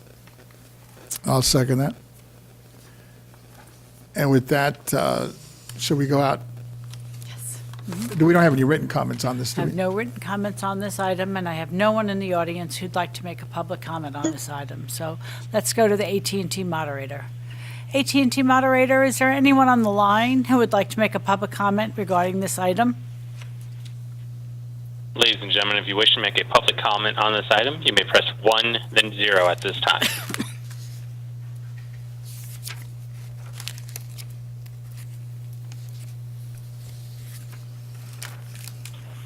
And there's currently no one queuing up at this time. Thank you, moderator. Alrighty, I have a motion made by Vice Chair Lieber, seconded by Chair Vasquez to deny the petition for Southern California Edison Company. Take roll. Yes. Chair Vasquez? Aye. Vice Chair Lieber? Aye. Member Gaines? No. Member Schaefer? Aye. Controller Cohen? Aye. So the majority, so it does pass. And with that, thank you all for your presentations and your Thank you very information. much. Thank you. Thank you. Appreciate it. Thanks for your attention today. Thank you. With that, Ms. Cicchetti, what's our next Our item? next item, we're up to item 14. Our next order of business will be tax program matters, non-appearance adjudicatory. Item 14, property tax matters, petition for reassessment of the 2023 unitary value, Liberty Utilities LLC, SAU 23018. Contribution disclosure forms are required pursuant to Government Code Section 15626. Board Proceedings has received contribution disclosure forms for this afternoon's hearings, this afternoon's item, all parties, agents, and participants. The members noted that their records disclose no contributions for these taxpayers, their agents, or participants. Welcome back. I was going to say, this item is a constitutional function, and this matter will be presented by Ms. Wilkman. Thank you, and good afternoon again, Chairman Vasquez and honorable members of the board. As Ms. Cicchetti mentioned, my name is Sarah Wilkman, the appeals attorney for the State Board of Equalization assigned to this case. I have submitted a summary decision for the 2023 petition of Liberty Utilities LLC for your consideration and your review of the written record. In this case, petitioner has waived their appearance and is requesting the board decide this petition based on the confidential written record. The petitioner raised 6 issues in this petition, including the issue that was added at the appeals conference. However, issue 6 is the only issue upon which verifiable evidence was submitted that warranted an adjustment to petitioner's unitary value.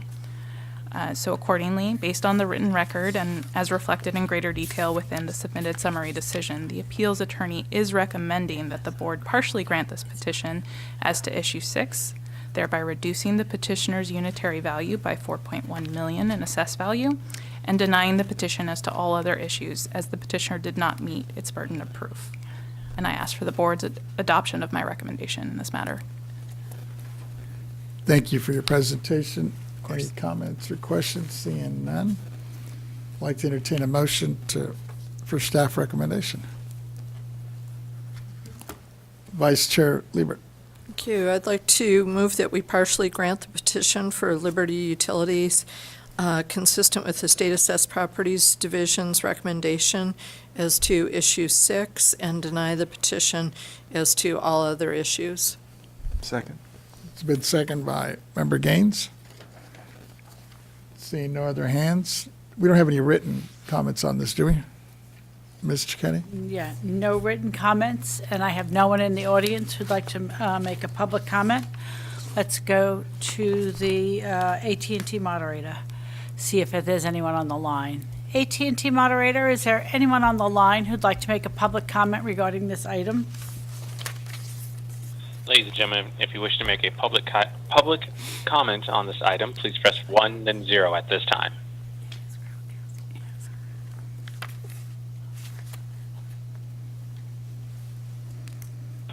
And there's still currently no one queuing up at this time. Okay, thank you, moderator. I have a motion on the table presented by Vice Chair Lieber and seconded by Mr. Gaines. I have a partial grant of the petition as recommended by the staff. So it's to grant the petition as it relates to issue 6 and deny all other issues. Partially grant, if I may. I'm sorry. As to issue 6. Okay, let's go back again.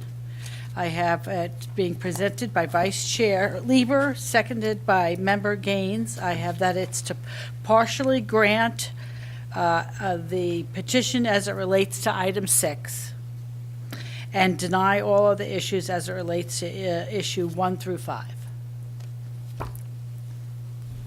Alrighty, I will take roll. Chair Vasquez. Aye. Vice Chair Lieber. Aye. Member Gaines. Aye. Member Schaefer? Aye. And Controller Cone? Aye. So that's unanimous of all those present. With that, thank you. Pleasure to see you in person. Ms. Cicchetti, what's our next item? Let's queue up Ms. Yim, who is the appeals attorney. She is going to appear remotely. Just want to make sure we have her when I present. Okay. The next item is item 15, tax program matters, non-appearance, adjudicatory, petition for a reassessment of the 2023 unitary value. Race Telecommunications, SAU 23-021. Contribution disclosure forms are required pursuant to Government Code Section 15626. Board Proceedings has received contribution disclosure forms for this appeal from all the parties, agents, and participants. The members noted that their records disclose no contributions from these taxpayers, their agents, or participants. This is a constitutional function, and this matter is being presented by Ms. Yim. Thank you. Good afternoon, Chairman Vasquez and honorable members of the board. I'm Sonia Yim, the appeal attorney for the State Board of Equalization assigned to this case. I have submitted a summary decision for your consideration. In this case, the petitioner has waived their appearance and has requested that the board decide this petition based on the confidential written record. The petition raised 3 primary issues. First, whether construction work in progress was valued appropriately. Second, whether temporary poles should receive an economic obsolescence adjustment. And third, whether the discount rate used to calculate the present value of temporary poles and aerial cables removal cost is appropriate.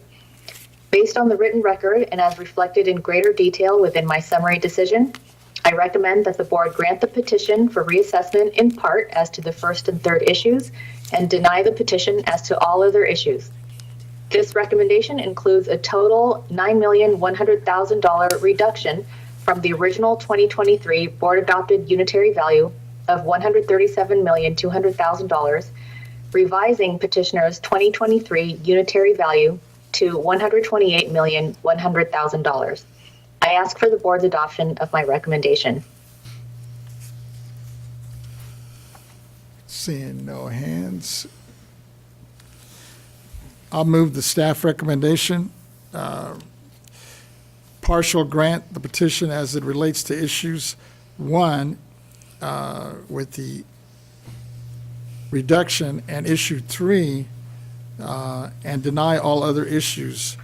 Issue 2 resulting in the recommended total $9,100,000 reduction from the original 2023 board adopted unitary value of $137,200,000. Second. It's been seconded by Member Gaines. Seeing no other hands or comments, do we have any written comments on this? I have no written comments on this item, and I have no one in the audience. Let's go to the moderator. AT&T moderator, is there anyone on the line who'd like to make a public comment regarding this item? Ladies and gentlemen, if you wish to make a public comment on this item, please press 1, then 0 at this time.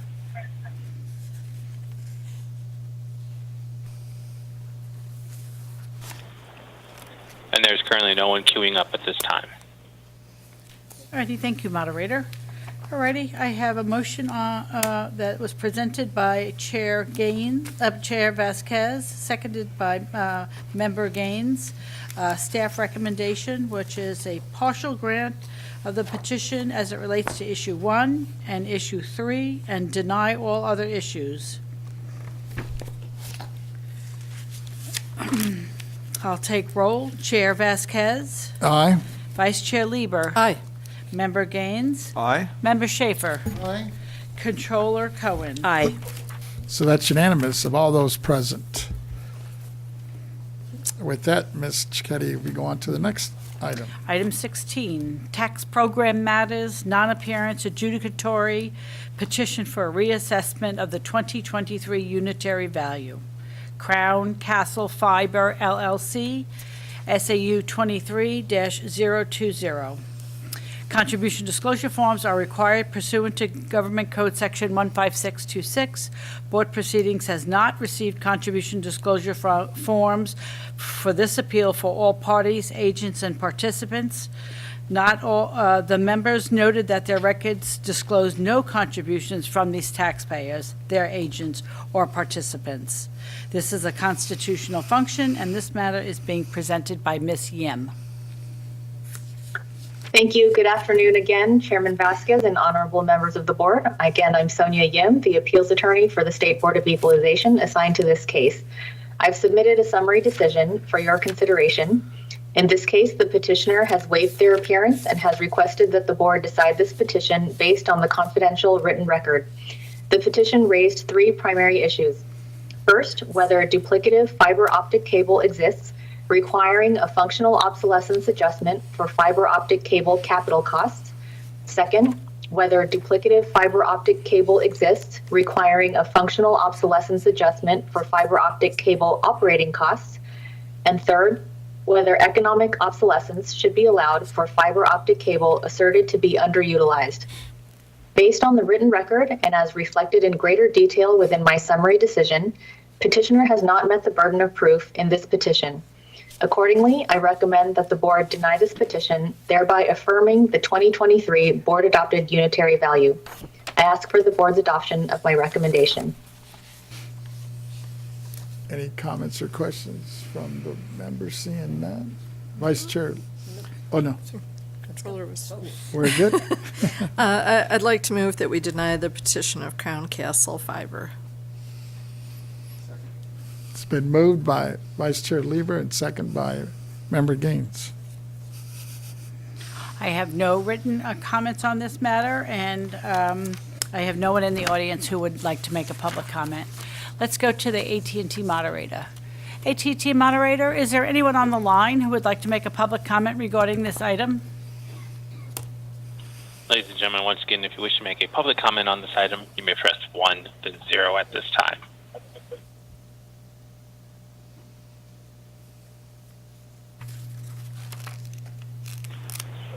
And there's currently no one queuing up at this time. Thank you. I have a motion presented by Vice Chair Lieber to deny the petition for a reassessment and affirm the board-adopted value, unitary value. Did I say seconded by Mr. Gaines? I think I did. Yes. I'm going to take roll. Chair Vasquez. Aye. Vice Chair Lieber. Aye. Member Gaines. Aye. Member Schaefer. Aye. Controller Cohen. So that's unanimous of all those present. Thank you. With that, Ms. Cicchetti, what's our next order of business? Our next item on the agenda is item 17. We have a memo that was just received, and so we thought maybe we would take a short recess for 5 or 10 minutes to give the board members an opportunity to read the memorandum before we moved on to this item. Thank you. So if you wanted to call a short recess? A short recess, what are we looking at, 5 minutes or what? Yeah. I'm not so sufficient? sure how big the memo is. All right, so we got a 5-minute recess here at 2:36. 36, okay, thank you. Reconvene, I guess, at 2:41. Okay.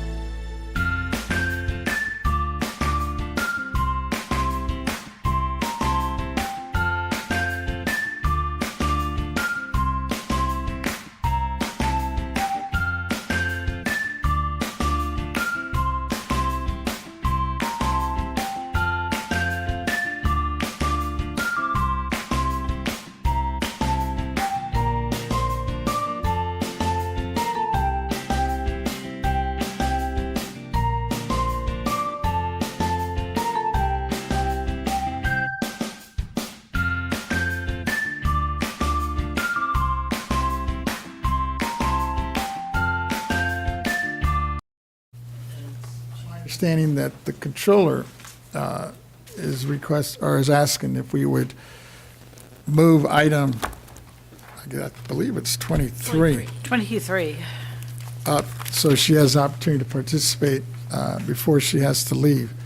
And then we'll come back to the number 17 and the rest of the items.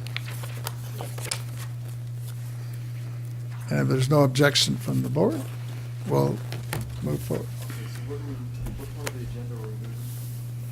Well, What part of the agenda? are we- right now, we were gonna get into 17, but Okay. the controller was We'll just asking if she follow want- up on that in the next meeting, or? Well, we could begin a discussion on it after, unless, I don't know if this, was the control, were you thinking of participating on that one, or?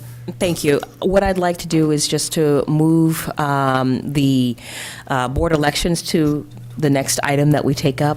This letter will be discussed by my deputy, Hasik Okay. Imran. Okay. So I won't be here. Okay.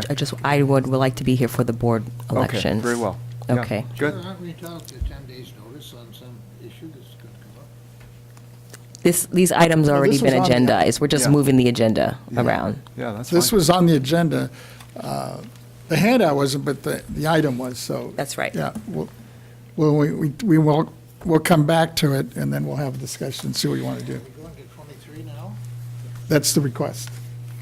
Yeah. Hearing no objection, we'll go ahead and move to number 23. Okay, good. If Ms. Cicchetti would call the item. Alrighty, yeah. Item 23, organization of the board, election of a new chair and vice chair. This item is being presented by Mr. Nanjo.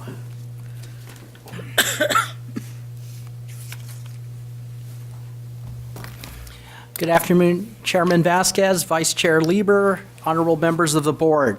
As you may recall, this is pursuant to your board-adopted governance policy, which included procedures for the election of the board chair and the vice chair. Consistent with this current governance policy, this agenda item is for the board to elect a chair and vice chair to serve for the January 1st, 2024 to December 31st, 2024 term. As you know, this conversation is a member-to-member discussion where a member may choose to nominate either themselves or another member for chair or vice chair. Additionally, members, it is your pleasure whether you elect the chair or vice chair together or separately. I understand you've selected to proceed separately on those items.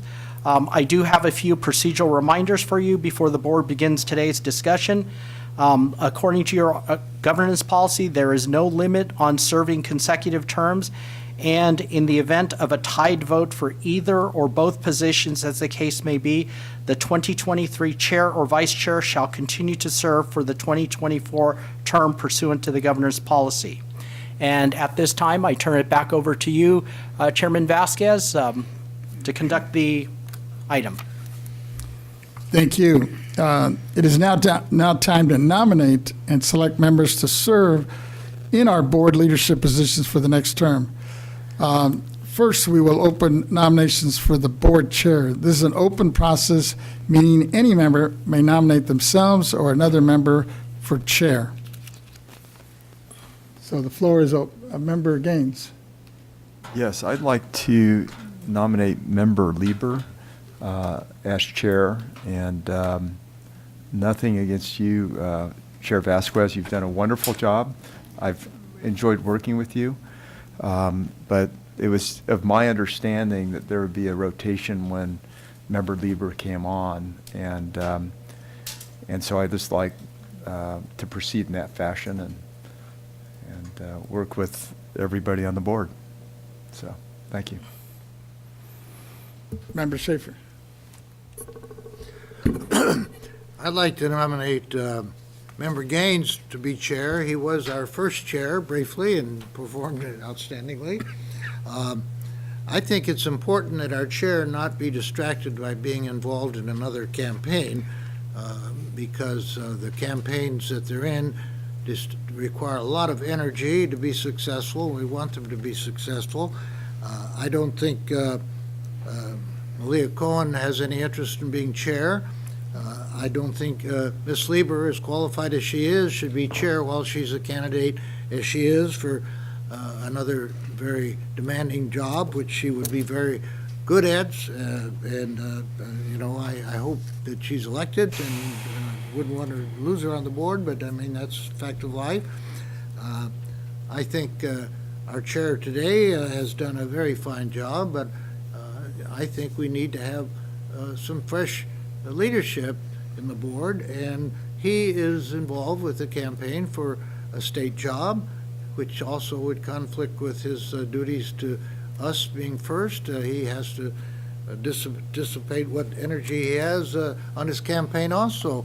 I'm not looking for extra work, and that leaves Ted as really the only person I think that has any business being chair. Thank you. Anybody else?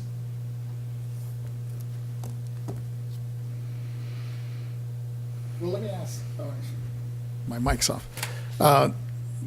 Since the member raised one issue, I was just curious because I know Vice Chair Lieber, the race you're in is actually in March, which is like right around the corner.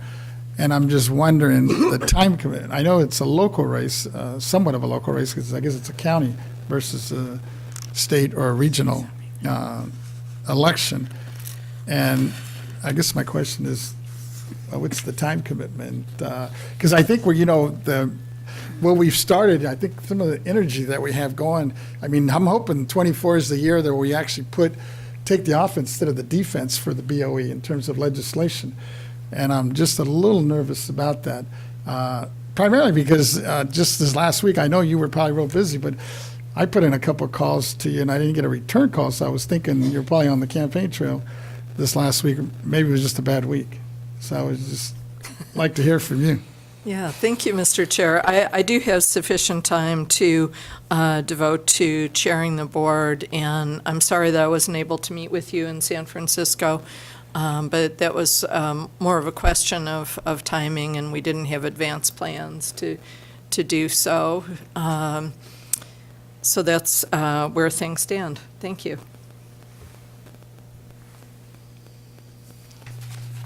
Okay. With that, then I'll, well, you know what? Let me mix it up. I'll nominate myself and see if there's an interest to continue. And the only reason I'm doing it, and it's nothing against Ms. Lever, my vice chair, I think she's been great. I'm just a little concerned and worried about the time commitment. And I know we have some real good synergy going right now, especially both on the Senate and the Assembly side. And I want to make sure we maximize this moving into 2024. So, Mr. Chairman, you mentioned the time commitment because Sally is busy with the campaign for county supervisor. You are busy with the campaign for a state treasurer. So I think you both are disqualified because you have a competing demand that would interfere with you giving all of your energy to being our chair. I think we should all vote for Ted, who has no plans for next year except to do a good job on the BOE. And I think it should be either Ted or Malia Cohen. I don't think she is interested in another run because she is in a greater job to the public, and we're lucky to have her as much as we have. I would agree if this was 26, but my election's not until 26. Mr. Chair, may I? Yeah. Thank you. Controller. Thank you. Just in an attempt to elevate the conversation a little bit, for those that are interested in being chair, I'd like to hear your ideas on how you'd like to guide this body. What projects will you be working on? How will you be helping us accomplish some of the goals? Certainly, I provided a map forward with the memo that I just passed out. What do you plan to do besides chair a meeting? This is a unique position that the Board of Equalization is in at this unique time. So how do you see the Board of Equalization functioning and moving and maneuvering into the future? We have, be back 3 attempts to dismantle this body. So I want to know where your commitment is, what your vision is, where your goals are, what do you hope to accomplish, and I guess we'll start with you, Ms. Lieber. Thank you. My vision for the board moving forward is, number one, to help to stabilize and a little bit more formalize the work of the board and the processes under which we operate, to have a strong relationship with our senior staff going forward, to continue the work groups and to be involved with the legislature in how we conduct the work groups, and also be working in concert with outside organizations in terms of meeting our work group goals. And I think that the more that we're engaged with the legislature, I think that we can be very productive in working towards our goals and maybe spend a little bit less time running defense as we've had to in the past several years. I think that the professional staff of the agency do an excellent job in carrying out the work, and the board has really cut a path for itself in terms of the work groups and the engagement with community organizations throughout the state. So I would like to see those objectives moving forward. I guess we're going down the line. Well, technically, you're not even nominated. I thought I nominated myself. Did you nominate himself? He nominated himself. Oh, okay, my apologies, I didn't hear you. Yes, you'll go next, and then we'll hear from Gaines. Okay. Thank you for the question.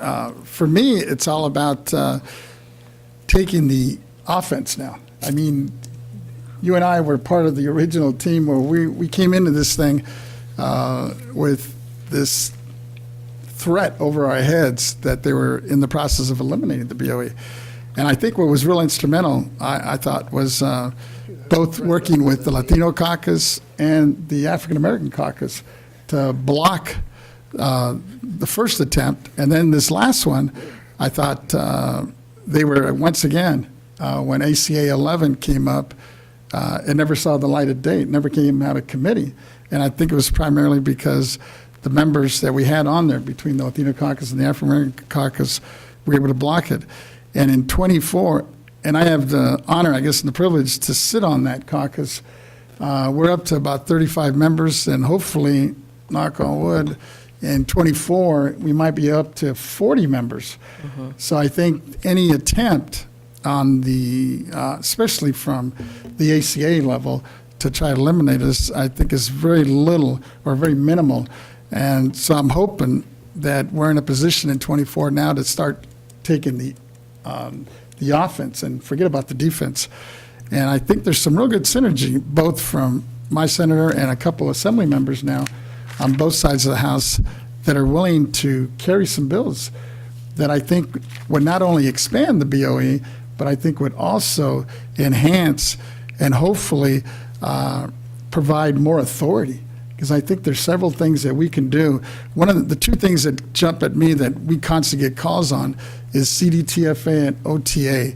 You know, there's no oversight of those two bodies. And I think it's only appropriate that we, if it not the BOE, maybe under the Franchise Tax Board, FTB, have authority over OTA and CDTFA. Because we get calls and they say, Tony, just pick up the phone. Can't you talk to these folks? I said, they don't report to us. But I think they should. They should report to an elected body. And if it's not the BOE, it probably should be the Franchise Tax Board, which whoever the chair of the BOE is would be one of those members, along with the controller, yourself, and the governor's appointee. So that's one of the things I'd like to see happen in this next year coming out in 24. And then I guess the last one I would say is you, and looking at this memo, I think we started off on the right foot when we all came together in 2018 and we had our retreat. And I think from that retreat, we were able to establish some very good long-term and short-term goals. Some of them we were able to accomplish, especially the short terms. But I think some of the long-term ones, we made some dents. And I'm hoping now, in the beginning of 24, that we probably should revisit that exercise in terms of looking at what we did accomplish and what we still need to do.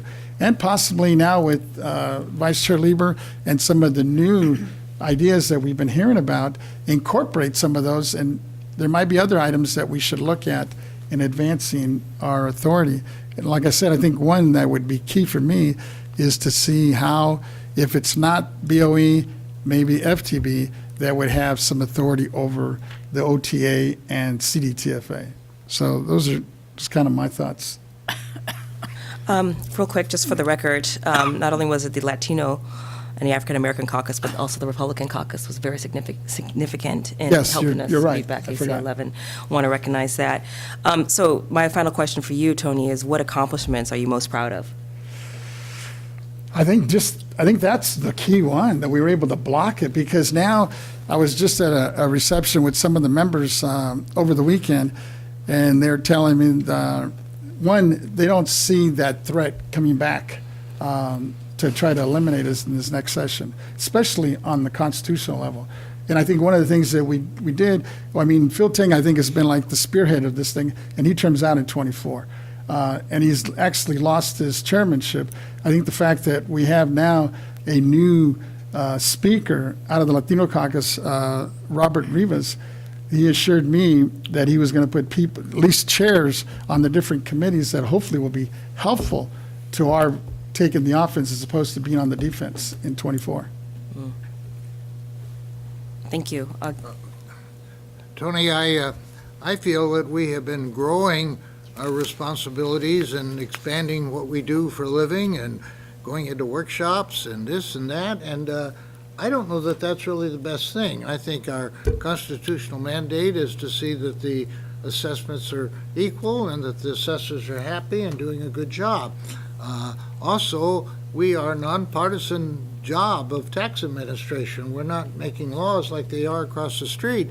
I think there's a suggestion that if we had a Republican as with the Democratic legislature, all would go to hell. Well, that's not so. Ted is well respected in the legislature because he gave the best years of his life over there until he came to us. I think There's still good years ahead. I think if we had a Republican as a chair, we'd be looking towards a more effective, more efficient, non-expanding Board of Equalization, which is just what the legislature expects from us. And if we didn't think he was doing a good job, we could replace him in 3 months or 6 months. There's no guarantee of serving a year. We've let all of us have gone for a year that have had the job.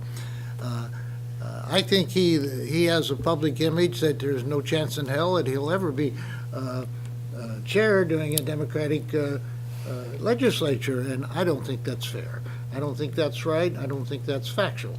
I think it'd be, if we gave a Republican this job of honor and respect, I think he'd be an outstanding performer, and I think that we've already got the Democrats in the legislature on our team because we're a Democratic majority and we're well respected by the majority. Him having a little more importance on it would get a lot more attention from the Republicans, and we could get away with murder if we had both parties giving us whatever we wanted, I'm sorry to be so enthusiastic, but I'm not happy with the way things are going. I think we have to stop expanding. We have to concentrate on the job that is spelled out for us, and I'd be more enthusiastic about the BOE if Ted were heading it. Sorry, thank you. Well, thank you. That is very kind, and I appreciate those comments, Mike. And I'd like to number one, I think we've done a number of wonderful things. We still have a lot of work to do here at the BOE, but I think first of all, we resuscitated the BOE after it got slashed with AB 102. So that and we've not only survived that, but we've made it better. And so when I look at the team and the people that we've hired, we've done an incredible job.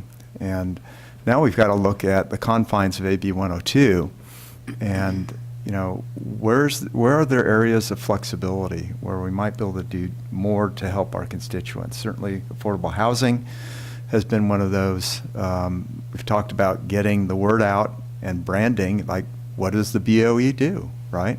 And we've been working with Peter Kim on that effort, and we still have strides to make in that area. But I think the relationship with the legislature has improved. The coalition building that occurred this year, I rarely have seen that work as well as it did. We were able to rebuff 2 attempts in committee hearings where our item didn't come up on the agenda. And so I think that was remarkable, and I think we have to continue to prove ourselves and our value to the legislature and to our constituents. I see the value. I think we all see the value personally as members of the BOE, but we've got to continue to have that line of communication. And I think there's areas where we could work on expanding duties. If you look back on the history of the BOE, they took on a lot of additional duties that were beyond their constitutional duties over time. So I think there's a pathway to do that. I think we have to be cautious and deliberative in terms of how we do that. But as Member Vasquez had mentioned, Chair Vasquez, is that we're having some problems with CDTFA, and yet we don't have any. Do we have a liaison? I know we've talked about it.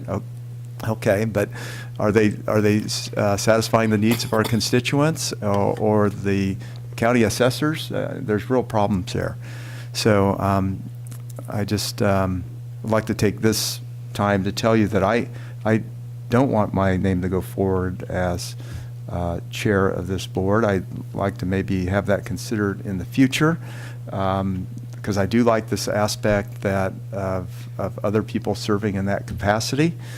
But I think you do have to kind of win your colleagues over, and you've got to make the case as to why you should be that chair.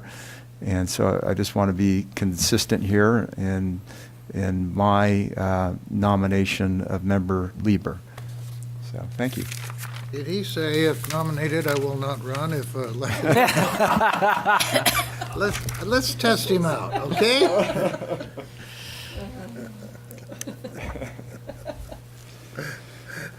Okay, so I think we've heard from everybody. I think we have. We can close the nominations.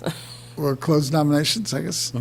And at this point, it's my understanding that the consensus is the clerk, Ms. Cicchetti, will be doing a roll call vote and asking each member to indicate who they vote for chair, and then we'll go from there.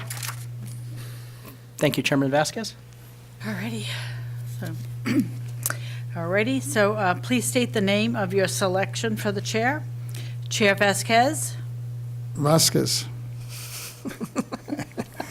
Vice Chair Lieber. Lieber. Member Gaines. Lieber. Lieber. Member Schaefer. Gaines?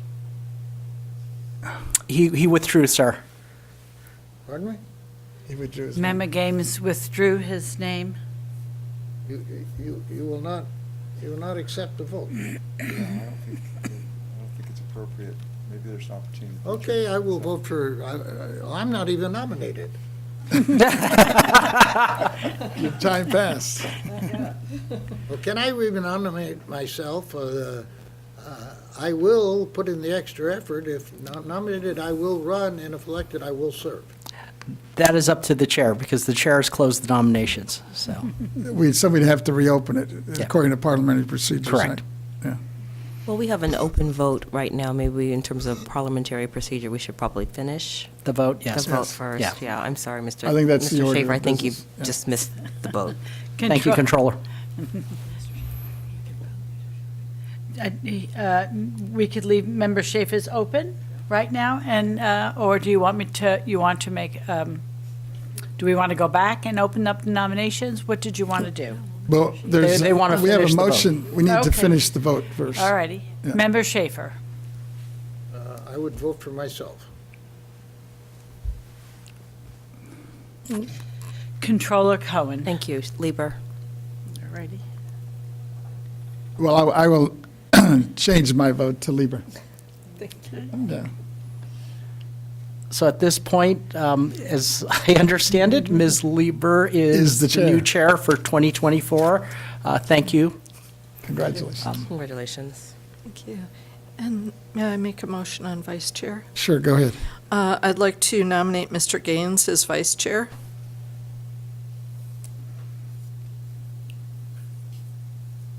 I'll second that nomination. And if you want to stay with your current procedure, you do not have to move or second. You could just nominate yourself or somebody else. So right now, as I understand it, just so the record's clear, we have a chair for 2024. That's Member Lieber, or Vice Chair Lieber this year. And at this point, we've opened the nominations for Vice Chair. Ms. Lieber has nominated Mr. Gaines. So Chairman Vasquez, if you want to call for any other nominations for Vice Chair, that would be great. Yes. Any others? You want to I nominate? move to close the nominations. Move to close the nominations. Okay. I'm going to call, and you let, I guess, make your selection. Yeah. So Member Gaines? if there are no objections, at this point, I think Chairman Vasquez, you can declare Member Gaines as Vice Chair for 2024 based on the fact that there are no other nominations. Yes, I guess we would, it'd just be by acclamation, I guess. Correct. Yes. Unless since there's no anybody else in the room. Great. Then that is the elections. Thank you very much, Chairman Vasquez, Vice Chair Lieber, members, thank you very much. I think that item is now complete. Great. Have a good holiday. You too. Merry Christmas. Thank you. So, Ms. Cicchetti, we go back to 17? We could go back to 17, or did we want to leave 17 for later on, so everybody had more of an opportunity to take a look at the memorandum and have staff review it? Should we take the afternoon break for staff? Or we could, it's up to you.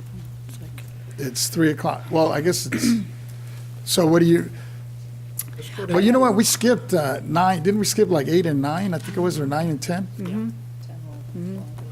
Do we want to go back to those? Those might be We quicker. could go back to I believe it was 9. we will begin with item 10 then. Is it 10? Yeah. Okay. So we're going to return to the executive director reports. So we're going to go back on the agenda. So we will call item number 10.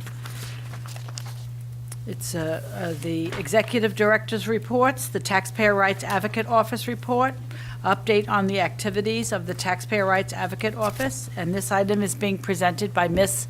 Thompson. Good afternoon, everyone. So, good afternoon, Chair Vasquez and honorable board members. I'm Lisa Thompson, the Chief of the Taxpayer Rights Advocate Office, and I'm here to provide you with an update on the activities of the Taxpayer Rights Advocate Office to keep you informed.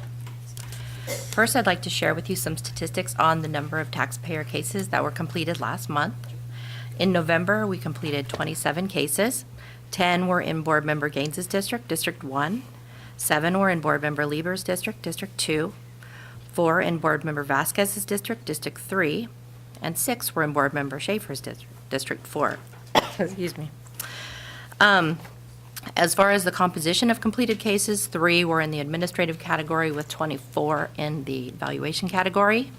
The memo that is attached to the public agenda notice provides an additional detail on the topics within each of those categories. However, the largest topics within the evaluation category was exclusions from reassessment with 9 completed cases. 7 of those exclusion cases were base year value transfers, and 2 pertained to the parent-child exclusion. Of those 7 base year value transfer cases, 6 were for seniors, persons age 55 and older, with 1 base year value transfer case under disaster relief. All of the exclusion completed cases pertain to transfers under the current time of Proposition 19, and so none occurred during the time under the prior exclusion law.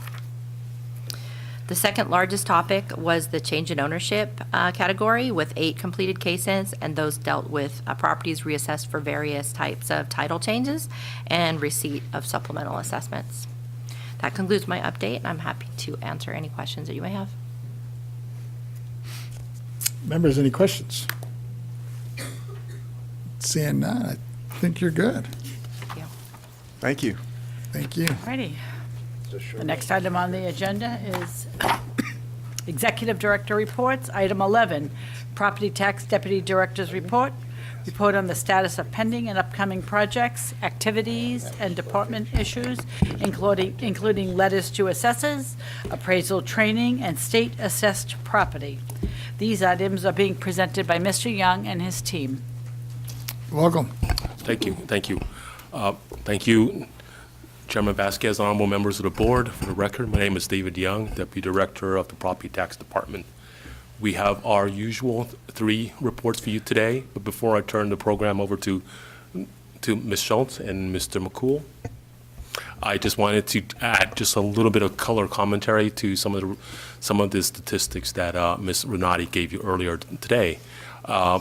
Mostly our vacancy rates. We have worked really, really diligently in filling our vacancies. What I wanted to let you know is that I am very excited with our with our accomplishments. I wanted to recognize staff's hard work in doing that. With every recruitment, there are multiple recruitments underneath it. So as we fill one vacancy, if it's somebody from the inside that gets a promotion, we backfill. And if it's a senior position, we may backfill as many as 3 or 4 times before we get an additional body in. So I wanted to, 1, recognize staff, and 2, also recognize the fact that as of right now, this has actually been a tremendous rebuilding year for the Property Tax Department. Not only have we filled our vacancies, but we've gotten some really excellent new hires, both from within and from outside.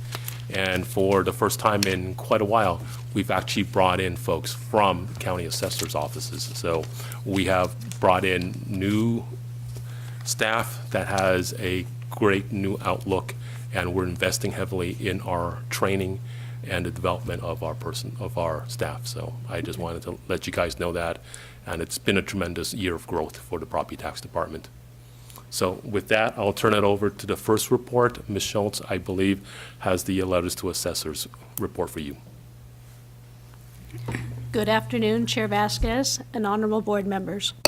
I am Glenna Schultz, Principal Property Appraiser in the County Assessed Properties Division. Today, I will provide you with a brief report on letters to assessors. Attached to the agenda this month is a memo on letters to assessors, which provides a list of the LTAs that have been issued since our last board meeting. In addition, it provides a link to the BOE's website where a list of all LTAs can be found that have been issued to date.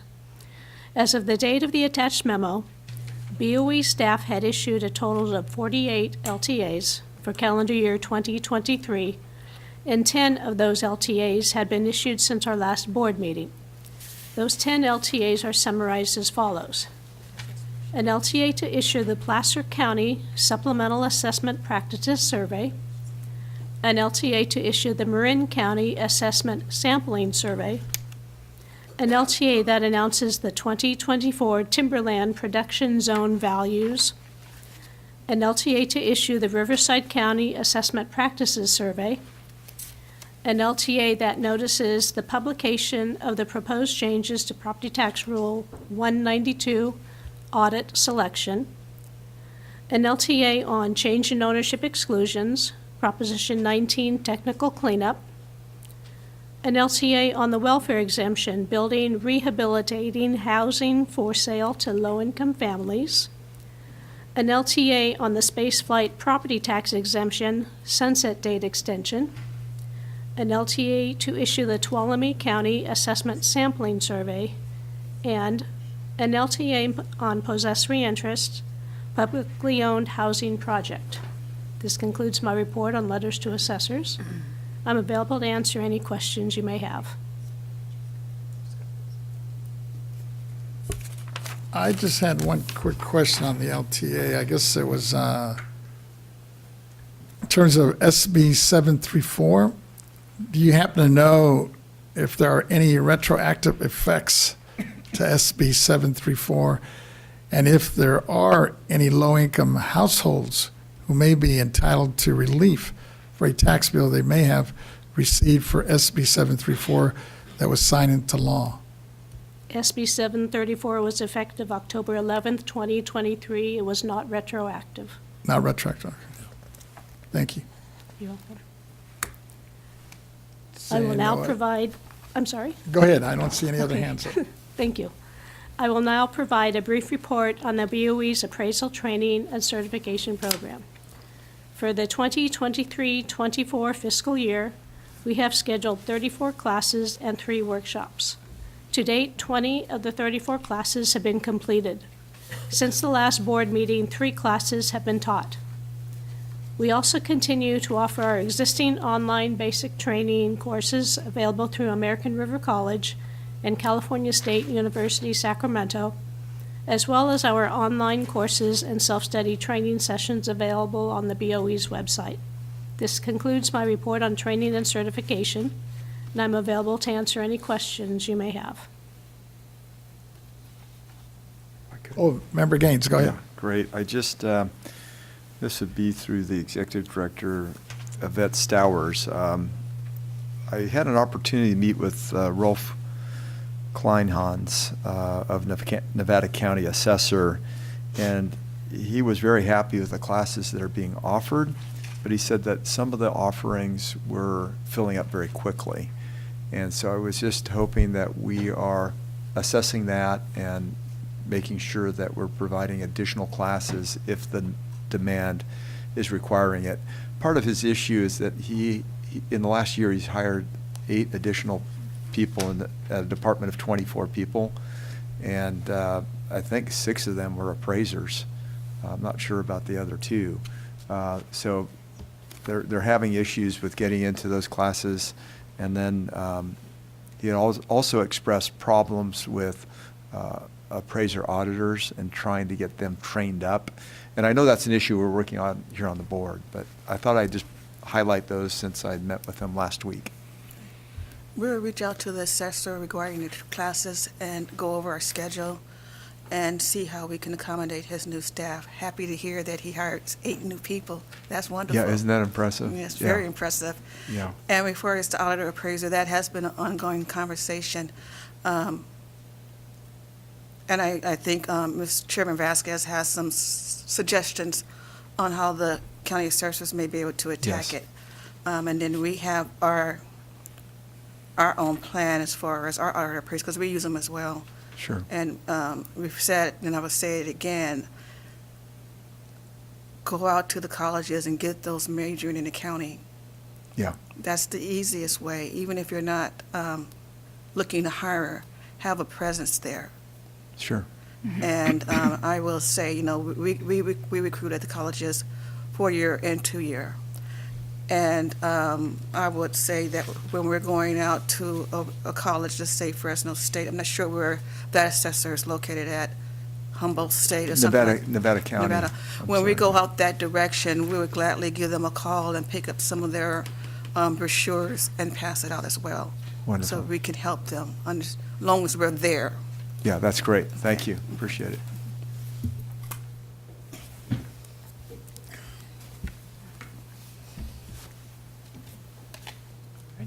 Any other questions? I think that's it. Continue. Thank you. Mr. McCool, you have the floor. Thank you. Good afternoon, Chair Vasquez and honorable members of the board. My name is Jack McCool, Chief of the State Assessed Properties Division. Today I will provide information on the status of ongoing work in our division. This month concludes SAPD's work on unitary appeals for the year. After the board's action earlier today on the petitions on this month's agenda, 24 petitions have come before the board for action during the 2023 appeals season. I would like to take a moment to thank our partners in the legal department for all of their hard work and collaboration during this year's appeals season.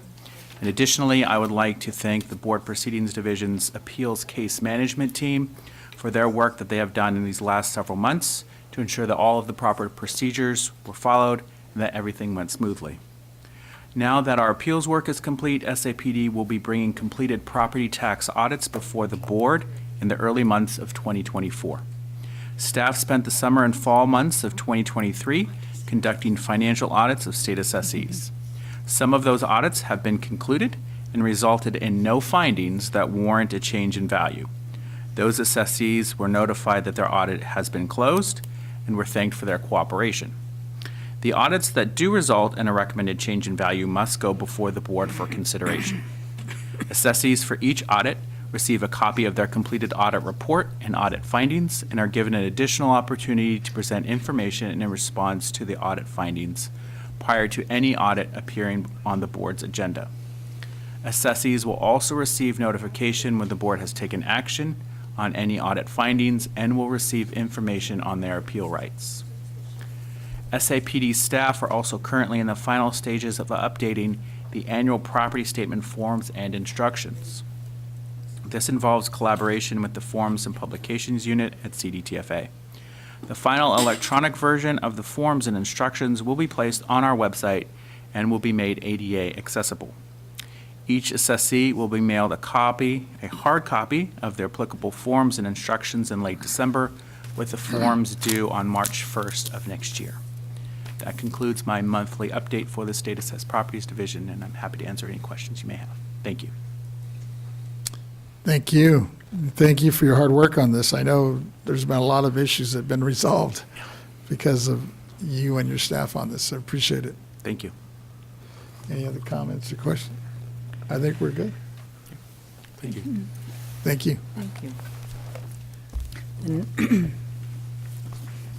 Ms. Cicchetti, what's our next item? Next item, 12. we're still in the Executive Director reports. Item 12, Legislative, Research, and Statistic Division Chief's Report.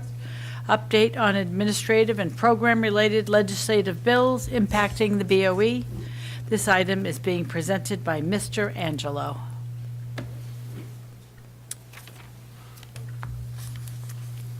Welcome. Good afternoon, Mr. Chairman and members. Good to see you again.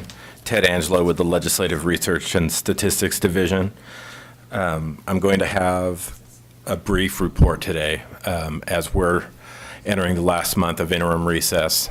So this is kind of where everybody's in the works with gathering new concepts for next year from a legislative standpoint, but with the caveat that bills that were deemed a 2-year bill last year, and I've mentioned this to your offices and other discussions, but bills that are in their first house that never made it out of their first house but became a 2-year bill because the bill was held in committee, those bills have to be out by the end of January. And so it's a very expedited process, almost like a mini legislative process, especially for bills with fiscal impact, especially now that our overall state budget picture isn't as rosy as we were hoping it was going to be. So we're going to have a lot of fiscal concerns going forward, and that's going to obviously take up a lot of the legislature's time. So even though there are a few concepts that I've seen, I'm that dealing with property tax issues. One of them being a JPA area that we were talking about earlier today. I'd be surprised if they really tried to push it during the month of January rather than just kind of giving it new life in a new bill. So as soon as I see that language and it's put into a bill, I'll make sure everybody sees it. We have a few concepts.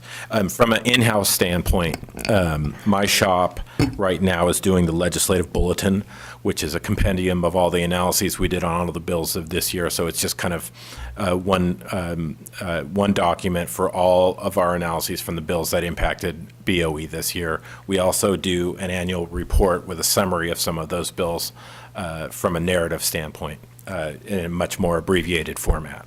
So those two documents are being prepared with Mr. Kim's shop and others within the department. And then also some of the concepts that we've been reviewing and we're going to be sharing with you. I'm not going to go into great detail with them today, but we're going to be bringing them forward. And one is to extend a sunset date on a bill that has a low-value ordinance factor that would be coming to the end. It allows the Board of Supervisors to extend low-value ordinance statutes under Rev and Tax Code 155.20. So that would be one dealing with terminology for disabled veterans when they are a corporation. Right now, if you're in a limited liability, you can't use that.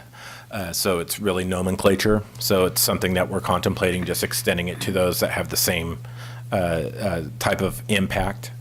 And then also disabled spouses that are not on original title right now that qualify for a base year transfer. Technically, under the existing statutes, that disabled spouse couldn't be used for that base year transfer if they weren't on the original title. So we're looking at that as well. Those are just three. There's a couple others that legal was looking at, and also talking to CDTFA that you were talking about today for the alcohol and insurance issues to see if anything's going to be coming there. And then you heard all about the LTAs that were going out to the counties for the implementation of the bills that were just put into law or taking effect on January 1. So I'm going to keep it brief. I'll leave it there. If you have any questions for me on anything, I'm here to answer it. A question? Yes, Member Schaefer. Mr. Angelo, does your jurisdiction extend beyond our own legislature? I'm asking if say New York or Florida or somebody would come up with some property-related legislation that would benefit seniors or veterans or people that we're concerned about. If there's a bulletin that goes out among your professional colleagues, maybe we'd like to do something about it here in California. And I'm not going to run into that information, but you might. Mm-hmm. So you're saying if other property tax policy issues in other states. Elsewhere in the country, you get a bulletin. There's some communications among people in your profession. Right. I'm not precluded from reading other public policy concepts and statutes. And if you saw something and said, that sounds like a good idea, I'm going to tell my board about it. Right. Some of the legislators have district events Sure. for this called There Ought to Be a Law. Yeah, there ought to be a law. I want you to know that. I'd like to know anything that you find that there ought to be a law. Right. If I like it, I'll build up a little brief for it. Right. Peter Kim sends out communications that are things that are either tangentially involved, directly, indirectly, from things happening in other states, from the major, the budget implications. All news factors. So that's one way that we're always kind of tracking it. He does a really good job. I look at your job as being in a key position to help us do a better job for the taxpayers. Right. I do too.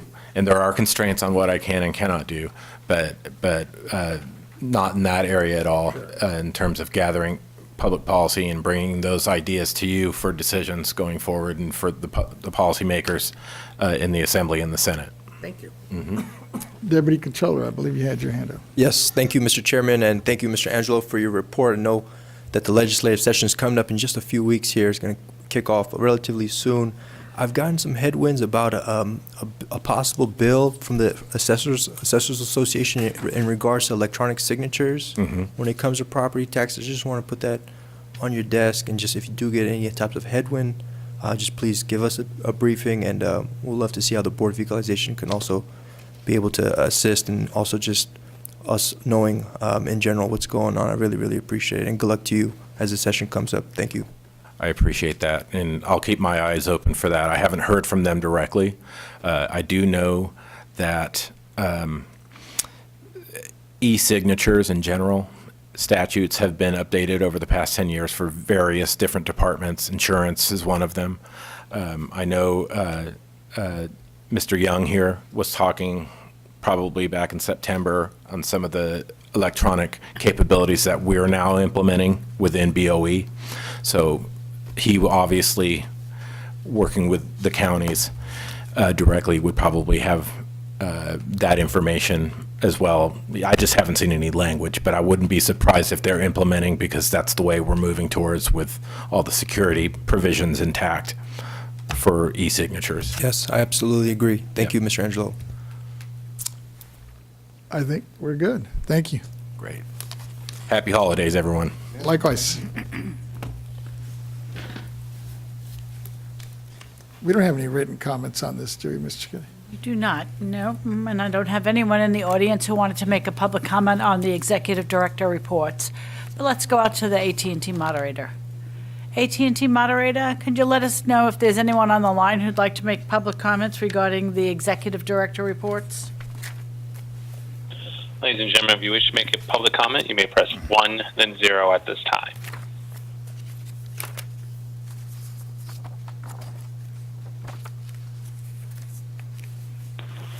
And there's currently no one in the queue at this time. All righty, thank you. So with that, I'm losing track here. Okay. We went through go all back- these, Yeah, so we're back to item 17, back to 17. or it's ready to go? Through the chair, on that item, aren't we going to proceed next month on that? I was going to recommend that, because, I mean, I'm just looking at this for the first time. Yeah. I think don't if know. we had a little more time to digest it, Yes. if the board's in agreement. Understood. I'll defer to the board members on that as well. I'll be happy to present today, or if not, next month as well. Sounds like there's a consensus to push this back. So why don't we go ahead and table this one Ready? The motion? and move on to 18. We don't need a motion on that, right? We just No, move it. Okay. there's a consensus to take it up next month. Okay. So we're good. We're going to go to the next item on the agenda then is item 18, Governance Policy Annual Review and Update, discussion on suggested updates and possible action as appropriate. This item is being presented by Mr. Vasquez. Thank you. Members, I removed my governance policy proposals from consideration at this time. However, I will continue reviewing the work group procedures with the executive director as we address future updates to the governance policy publication 471. The Board of Equalization has a diversity, equity, and inclusion DEI program. From my perspective, we are inclusive leaders who seek out diverse perspectives, opinions, and experiences. And we want to encourage employees and the public to share their ideas. I discussed this with the executive director and the potential to build upon the BOE existing diversity, equity, and inclusion DEI program. I think the DEI as a team-building strategy that includes everyone, both the board and employees, establishes a culture where each person feels valued in their role. The goal of the DEI strategy is to create an environment here where each person feels trusted and respected in their roles and views. The board's leadership is critical to supporting DEI. In the near future, I propose that we adopt a resolution demonstrating our commitment to the DEI principles, which we may possibly decide to incorporate into the board's governance policy. Ms. Stowers informed me that she will be willing to prepare a presentation to the board on the BOE DEI program at an upcoming meeting. With that, let me see if Ms. Stowers is able to come up and give me her thoughts, or give us her thoughts. Welcome. Oh, it's been a long day. Yes. Good afternoon, Yvette Stowers, Executive Director. Thank you, Chairman Vasquez, for the opportunity to speak on this item. At the BOE, we are very proud of our long-standing internal and external work on diversity, equity, and inclusion, and on equal employment opportunity. Ms. Asma Hamad Ashir is the BOE's DEI EEO officer. As required in state law, all state agencies are required to have an equal employment opportunity officer. By state law, those individuals report directly to the agency's director, in our case, me. And in 2020-2021, when agencies were developing their diversity, equity, and inclusion plan, Cal HR strongly recommended that that plan, those principles, be part of EEO. That is why Ms. Asma is in place. She's been here since 2021, and she is our DEI EEO officer, reporting directly to the executive director. She is responsible for administering BOE's robust EEO and diversity and inclusion program. Since this item was not agendized, I recommend, as you indicated, that I do provide you with the presentation next month on the operation of DEI and EEO. That concludes my remarks. Any other comments or questions on that? I do have one, Chairman. Yes, go ahead. I really want to appreciate you. I think this is such an important topic, and I really appreciate you bringing this up too. If you can also include some accessibility as well on top of DEI, I think that's very, very important. It is extremely diversity does include accessibility. Okay. I kept it sweet and short, but we have a disability advisory council, which is part of our DEI program, and we have a committee, and all employees are welcome to participate and attend the various meetings that we conduct. I mean, all employees, including board member employees. We are inclusive in that. Thank you, Executive Director. I think that's very, very important. I'm glad to hear that too. So looking forward to your presentation. Any other items from the government? Yes, Member I've got Gaines. another item if I could bring it Yes, up at go this ahead. point. Yeah, thank you, Chair Vasquez. We have an issue in the state that's affecting affordable housing creation, housing sales, commercial and residential development, and ultimately property taxes. That issue is property insurance, where the state is struggling to allow a robust insurance market, which is leading to extraordinary price increases for homeowners and businesses. This issue has been festering for years in rural areas with high fire risks, but it is spreading to other parts of the state as insurers, for many reasons, have been pulling out of California, shrinking the availability of coverage. The Department of Insurance recently announced some steps they hope will alleviate this crisis, but it is currently a problem of massive proportions that needs all affected parties working together to try to build more and more affordable insurance options in our state. So I'd just like to take this moment to make a motion that we hold an informational hearing during our February meeting to hear from the experts in the property and insurance fields, from assessors, from realtors, from the insurance commissioner's office, and perhaps others in terms of how the insurance crisis is affecting the property markets. I see somebody stepping up. Go ahead. Good afternoon, Chair Vasquez, honorable members. Julia Himovitz on behalf of the legal department. I just want to make sure that as we were still discussing the governance policy, I believe your discussion falls under a different matter, and I just want to make sure that we stay within the item numbers in case there are members of the public that would like to participate in that. So if that would be okay with you, Member Gaines, to just hold on your motion until we get to, I believe it's the workload plan? Item 20? Item 20. Oh, I'm on the Chairman wrong item. I apologize. Chairman Vasquez and Member Gaines, Vice Chair Lieber and Member Gaines through the chair. Yes, apologies, Member Gaines. You're actually ahead of yourself. It's the next agenda item, I believe. Yeah, great. that You're Thank going to you. be talking about. Two more, excuse me. Two Okay. more.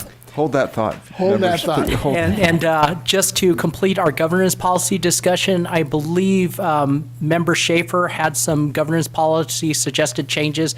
You should probably, if Member Schaefer wants to talk about that, this is the appropriate time to talk about that. Thank you. You prepared to talk about those now? Yes, Go ahead, Member Schaefer.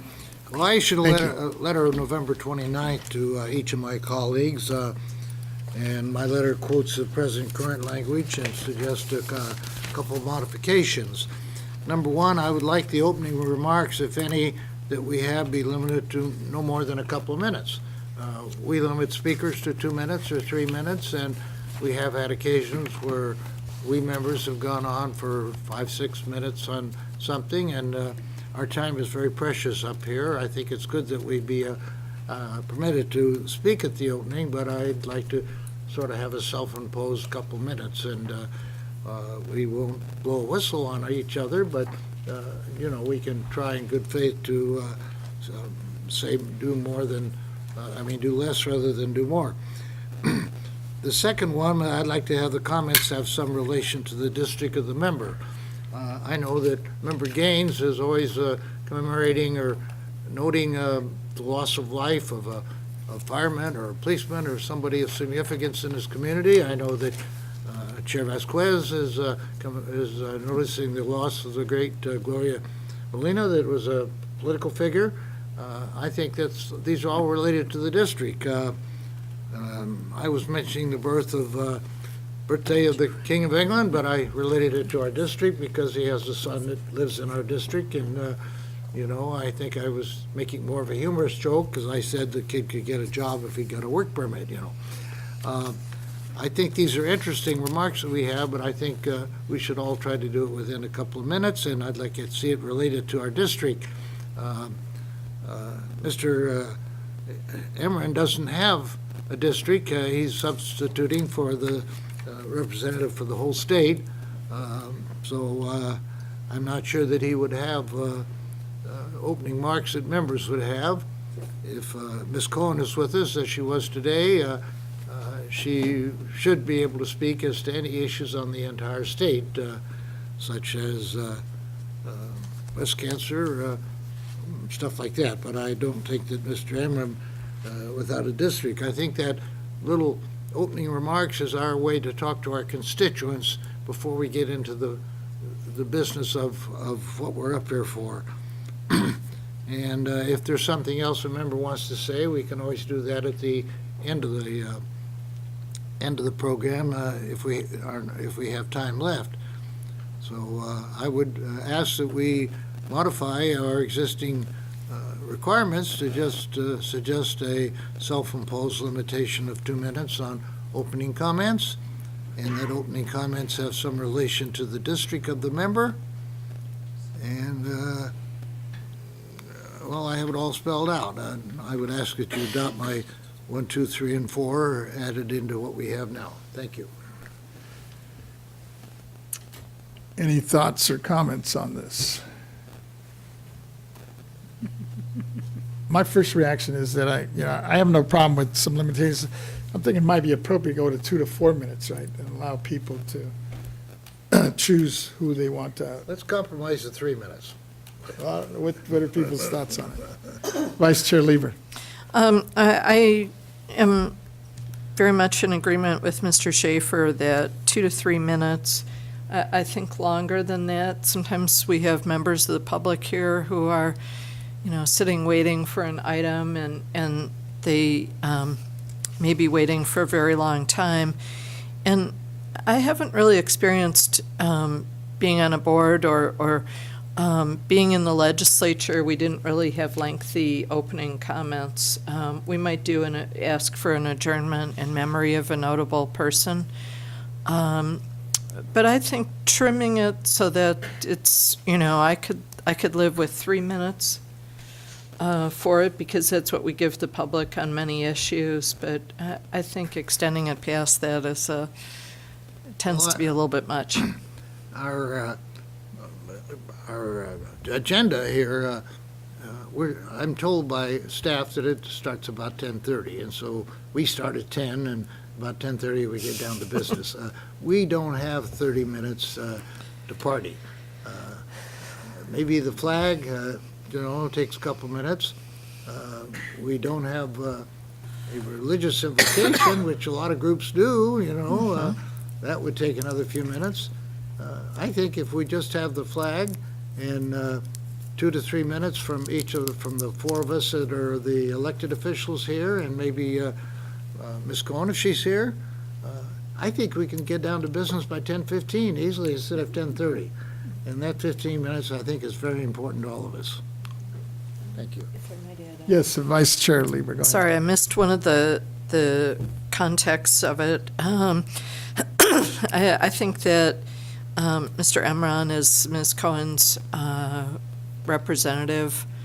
It's fine to have him present on her behalf, since he's voting on her behalf, he's presenting agenda items on her behalf, and I know that she's not able to be here at the beginning of each meeting, but I do value hearing the comments, but I would like to trim it down to a reasonable level. Thank you. Member Gaines, I think, wants I to agree weigh. with the discussion. I think 2 to 3 minutes would be fine, and that'll get us onto our business more quickly, and we can still express what's important. And if is everybody comfortable also with district-oriented items? Yeah, okay. I'm fine with that, too. It seems like there's a consensus on that. Great, thank you. Do we need a motion on this, or? If you want to incorporate, sorry about that, Honorable Chairman Vasquez, Vice Chair Lieber, honorable members of the board, if you want to incorporate it into your governance policy, I'd recommend that you do by motion. If you'd like, you can make the motion passing what you would like added, and then the legal department can draft some language and you can review it at your next meeting. Well, I would so move that we take items 1, 2, 3, and 4 and incorporate them into the existing material and have that redrafted by the legal department. Could I seek to make an amendment to that? But there's some amendments that need to be made here. Go ahead, Member Gaines, I think you might have it. Yeah, because I think you had mentioned 2 minutes, and we're talking about up Yeah, to about 3. All right, I'll go for 3. Great, thank you. And then what about, you made a suggestion in terms of our deputy controller. Is that? Well, that's It's in number 3 already, correct? incorporated Is it already okay? in Okay. terms of number 3. And just for clarification, closing remarks, no time limit? That's where you can go long. And if somebody doesn't use their 3 minutes, I can request them. All right. Is that oh, I'm sorry, go ahead. Before you continue, Julia Himovitz from the legal department again. So it sounds as though you may have future changes coming in the future Yes. for DEI additions. For the ease of staff and for printing and costs, it might be beneficial for you to hold off on initiating these changes to when you have a fuller picture of the changes you wish to make.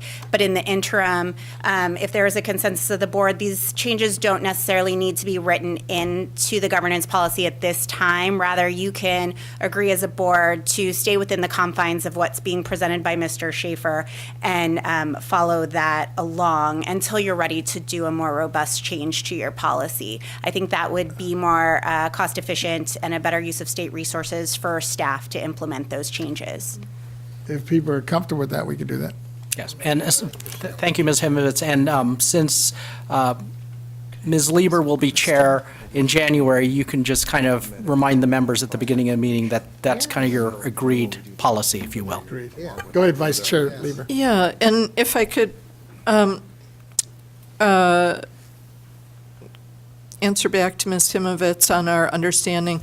So when we make changes to the governance policy, it avoids some printing costs and onerous staff costs if we do them all at once. So we can, given that it looks like we have a consensus around the changes proposed by Mr. Schaefer, we could start acting on those, and then we'll wait till we have a bucket of items before we print those expensive handbooks. Yeah, and thank you. Chairman Vasquez, Vice Chair Lieber, honorable members of the board, if you remember, we have that physical handout that we print out, which is your governance policy.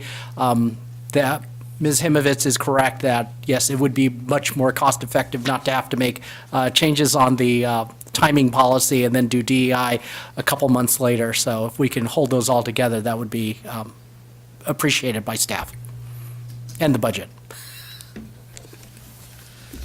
Thank you. Thank you. Is there any other items that people want to consider or put out on the governance before we move on? I had, Member Schaefer, what I do you had have? originally suggested that we have a policy that nobody should be chair who was currently running for another statewide office. And that would eliminate you, but it wouldn't eliminate Ms. Lieber because she's running for county office. But I'll withdraw that right now, but I want you to know I was thinking of it, okay? Okay. Any other comments or suggestions? Seeing no others, I guess we're good to go. We'll move on. The next item on the agenda is item 19. Board member matters and initiatives, Affordable Housing Board Work Group, statewide informational hearing for modernizing California's property tax system, Part 4. Discussion and possible action regarding minutes and report of the October 19th, 2023 statewide informational hearing on modernizing California's property tax system, Part 4, Board Work Group on Affordable Housing. This item is being presented by Mr. Vasquez. Thank you. Members, submitted in the November 30th memo were the minutes and report of the October 19th, 2023 Board Work Group hearing on affordable housing for discussion and your approval today. It's been my plan to use the hearing record and testimony as a resource for developing a future blueprint of property tax-related affordable housing incentives that I can bring back to the board for your review early next year. I listed in the memo some of the key takeaways that the speakers and some board members recommended. Although these are not listed for informational purposes in the memo, I want to thank the Vice Chair Lieber for her offer to research the options for consolidating and simplifying the funding sources at the state level, and thank the Deputy Controller Enron for encouraging us to help find avenues to connect affordable housing developers to local surplus land. I also want to thank Member Gaines for asking last month to place on future agenda issues of skyrocketing insurance premiums and an adverse impacts on affordable housing properties, and as Member Schaefer stated, on all property values throughout the state. We have important work to do over the next year, and what I'd like to do is have discussion and questions before we entertain a motion to approve the minutes and the report, if there's any comments or suggestions on that before we go forward.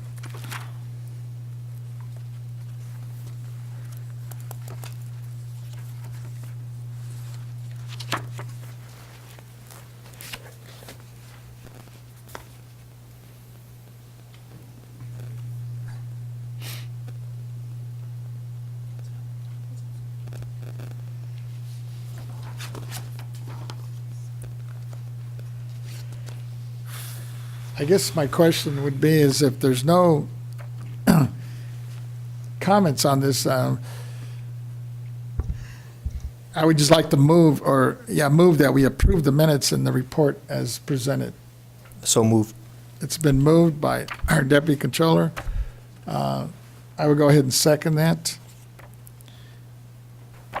And seeing no other hands, we don't have any written comments on this, do we, Ms. No written comments, and we have no one in the audience who'd like to make a public comment on this item. So let's go to the AT&T moderator. AT&T moderator, is there anyone on the line who'd like to make a public comment regarding this item? Ladies and gentlemen, if you wish to make a public comment regarding this item, you may press 1, then 0 at this time.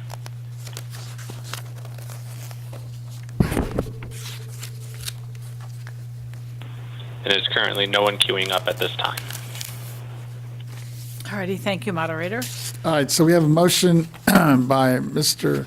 Deputy Controller to approve the minutes and the report, and I second that.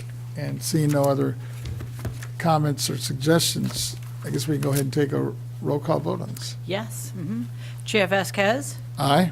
Vice Chair Lieber? Aye. Member Gaines? Aye. Member Schaefer? Aye.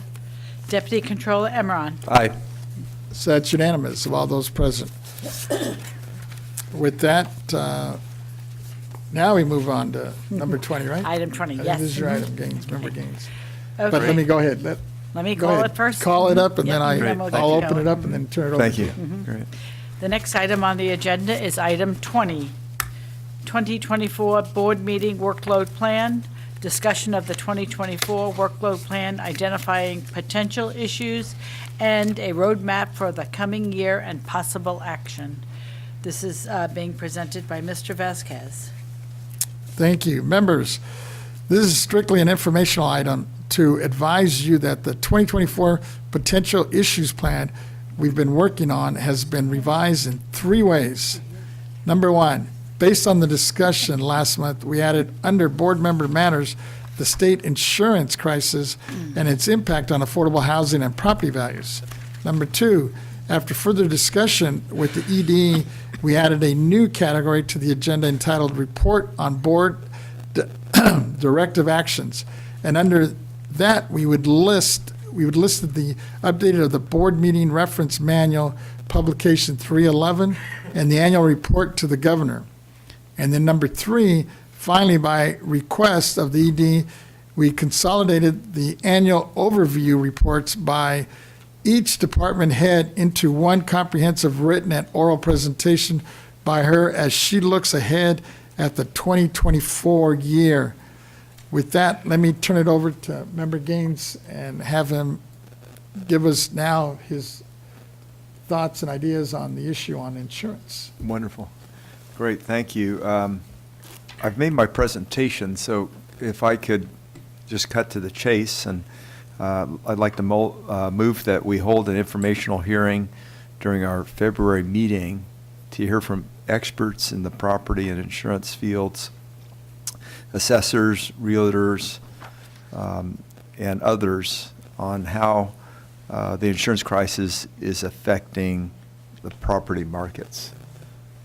And so I'd just like to make that motion, and if the board is amenable to that, I'd like to present that. It's been seconded by our vice chair. Wonderful. So this would be, no date specific? Are you looking to possibly add it to a second day of the board meeting or something separate?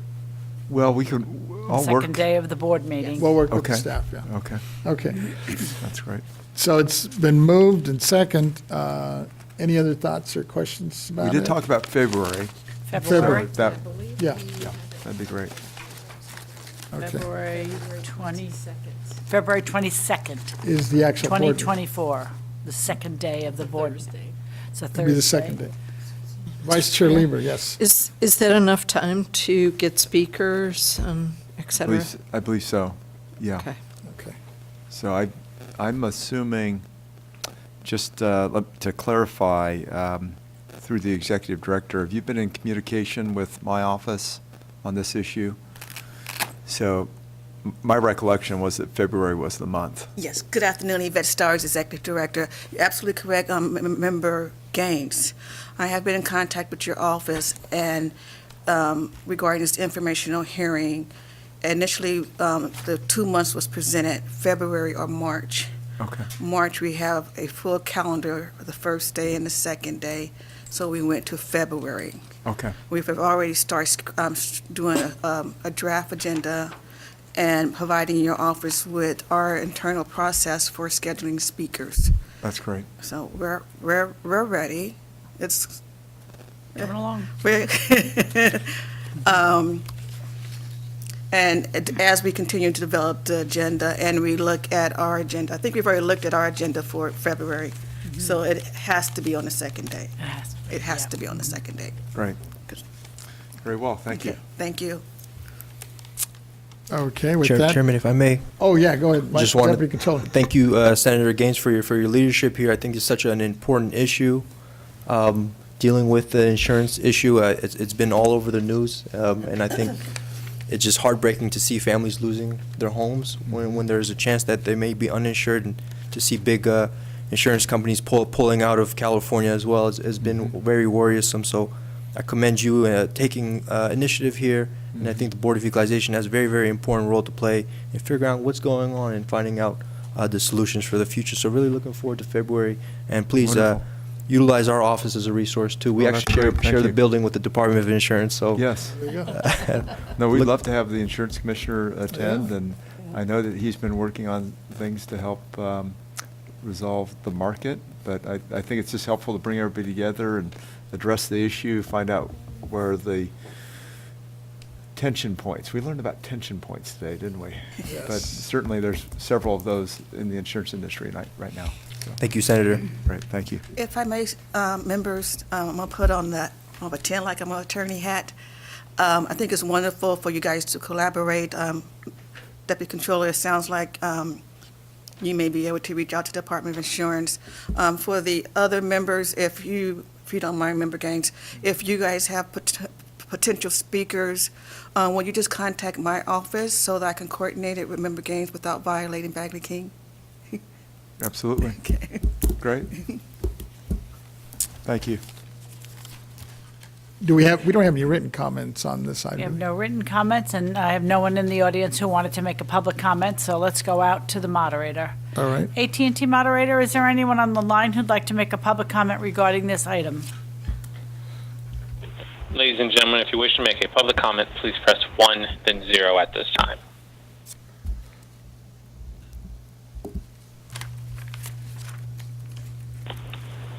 And there's currently no one queuing up at this time. Alrighty, thank you, moderator. All right, I have a motion presented by Mr. Gaines and seconded by Vice Chair Lieber to present or hold an informational hearing in February of 2024 on the insurance crisis affecting property markets. And so, let's see here, call the roll. Alrighty. Chair Vasquez? Aye. Vice Chair Lieber? Aye. All righty. Member Gaines? Aye. Member Schaefer? Aye. And Deputy Controller Emeron? Aye. All righty. So it's unanimous of all those present. With that, Mr. Chickadee, what's our next item? Next item on the agenda is item 21, Workforce Planning Board Work Group Priorities and Recommendations for 2024. Discussion and possible action for approval of collaboration with the California Assessors Association on high priority efforts toward addressing workforce challenges in the coming year. This item is being presented by Mr. Vasquez and Mr. Gaines. Members, I wanted to thank all of you and the workforce work group participants, county assessors, college and university leaders, and Brea State Agency Director who took time from their busy schedule to provide their expertise and resources on this challenge. Based on their input, we collected issues, data, and recommendations into a syllabus, and 2 assessors on the CAA Education Committee, the Honorable Vincent Keogh, and Chair of the Mariposa County Assessor, and the Honorable Jeffrey Prang, the CEA Vice President of LA County Assessors, represented by Joseph Vicente, recommended their general top priorities for work group to consider in 2024. First, further explore resources and opportunities to collaborate with College and National Appraisal Institute, NAI, and the Bureau of Real Estate Appraisals in building the real estate appraisal career path statewide that provides for qualified, experienced, and easily accessible courses for candidates at all levels. Number 2, second, further research options to address the auditor appraisal challenges, including possibly in-house training or experience criteria that may be qualifying. Although other priorities may arise next year, I would like your consensus to approve these 2 priorities. The work group as a start But first, I'd like to hear from my co-chair, Member Gaines. Thank you, Chair Vasquez. Just want to thank you for all your work on this issue, which is of great importance to us and to our assessors.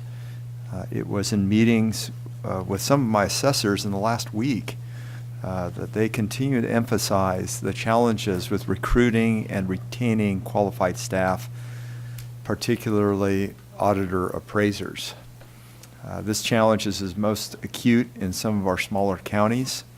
I think the work group priorities, including working with the community colleges and exploring alternate preparations for auditor appraisers, are so valuable to assessors' offices and taxpayers. I look forward to helping create a pipeline of candidates for every entity involved in property taxes so that we can give taxpayers timely, transparent, and fair tax treatment. Thank you. Thank you. Members, any questions or any discussion on this item? Vice Chair Lieber, go ahead. I have a clarifying question. Yes. So the syllabus, as it's put forward to us, will we have another look at that? Yes. What I was hoping today is not so much a motion, but just get a consensus, because this is still kind of a work in progress. And by all means, if you find something or you need to add some or delete some or whatever comments you had, please share it with us. Okay, thank you. Yeah. Okay, with that, if there's a consensus, I don't think we need a motion, but if there's, I'm seeing heads nodding here. Yeah, no. If there's a consensus, we'll just move this forward. Thank you. With that, Ms. Cicchetti, do we have any, I'm sorry. Oh, go ahead and do that, and then I have something to bring up, Chairman. Okay. We don't have any written comments on this, do we? We don't have any written comments. We're not taking any vote. We're just taking a consensus just to move it to continue on. Perfect. Okay, Chairman Vasquez, Vice Chair Lieber, honorable members of the board, Henry Nancho, Chief Counsel, sorry again to interrupt, but it occurred to me on our governance policy motion and on the elections, I don't believe we asked for public comment. On elections, questionable whether you really need to make offer public comment, but what I would recommend at this time is we ask the AT&T operator to ask if there are any members of the public who would have public comment on either of those two items. And I think we'll cover our basis that way, if I can ask for your indulgence. Sure. Thank you. Can we check in with AT&T? Of course, we can. All right. First of all, we'll make a clarification that we don't have anyone in the audience on either of those items, and we don't have anything in writing. So we're talking about item 18, the governance policy annual review and update, and item 23, The election of the chair and the vice chair. organization of the board. So we're going to go out to the AT&T moderator to see if there's anyone on the line who would like to make a public comment regarding either one of those items. I had a question to Mr. Engel. You want to turn on your mic? Please, Jim. Does the public have a say on who we elect to be our chair for the coming year? I just can't see that. As I mentioned, I think that's questionable, but in an abundance of caution and for the sake of transparency, we're making this request. All right, thank you. Thank you. Go ahead, AT&T moderator.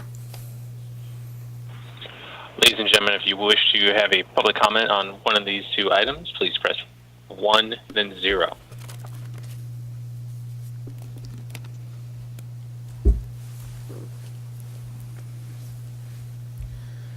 And there's currently no one queuing up at this time. All righty, thank you. Thank you, Chairman Vasquez, honorable members of the board. Appreciate it. Thank you. So with that, Mr. Case, since we're just doing a consensus, we could just move on then. That's correct. What's the next item?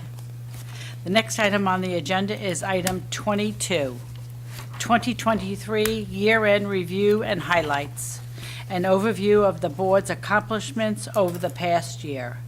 This item is being presented by Mr. Vasquez. Members, I just wanted to thank you and the executive director and her staff for a highly productive 2023 year. I am truly grateful for the service we collectively provided, especially considering our budget, small staff, and heavy workload.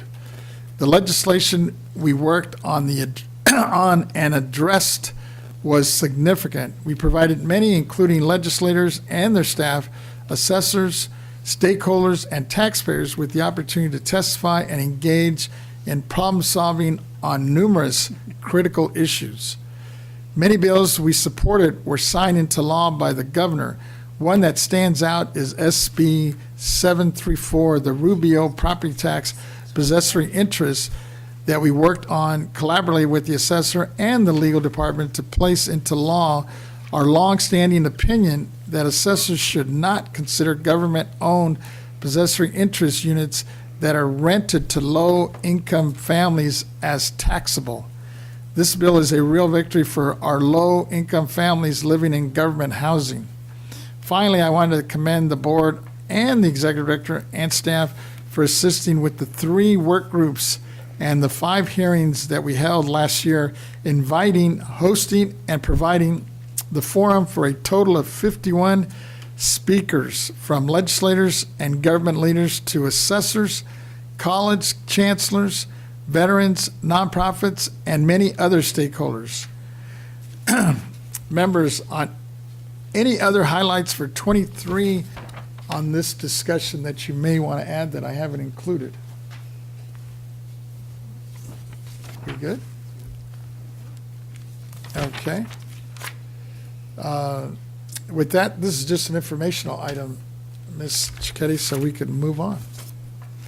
All right, we've already taken up item 23 earlier today. Yes. So then we are at the point where the last item for today is closing remarks and adjournment. Now, I know here we put this off in the morning, so here's your opportunity. I will start, and then, and you have no limitations, Deputy Chair, Deputy Controller, at least for today. But let me, well, actually, mine's more of an adjournment. Let me just see if there's any, since we didn't have any opening remarks, and I'm looking, Member Gaines, I think, has some opening remarks that we weren't able to share. What I wanted to do is just give you an update of, I visited a couple of county assessors in my district and just give you a report out if I could. Last week I met with 2 of my county assessors, Rolf Kleinhans of Nevada County and Steve Duckles of Yuba County, and wanted to briefly share a few of the issues that they brought up. One was recruitment and retention, and that continues to be a challenge. They have successfully found candidates to keep their offices moving forward, but they both mentioned the difficulty of finding auditor appraiser candidates. So just exactly what we're working on. BOE classes, I'd already mentioned this, but they praised the BOE classes and noted that they were helpful, but hoped that BOE offerings would increase as soon as possible, especially the online offerings. Workload management, both counties are seeing substantial new housing development, at least by their semi-rural standards, which increases their roles and adds to their potential workload. But they also mentioned that there is a slowdown in real estate transactions driven by rising interest rates that has allowed them to catch up on assessments. So in one case, they were 2.5 years behind. Now they're 6 months behind because they've been able to spend more time on that. Not as much real estate closings are occurring. It's a difficult time in the real estate market, but that has a silver lining. And then finally, low-value exemptions. Lastly, Nevada County noted that they are looking to increase the dollar amount of their low-value exemption. By exempting small dollar assessments, counties are able to focus manpower on larger items, and they actually save money for taxpayers. And so what he was basically saying is that they had done an analysis of how much it was costing to go after assessments under $10,000 of property value. And by not requiring the assessments, a lot of these were for boats and things like that, increasing that exemption from $5,000 to $10,000, saves the county a net of $600,000 in labor and mailing and other expenses. So I just thought that those are interesting things and wanted you to be aware of them. Appreciate it. Actually, listening to your opening, I wanted to also share, in terms of my district, I was asked to sit on a podcast, actually. I've never done these podcasts, and I did one, actually, it was kind of tied into the franchise tax board, where they wanted me to do a bilingual one. I did a bilingual one over a week, 2 different days, but over a period of a week, where we talked about a lot of these ghost preparers that are out there that are taking advantage of a lot of these folks when they're filing their income tax. And I didn't realize that even though you think you have a professional, whether he's a CPA or not, or supposed to be a licensed preparer, that you are actually legally responsible, even though if you didn't prepare it and you paid somebody to prepare this for it. So we were able to give out hopefully some good numbers and websites, mostly tied into the franchise tax board, to help folks that might be listening to this podcast, some possible resources that they could use if they've been scammed.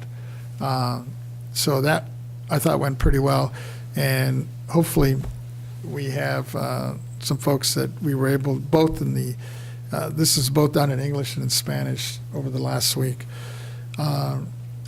And with that, let me see if there's any other open items. I know the Deputy Controller has something. Thank you, Chairman. I just want to thank everyone for an incredible 2023. It's been an amazing first year here on this Board of Equalization, serving with my very, very respected colleagues. I think the work has been amazing, and the leaps and bounds we've made, and just incredibly excited for the progress in 2024. And just a reminder, the winter solstice is starting in just a couple days, and although it's been a dry year start so far, we know that can change at any time.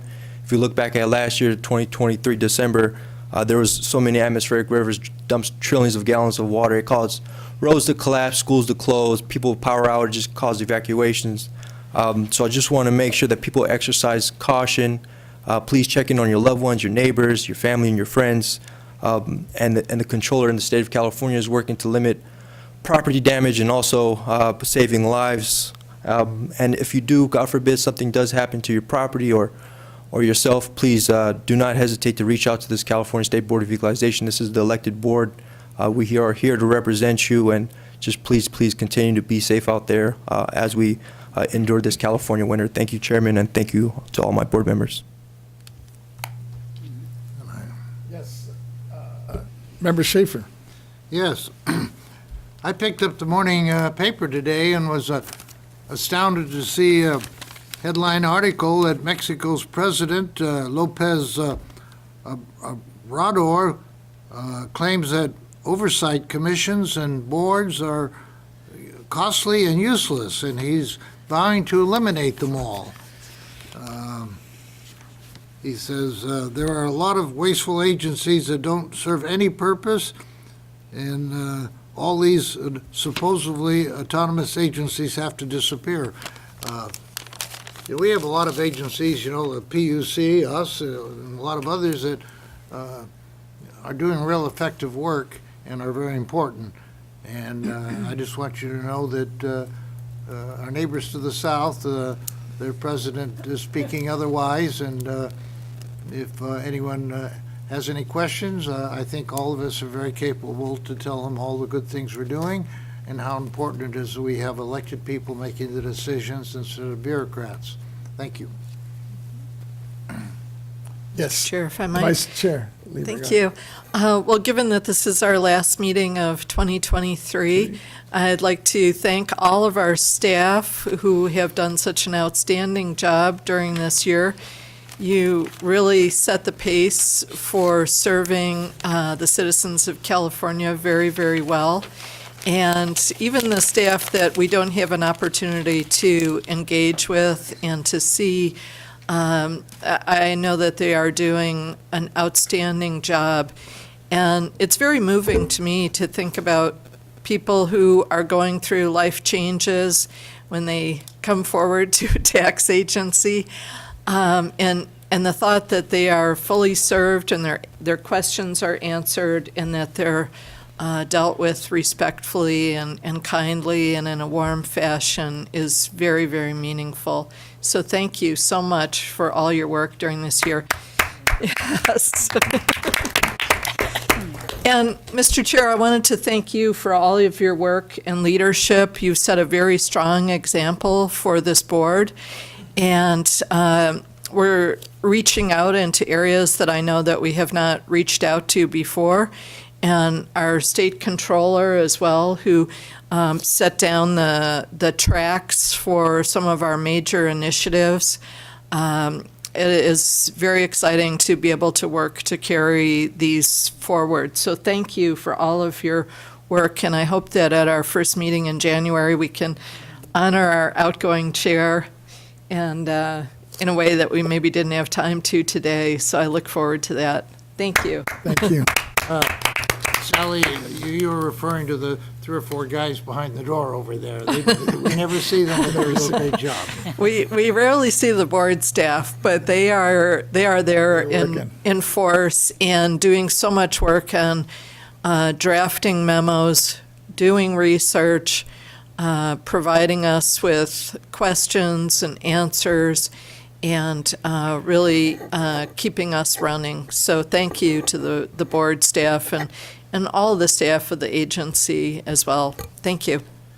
Thank you. And with that, I'd like to just adjourn, if nobody else has any adjournment moments. I'd like to adjourn this meeting in memory of the former First Lady, Rosalind Carter, who passed away November 19th. Actually, it happened to be on my birthday, but at the age of 96.